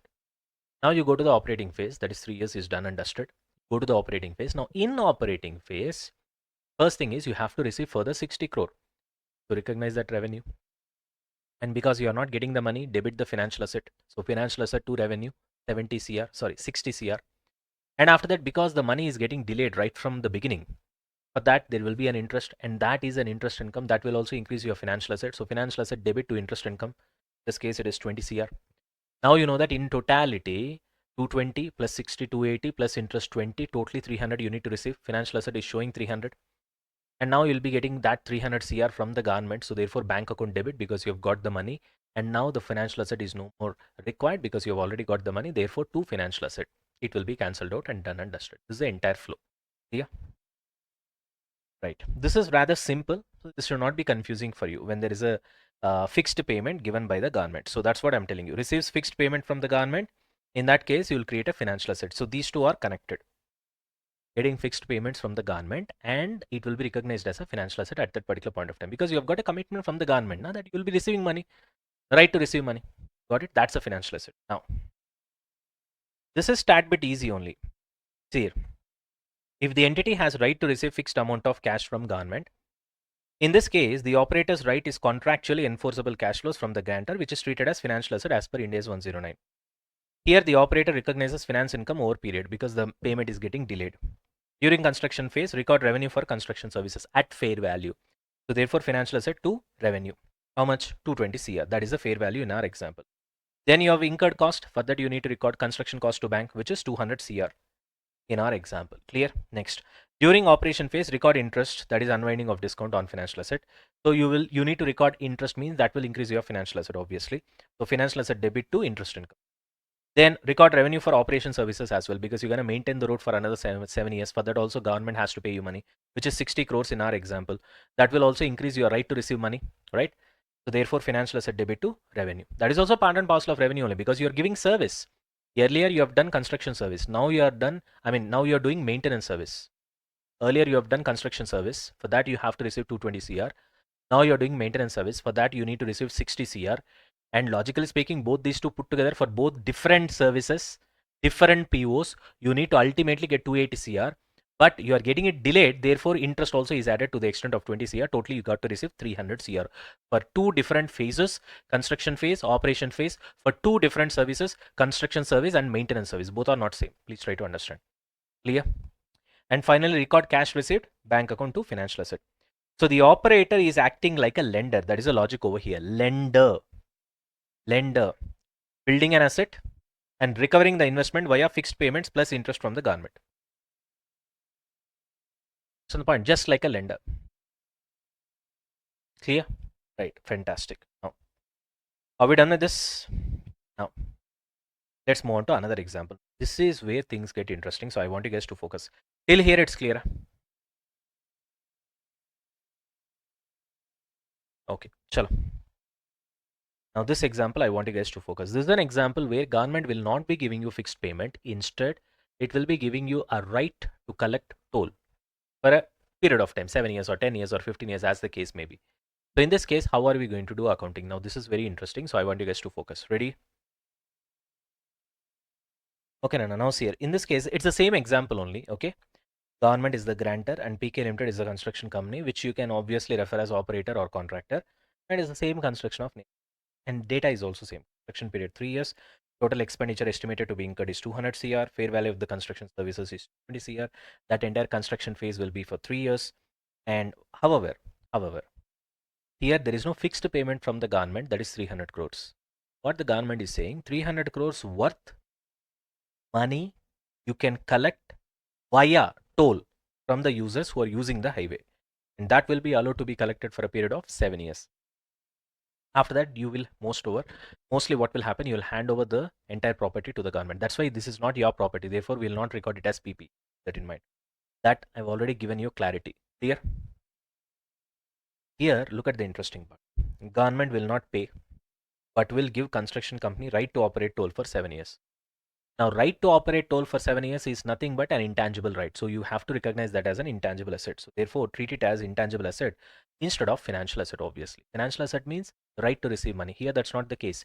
You have a right to right to collect toll, and that's kind of a license. Therefore it's an intangible asset. Clear? Now you'll have legal documents and all that stuff, obviously. So it satisfies the definition of intangible asset. It is identifiable and you also have a right. Okay. Now let's see how the entries will work when it comes to books of what? PK Limited. First 3 years during construction phase, what happens is that you have to recognize your revenue. In the last case, you are done and dusted with your construction services. So therefore, one service is done. Once it is done, you have to recognize revenue as per Ind AS 115. In last case, you are not getting money, but you have a right to receive money. Therefore, you used to debit financial asset. Now, in this case, you have to recognize your revenue, but you are not getting consideration in the form of monetary compensation. Instead, you are getting non-cash consideration. This is where many people forget to understand the depth of the concept over here. Are you able to understand? So people, sir, to revenue you have written, sir, you're recognizing revenue. On behalf of the revenue, you should get something, na? Then only we call it as revenue means what? Sales. Sales means what? You sold something, which means you should have received money. That's obvious. Which means consideration should be there. In the first case scenario, when there is a fixed payment on behalf of the government, do we have consideration? Yes. Government promised to pay you 300 crores. Only thing is that it will take time to pay you. So therefore, I know that in future he's going to pay me money. Therefore, I'm recognizing that as a financial asset. So this is your consideration. So it's clear. There is no confusion. Whereas in this case, where is the consideration, Bapre? The consideration is nothing but the non-cash consideration kind of have asset in the form of consideration. So therefore recognize intangible asset to revenue. Obviously revenue. Construction should be recognized at fair value. That will be your revenue. Clear? Construction cost entry obviously will come. Construction cost to bank. There is no difference in that. This is what happens during the construction phase. Fantastic. Now remember, this is one PO where construction services is done and dusted. Done and dusted. Now come to operation phase. Here maintenance services is what you are providing. At the same time, you are collecting the toll. Okay. So therefore, what you will do, first of all, you already have an asset. Asset is nothing but intangible asset means what? Why it is valued at 220 CR? Because you get that much of benefits in the future because of that intangible asset. So therefore, asset always has to be depreciated. Because it is intangible asset, depreciation will be referred as amortization. Therefore, amortize it based on straight line method. That's all. So now you are using the right which was created earlier. Right means right to collect toll. So therefore, you have to amortize that. So do it for next 7 years. That is the entry over here. In other words, depreciation of the asset, Nana. That's all. Simple. Okay. At the same time, you are collecting toll, which is nothing but toll revenue, toll revenue, toll revenue, and therefore you are getting money. Therefore, debit the bank account. Now the point is, people tend to get confused between these two revenues. Look at one doubt from the student. Do not get confused that revenue is booked twice. That was one doubt from the student. Sir, are we booking revenue twice here? No. That's why I've written, do not get confused that the revenue is booked twice. It is not booked twice over here. Okay.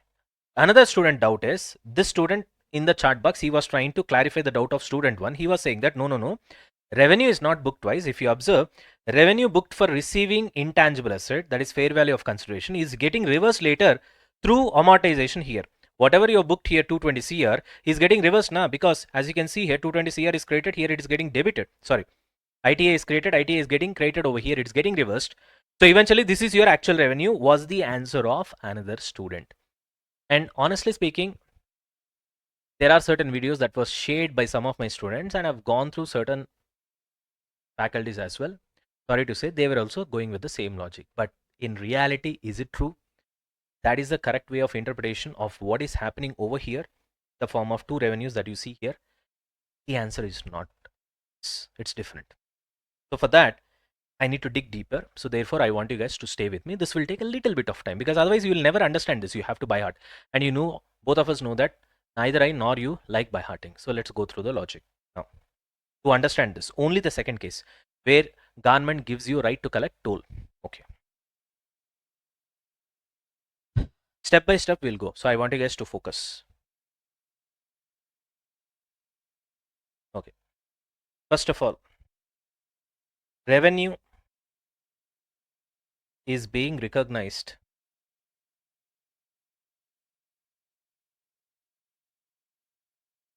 twice? The answer is no. Revenue is not getting recognized twice. Clear? How, sir? We'll see. See, you are actually have to write along with me. That's the reason I'm also writing over here. Got it? Write along with me. You're recognizing revenue for two different services. This is what I'm trying to explain right from the and different.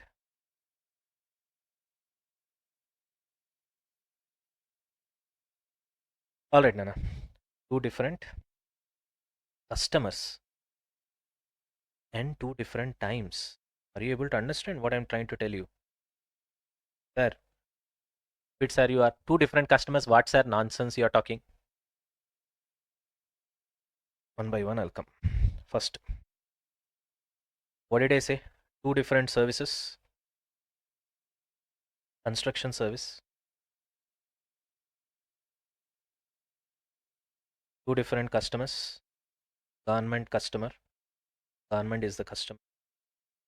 Two different times. First 3 years.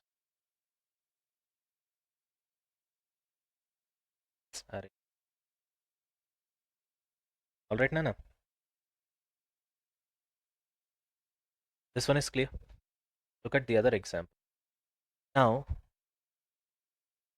numbers and all those things we'll see different, okay? Right? That we'll see different. Other one is, okay. Maintenance service. Customer is what? Toll users. Not right, toll. Road user. Next 7 years. This clarity is there for you. If you can get clarity over here, rest of my explanation will be very easy.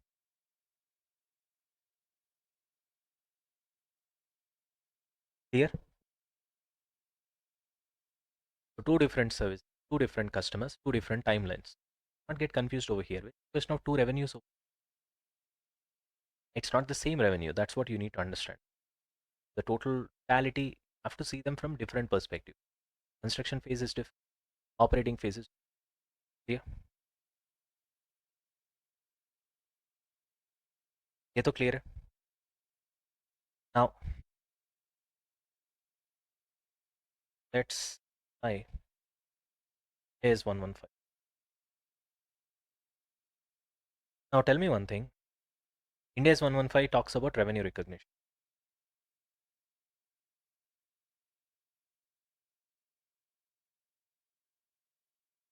When you'll recognize revenue? When who is satisfied. Any doubts in this? Clear? When PO is satisfied? When transfer of control.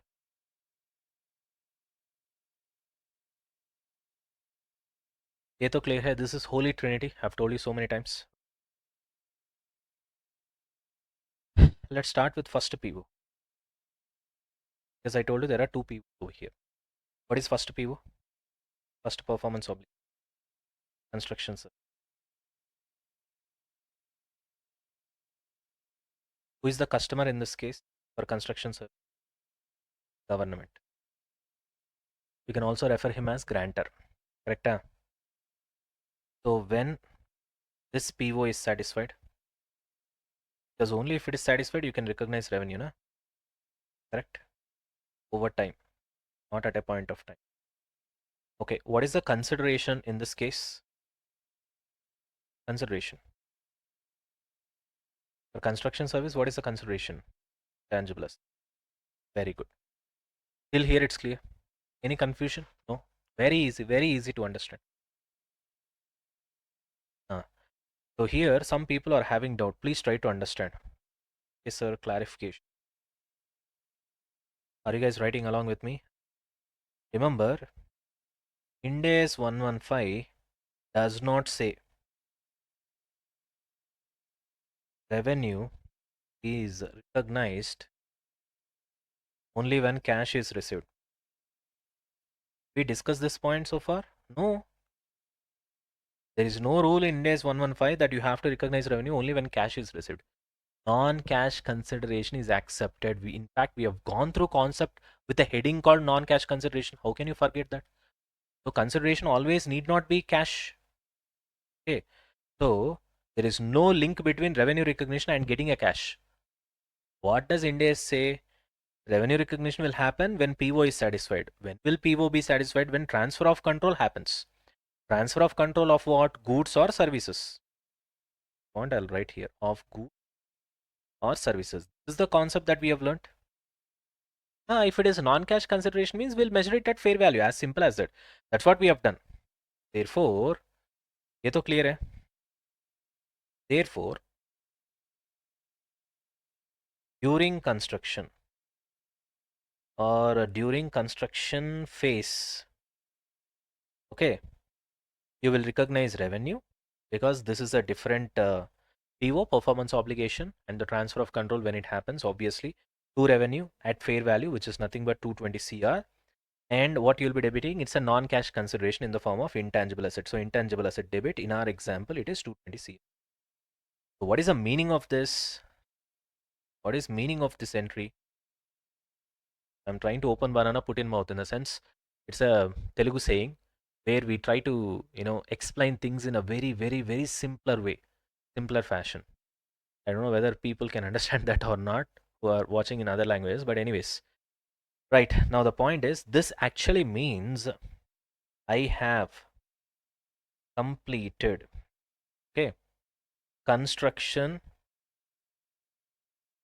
services worth 220 crore for the government, because the customer is government, na? And in exchange, what did I get?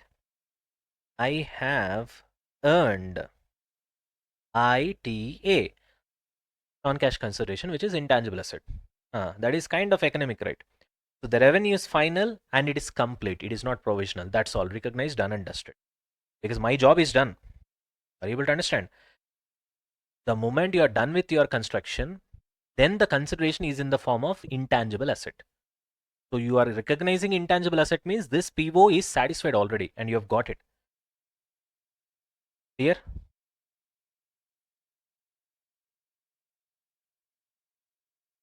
Okay. Now, so ये तो clear है? First PO. Let's go to second PO. Now tell me, what is second PO? You people tell me now. Very good. Operating the road. Or correct? We'll go in the same flow. So first PO is construction service. Now, who is the customer in this case? Will tell me. Public. You can also call them as road users, not the government. Please try to understand this. Okay. What service are you providing?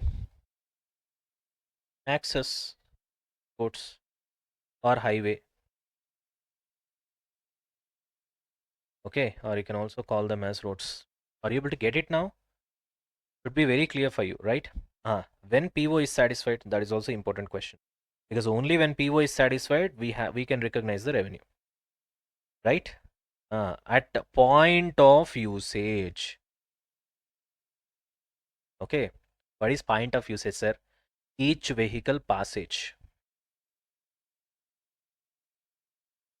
Once the vehicle passage is done, respective PO is satisfied. Clear?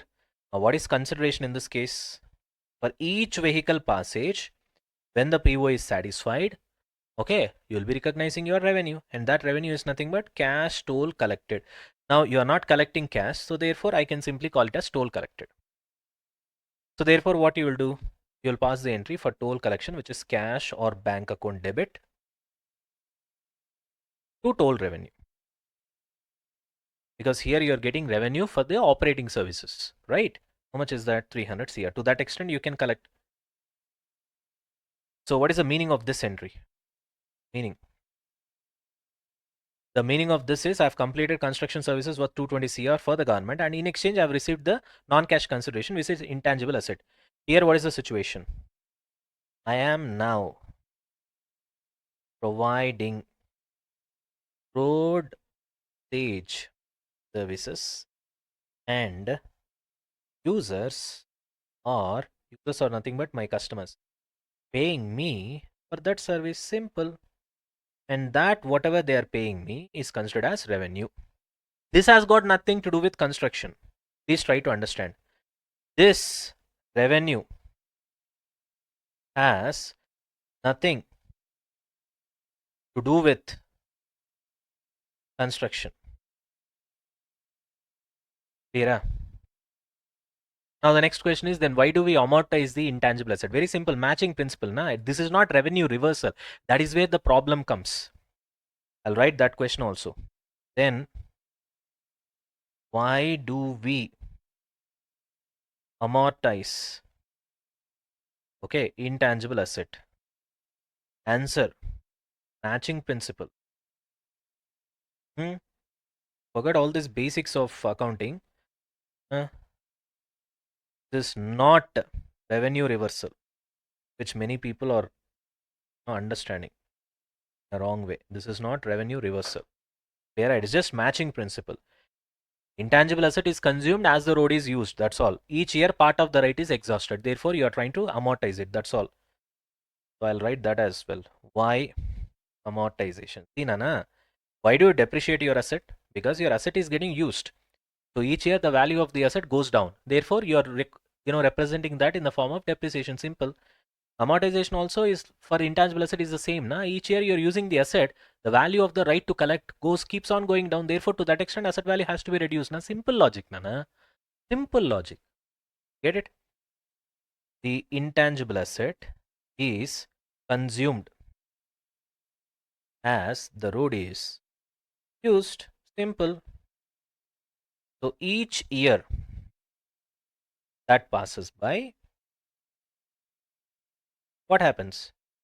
The right to collect toll or intangible asset value is getting reduced.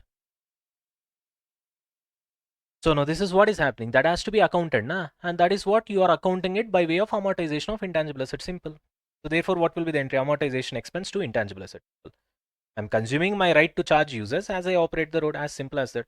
Therefore, this is not like reversing your construction revenue. It recognizes the cost of using the right. That's all. Am I clear? Right. I hope this is. That is the reason. Don't arrive at a conclusion that you're recognizing revenue. Booked revenue is booked twice, or you're reversing the initially booked construction revenue. No, both are two different POs. Okay. I'll put an into over here. I'll put an into over here. Wrong. Wrong.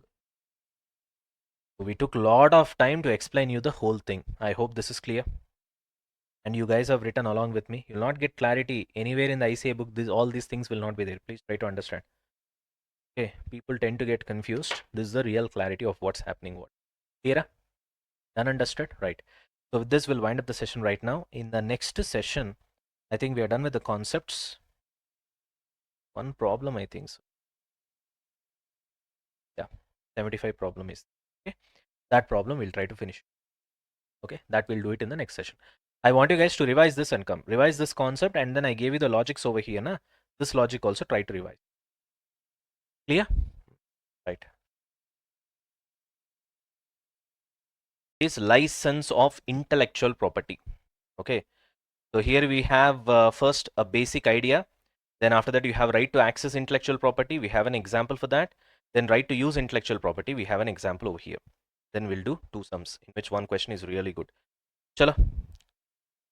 Let's start learning this concept. Chalo, Nana, first we'll start with first example so that we'll be able to understand this. But before that, just a basic idea. What do you mean by intellectual property?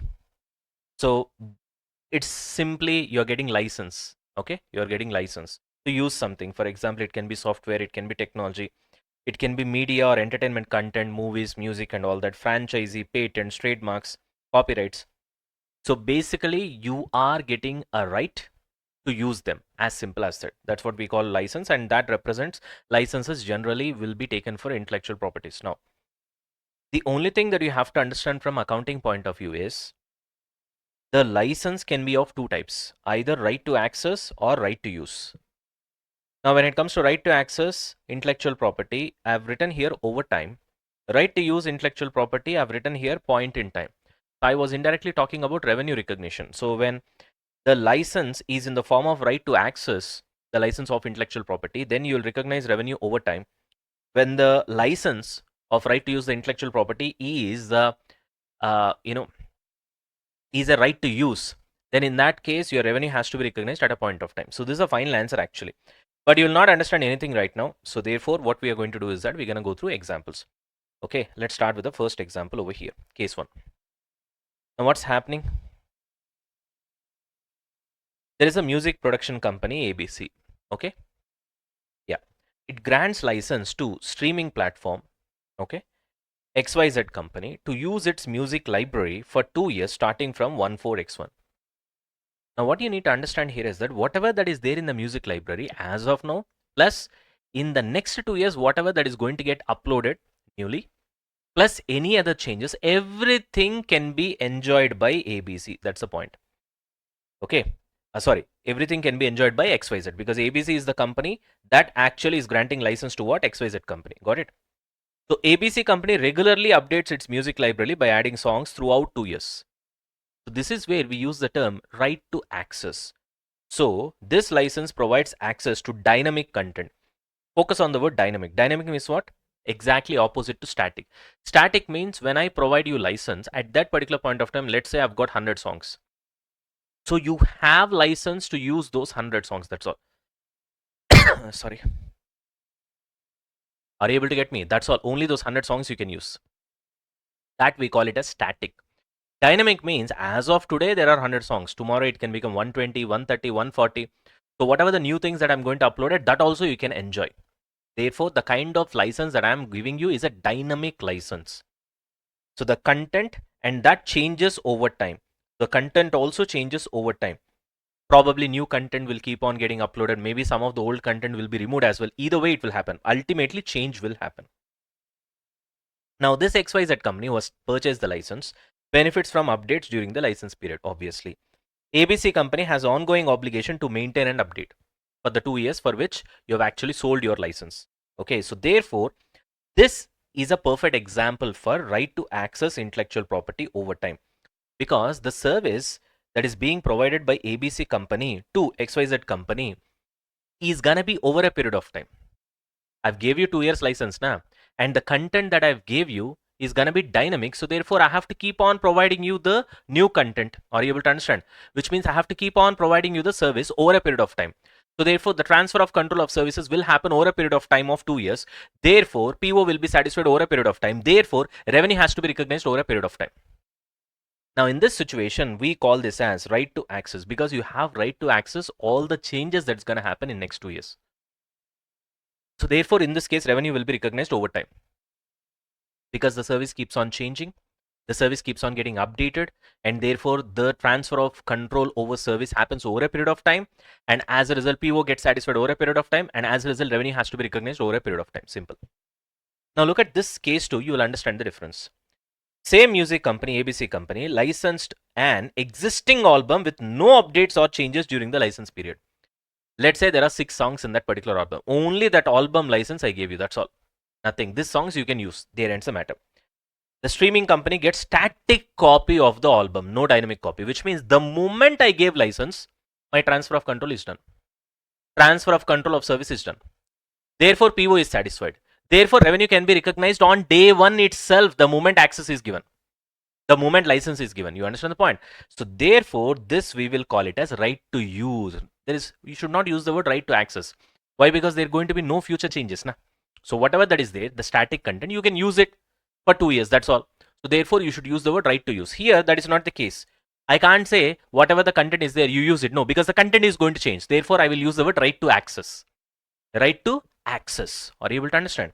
So therefore, in the case of right to use, because the content is static, There's going to be no changes whatsoever in future. Therefore, the moment I gave you the license, the transfer of control of service is done. Therefore, PO is satisfied at a point of time. Therefore, revenue also will be recognized at a point of time. That's it. So only to understand whether transfer of control of intellectual property is happening over a period of time or at a point of time only, we have seen these two examples. Got it? Now let's revise. See here. Licensing can grant either right to access intellectual property over time or right to use intellectual property at a point of time. The revenue recognition pattern depends upon which of these applies. Case 1, right to access. In right to access, what happens? If the license provides a right to access intellectual property as it exists and evolves over time, the revenue is also recorded over time, recognized over time. All these three criteria must be met to call it a right to access. What are the criteria? The entity is required or expected to perform activities that significantly affect the intellectual property. Like you need to update the entire platform, you need to maintain the entire platform. Then the license exposes the customer to the effects of these ongoing activities, receiving software updates and all those things. The entity ongoing activities are not separate performance obligations, they are part of the licensee's essence. So tomorrow you're going to add one more song. Can I call it a separate performance obligation? No. Tomorrow you're going to add one more feature. Can I call it a separate PO? No. Everything put together forms part and parcel of the license that has been given. That is why we are using the word dynamic. Dynamic means all the changes are also included. So whatever that is going to happen in the platform, you will have license for a period of 2 years. Therefore, tomorrow I'm going to do something. Tomorrow I'm going to add one song. Tomorrow I'm going to add one feature after 6 months. Then can I say that that service, transfer of control of that service has happened today itself? No, it's gonna happen over a period of time. After 2 months, I'll upload something new. After 3 months, I'll upload something new. After 5 months, I'll remove something that is existing. After 7 months or 8 months, I'll upload again something new. You understand the point? Just like Netflix. You subscribe to Netflix. Netflix keeps on changing things. Adds movies, removes, adds content, removes. So which means, is it dynamic or static? Dynamic. So from Netflix point of view, what is that? When we buy, we get the license to watch it, and tell me, is it right to access or right to use? Right to access. Right to access. Netflix is a prime example. Prime also, anything. All the platforms are ever changing. They're dynamic in nature. So say for example, you'll have a normal content and then it becomes 4K. It keeps on changing. New features keeps on coming. You understand the point? So it is right to access. The Netflix, what you're doing, all the subscription, pretty much right to access. Got it? Right to use means, say for example, let's say, suppose you are making a movie and you wanted to use songs from an old Ilayaraja Sir's movie, for example. I don't think everybody will understand what I'm trying to say right now. Those who can understand, if you know, you know. Okay. So therefore, you want to use the song and you know that obviously you have to get the license. So you go and get the license over there and you say that I'm going to use it for another 2 years for whatever the movies that I'm going to make. Now here, if you take license of that particular album of Ilayaraja Sir movie, right? Then that is right to use, because now no change is going to happen. It is just static. So that will be regarded as right to use, and the moment Sir gives you license, you can recognize the revenue. Who can recognize the revenue? Sir can recognize the revenue at a point of time. Got the point? Chalo. I hope this is clear. Easy peasy. Everybody. Right. Shall we go for solving sums now? Yes. 69 and 72. Now, question number.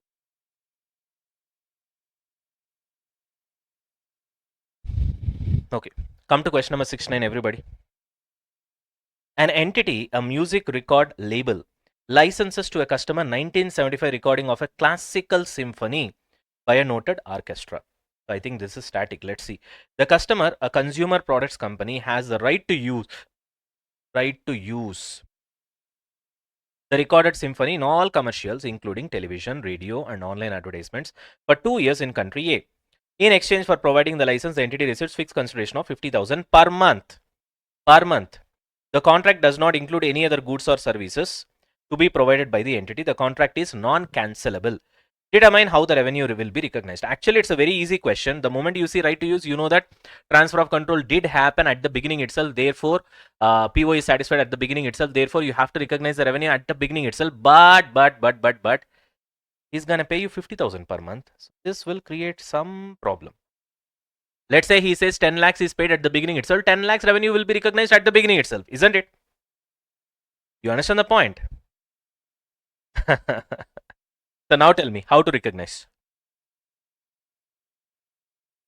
First, transfer of control is happening over a period of time or at a point of time? At a point of time only, because license is given for that particular symphony, which means PO is satisfied at a point of time. Yes.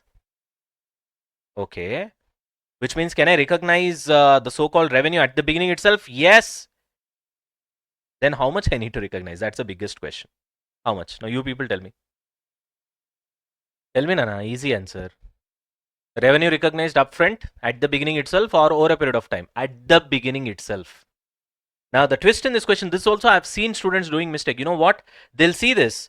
They know the concept. They know that right to use means obviously it's going to be static, and as a result your transfer of control happens at the beginning itself at a point of time. So PO is satisfied at the beginning itself. Therefore revenue has to be recognized at the beginning itself. They have that clarity, but by the time they come to this particular sentence, they'll see, oh, you are paying 50,000 per month, which means we need to recognize revenue over a period of time. No, all the revenue will be recognized upfront. Total revenue will be recognized upfront. Monthly consideration means revenue over time. No, wrong. Somebody has given answer here also. Wrong. Total revenue will be recognized upfront. That's the answer. Clear? And remaining, you can just copy paste the entire concept of right to use. This you can copy paste. This sentence and all. That's enough. That will be your answer. Don't go through your IC answer. This is the answer. Total revenue has to be recognized upfront. Exactly. Clear?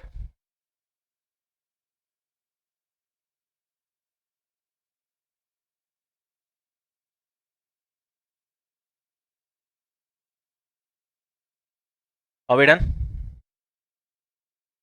Monthly payments is irrelevant, Nana. It has got nothing to do with things here. Your performance obligation is granting license, Nana. Is it granted? Yes. At a point of time, yes. The moment license is granted, you have to recognize the entire revenue. Clear? That we don't know, so you just write the sentence, total revenue has to be recognized upfront. That's all. Clear?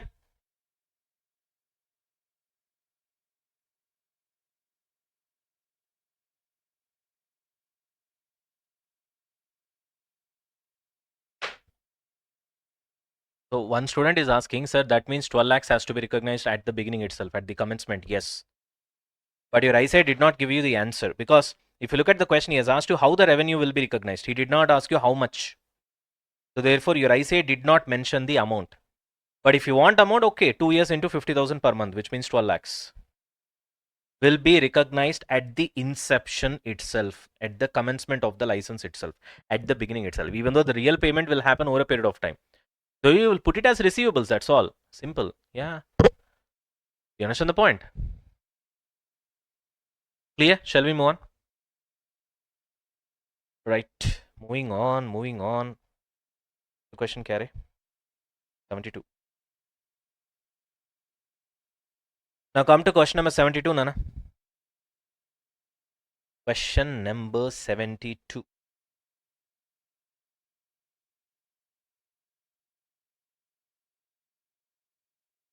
Ready? Okay. Sports team D enters, this is important and mark it as important. Okay. Sports team D enters into a 3-year agreement to license its team name and logo to apparel maker M. Okay. The license permits M to use the team name and logo on its products. Okay. Including display products and its advertising or marketing materials. Determine the nature of the license in the above case. Next. Modifying the above facts that Sports Team D has not played games in many years and the licensor is Brand Collector B, an entity that acquires IP such as old team or brand names and logos from defunct entities or those in financial distress. B's business model is to license the IP or obtain settlements from entities that use the IP without permission, without undertaking any ongoing activities to promote or support the IP. Very intelligent business plan, this fellow says. Would the answer be different in this situation? It's a good question, good question, good question. So now that you know that, there are only two types of intellectual property license. One is right to access, the other one is right to use. Right to access means the kind of access that you get is dynamic in nature. Therefore, the transfer of control of service will happen over a period of time. Therefore, PO will be satisfied over a period of time. Therefore, revenue has to be recognized over a period of time. The other one is right to use, where you will be given a static content and the content will never change. Therefore, at the beginning itself, at the inception of the licensing itself, you have to recognize the revenue because PO is satisfied at a point of time. Clear? This is what the concept that we know, but that needs to be applied over here, and that's going to be very interesting. So I want you guys to just read the question. I'll give you some 30 seconds. After that, I will solve it. I'll take time and then I'll solve it. We'll look at the facts of the question slowly, slowly, slowly. We'll start it. Only then this will sit here. Otherwise, this question is a little bit, yeah, it will sting. It will sting for sure. Right. Read the question. I'll wait for 30 seconds. After that, we'll start.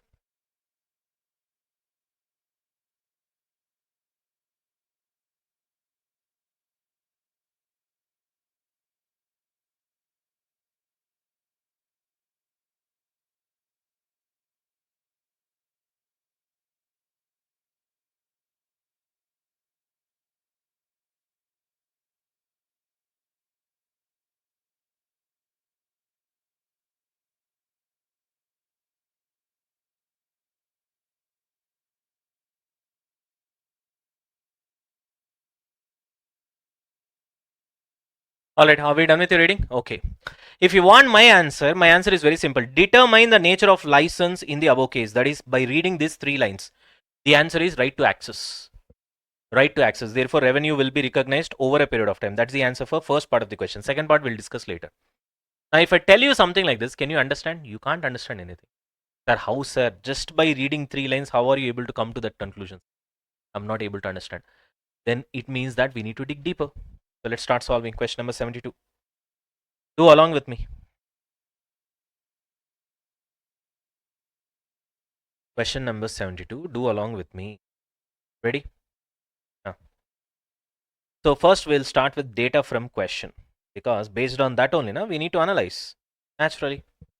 Let's start with data from the question. I want you guys to have question in front of you. What is there? Hardly it is 3 lines. You can easily remember also. Chalo, tell me.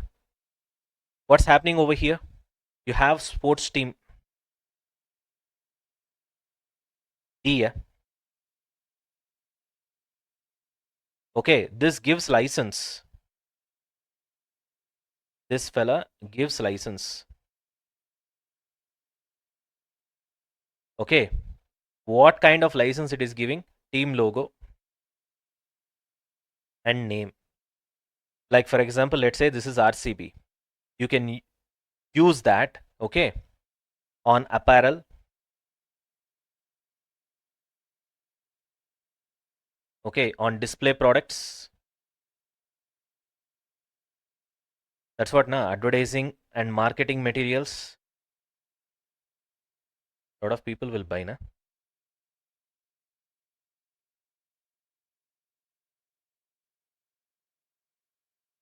You understand the point? This is what is actually happening. And remember, the most important point is this team is active team. What do you mean by active team? It is playing. It's playing. Look at the wording.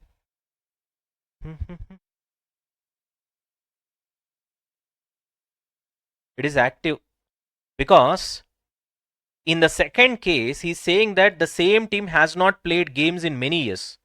Which means if you look at the first sentence, it enters into 3-year agreement to license its team name and logo to apparel maker M. The license permits M to use the team name and logo on its products, including display products and its advertising or marketing materials. Sir, here specifically nothing has been told the team is active. Yes, but you need to understand, use the smartness. Here, modifying the above facts. He's saying that this guy hasn't played anything. This team has not played any games in the many years, which means it automatically confirms the fact that here this team is playing games and it is active. This understanding is very important to arrive at the conclusion answer. Are you able to understand? So, even though here there is no clarity, but then by looking at this sentence where he starts with saying modifying the above facts, which means whatever the facts over here, for that this is opposite. And the opposite fact is this guy hasn't, this team has not played any games, which means here it has to play games. So therefore it is an active team. So if you can decode this, the problem is done. It's easy. If you are not able to decode this, then Maybe coincidentally your answer can be right, but you did not apply the concepts properly. Once I finish off the whole thing, you'll understand the depth of what I'm trying to say. Anyways, clear? Huh? Ready? Okay, now tell me one thing. What is the intellectual property over here? Team logo and name. This is the IP. Now the next question is, what is the value of this IP? It is dynamic. Why value of this intellectual property is dynamic? Because the value of IP depends on team performance, isn't it? Suppose during that time only this guy has won, RCB has won what? The IPL Cup. Don't you think that their value will increase? Exactly. More and more people will buy. The apparel, display products, advertising and marketing materials will work. So when this team is an active team, it continues playing games, field competitive teams and brand visibility will be there. So therefore, it will significantly affect the value of the team name and logo, which the so-called Maker M is using on its apparel. You understand the point? Apparel, right? Clear? Remember, one thing where students get confused is that these activities, which are done by the active team by playing games, do not transfer goods or services to Maker M. But it affects the usefulness and value of the intellectual property. The more and more these guys participate, the more and more they are active, the more and more they're performing really well, the more and more the perceived value of this intellectual property will increase. Now tell me, so more and more these guys are playing, more and more it will increase means what kind of intellectual property you have got? Is it right to access or right to use? It is right to access. Why? Because here itself I gave you clue, it is dynamic in nature. Therefore, the answer is right to access. Now, when I say right to access intellectual property, naturally you people will tell me what happens because of this. PO is satisfied. Over period of time, naturally. So which means what you have to do? PO is satisfied over a period of time. Then revenue is recognized. Correct. Revenue is recognized over period of time.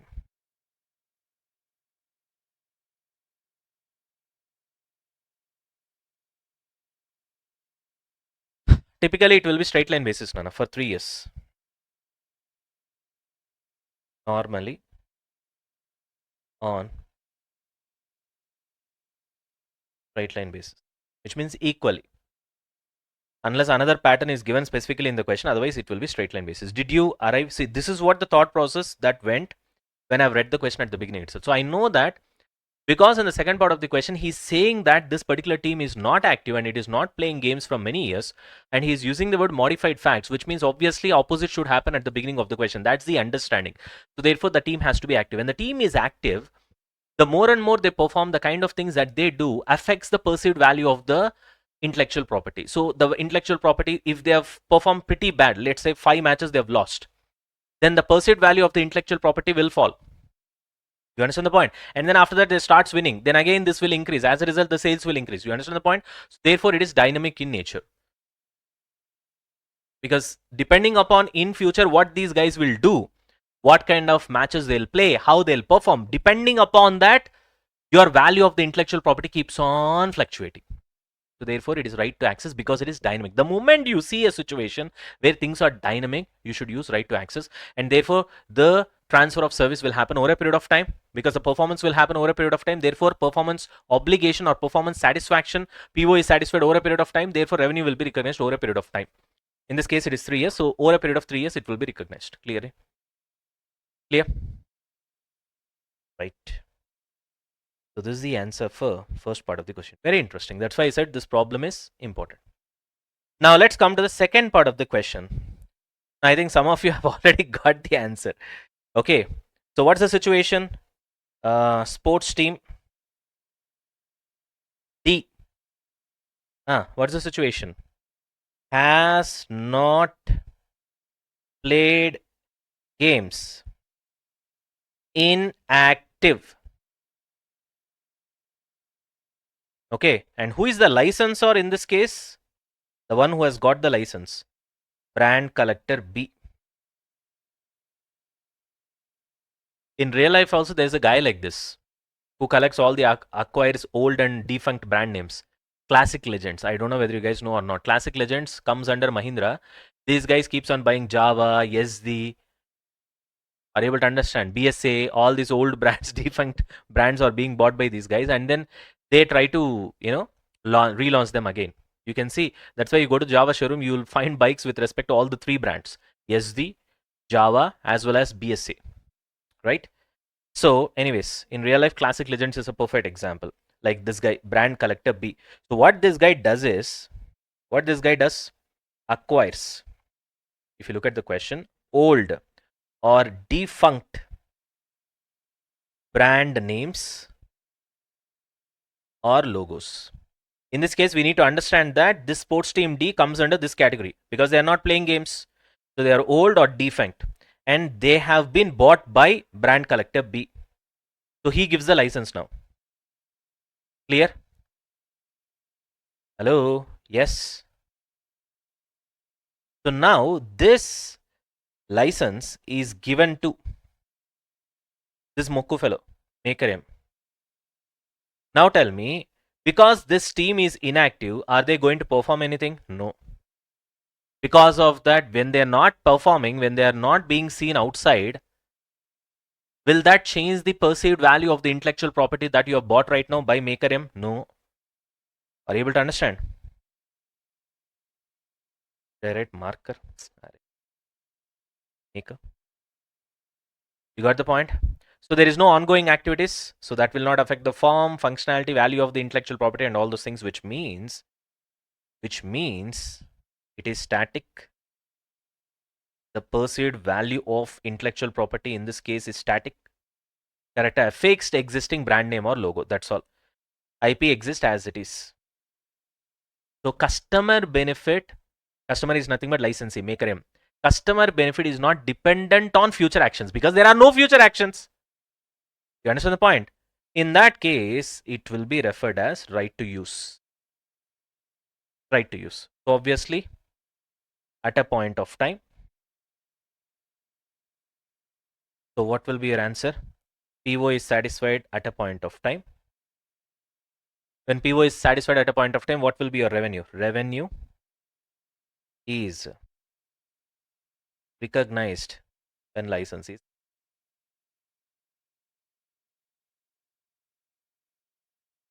Which means at the instant of contract. It's a very, very, very good question. So you can answer these kind of questions only if you're conceptually strong. Okay, so you need to understand, okay, fine. If these guys are not playing any games, then they are not going to do anything in future, which means whatever the value that you get today by getting the license, the value will remain exactly as it is. So nothing is going to change in future. It cannot increase, it cannot fall down. So therefore it becomes static. And as a result, it is right to use. And therefore, the moment the license is granted, immediately you can recognize the revenue because PO is satisfied at a point of time. Very, very, very beautiful question. These are all the kind of questions that actually needs to be asked at final level. Okay. But sometimes that's okay. Anyways, did I say it does not make these kind of questions nowadays? In IFRS, you will find these questions pretty well. Right? Are we done with this? Shall we move on? Right, that's it.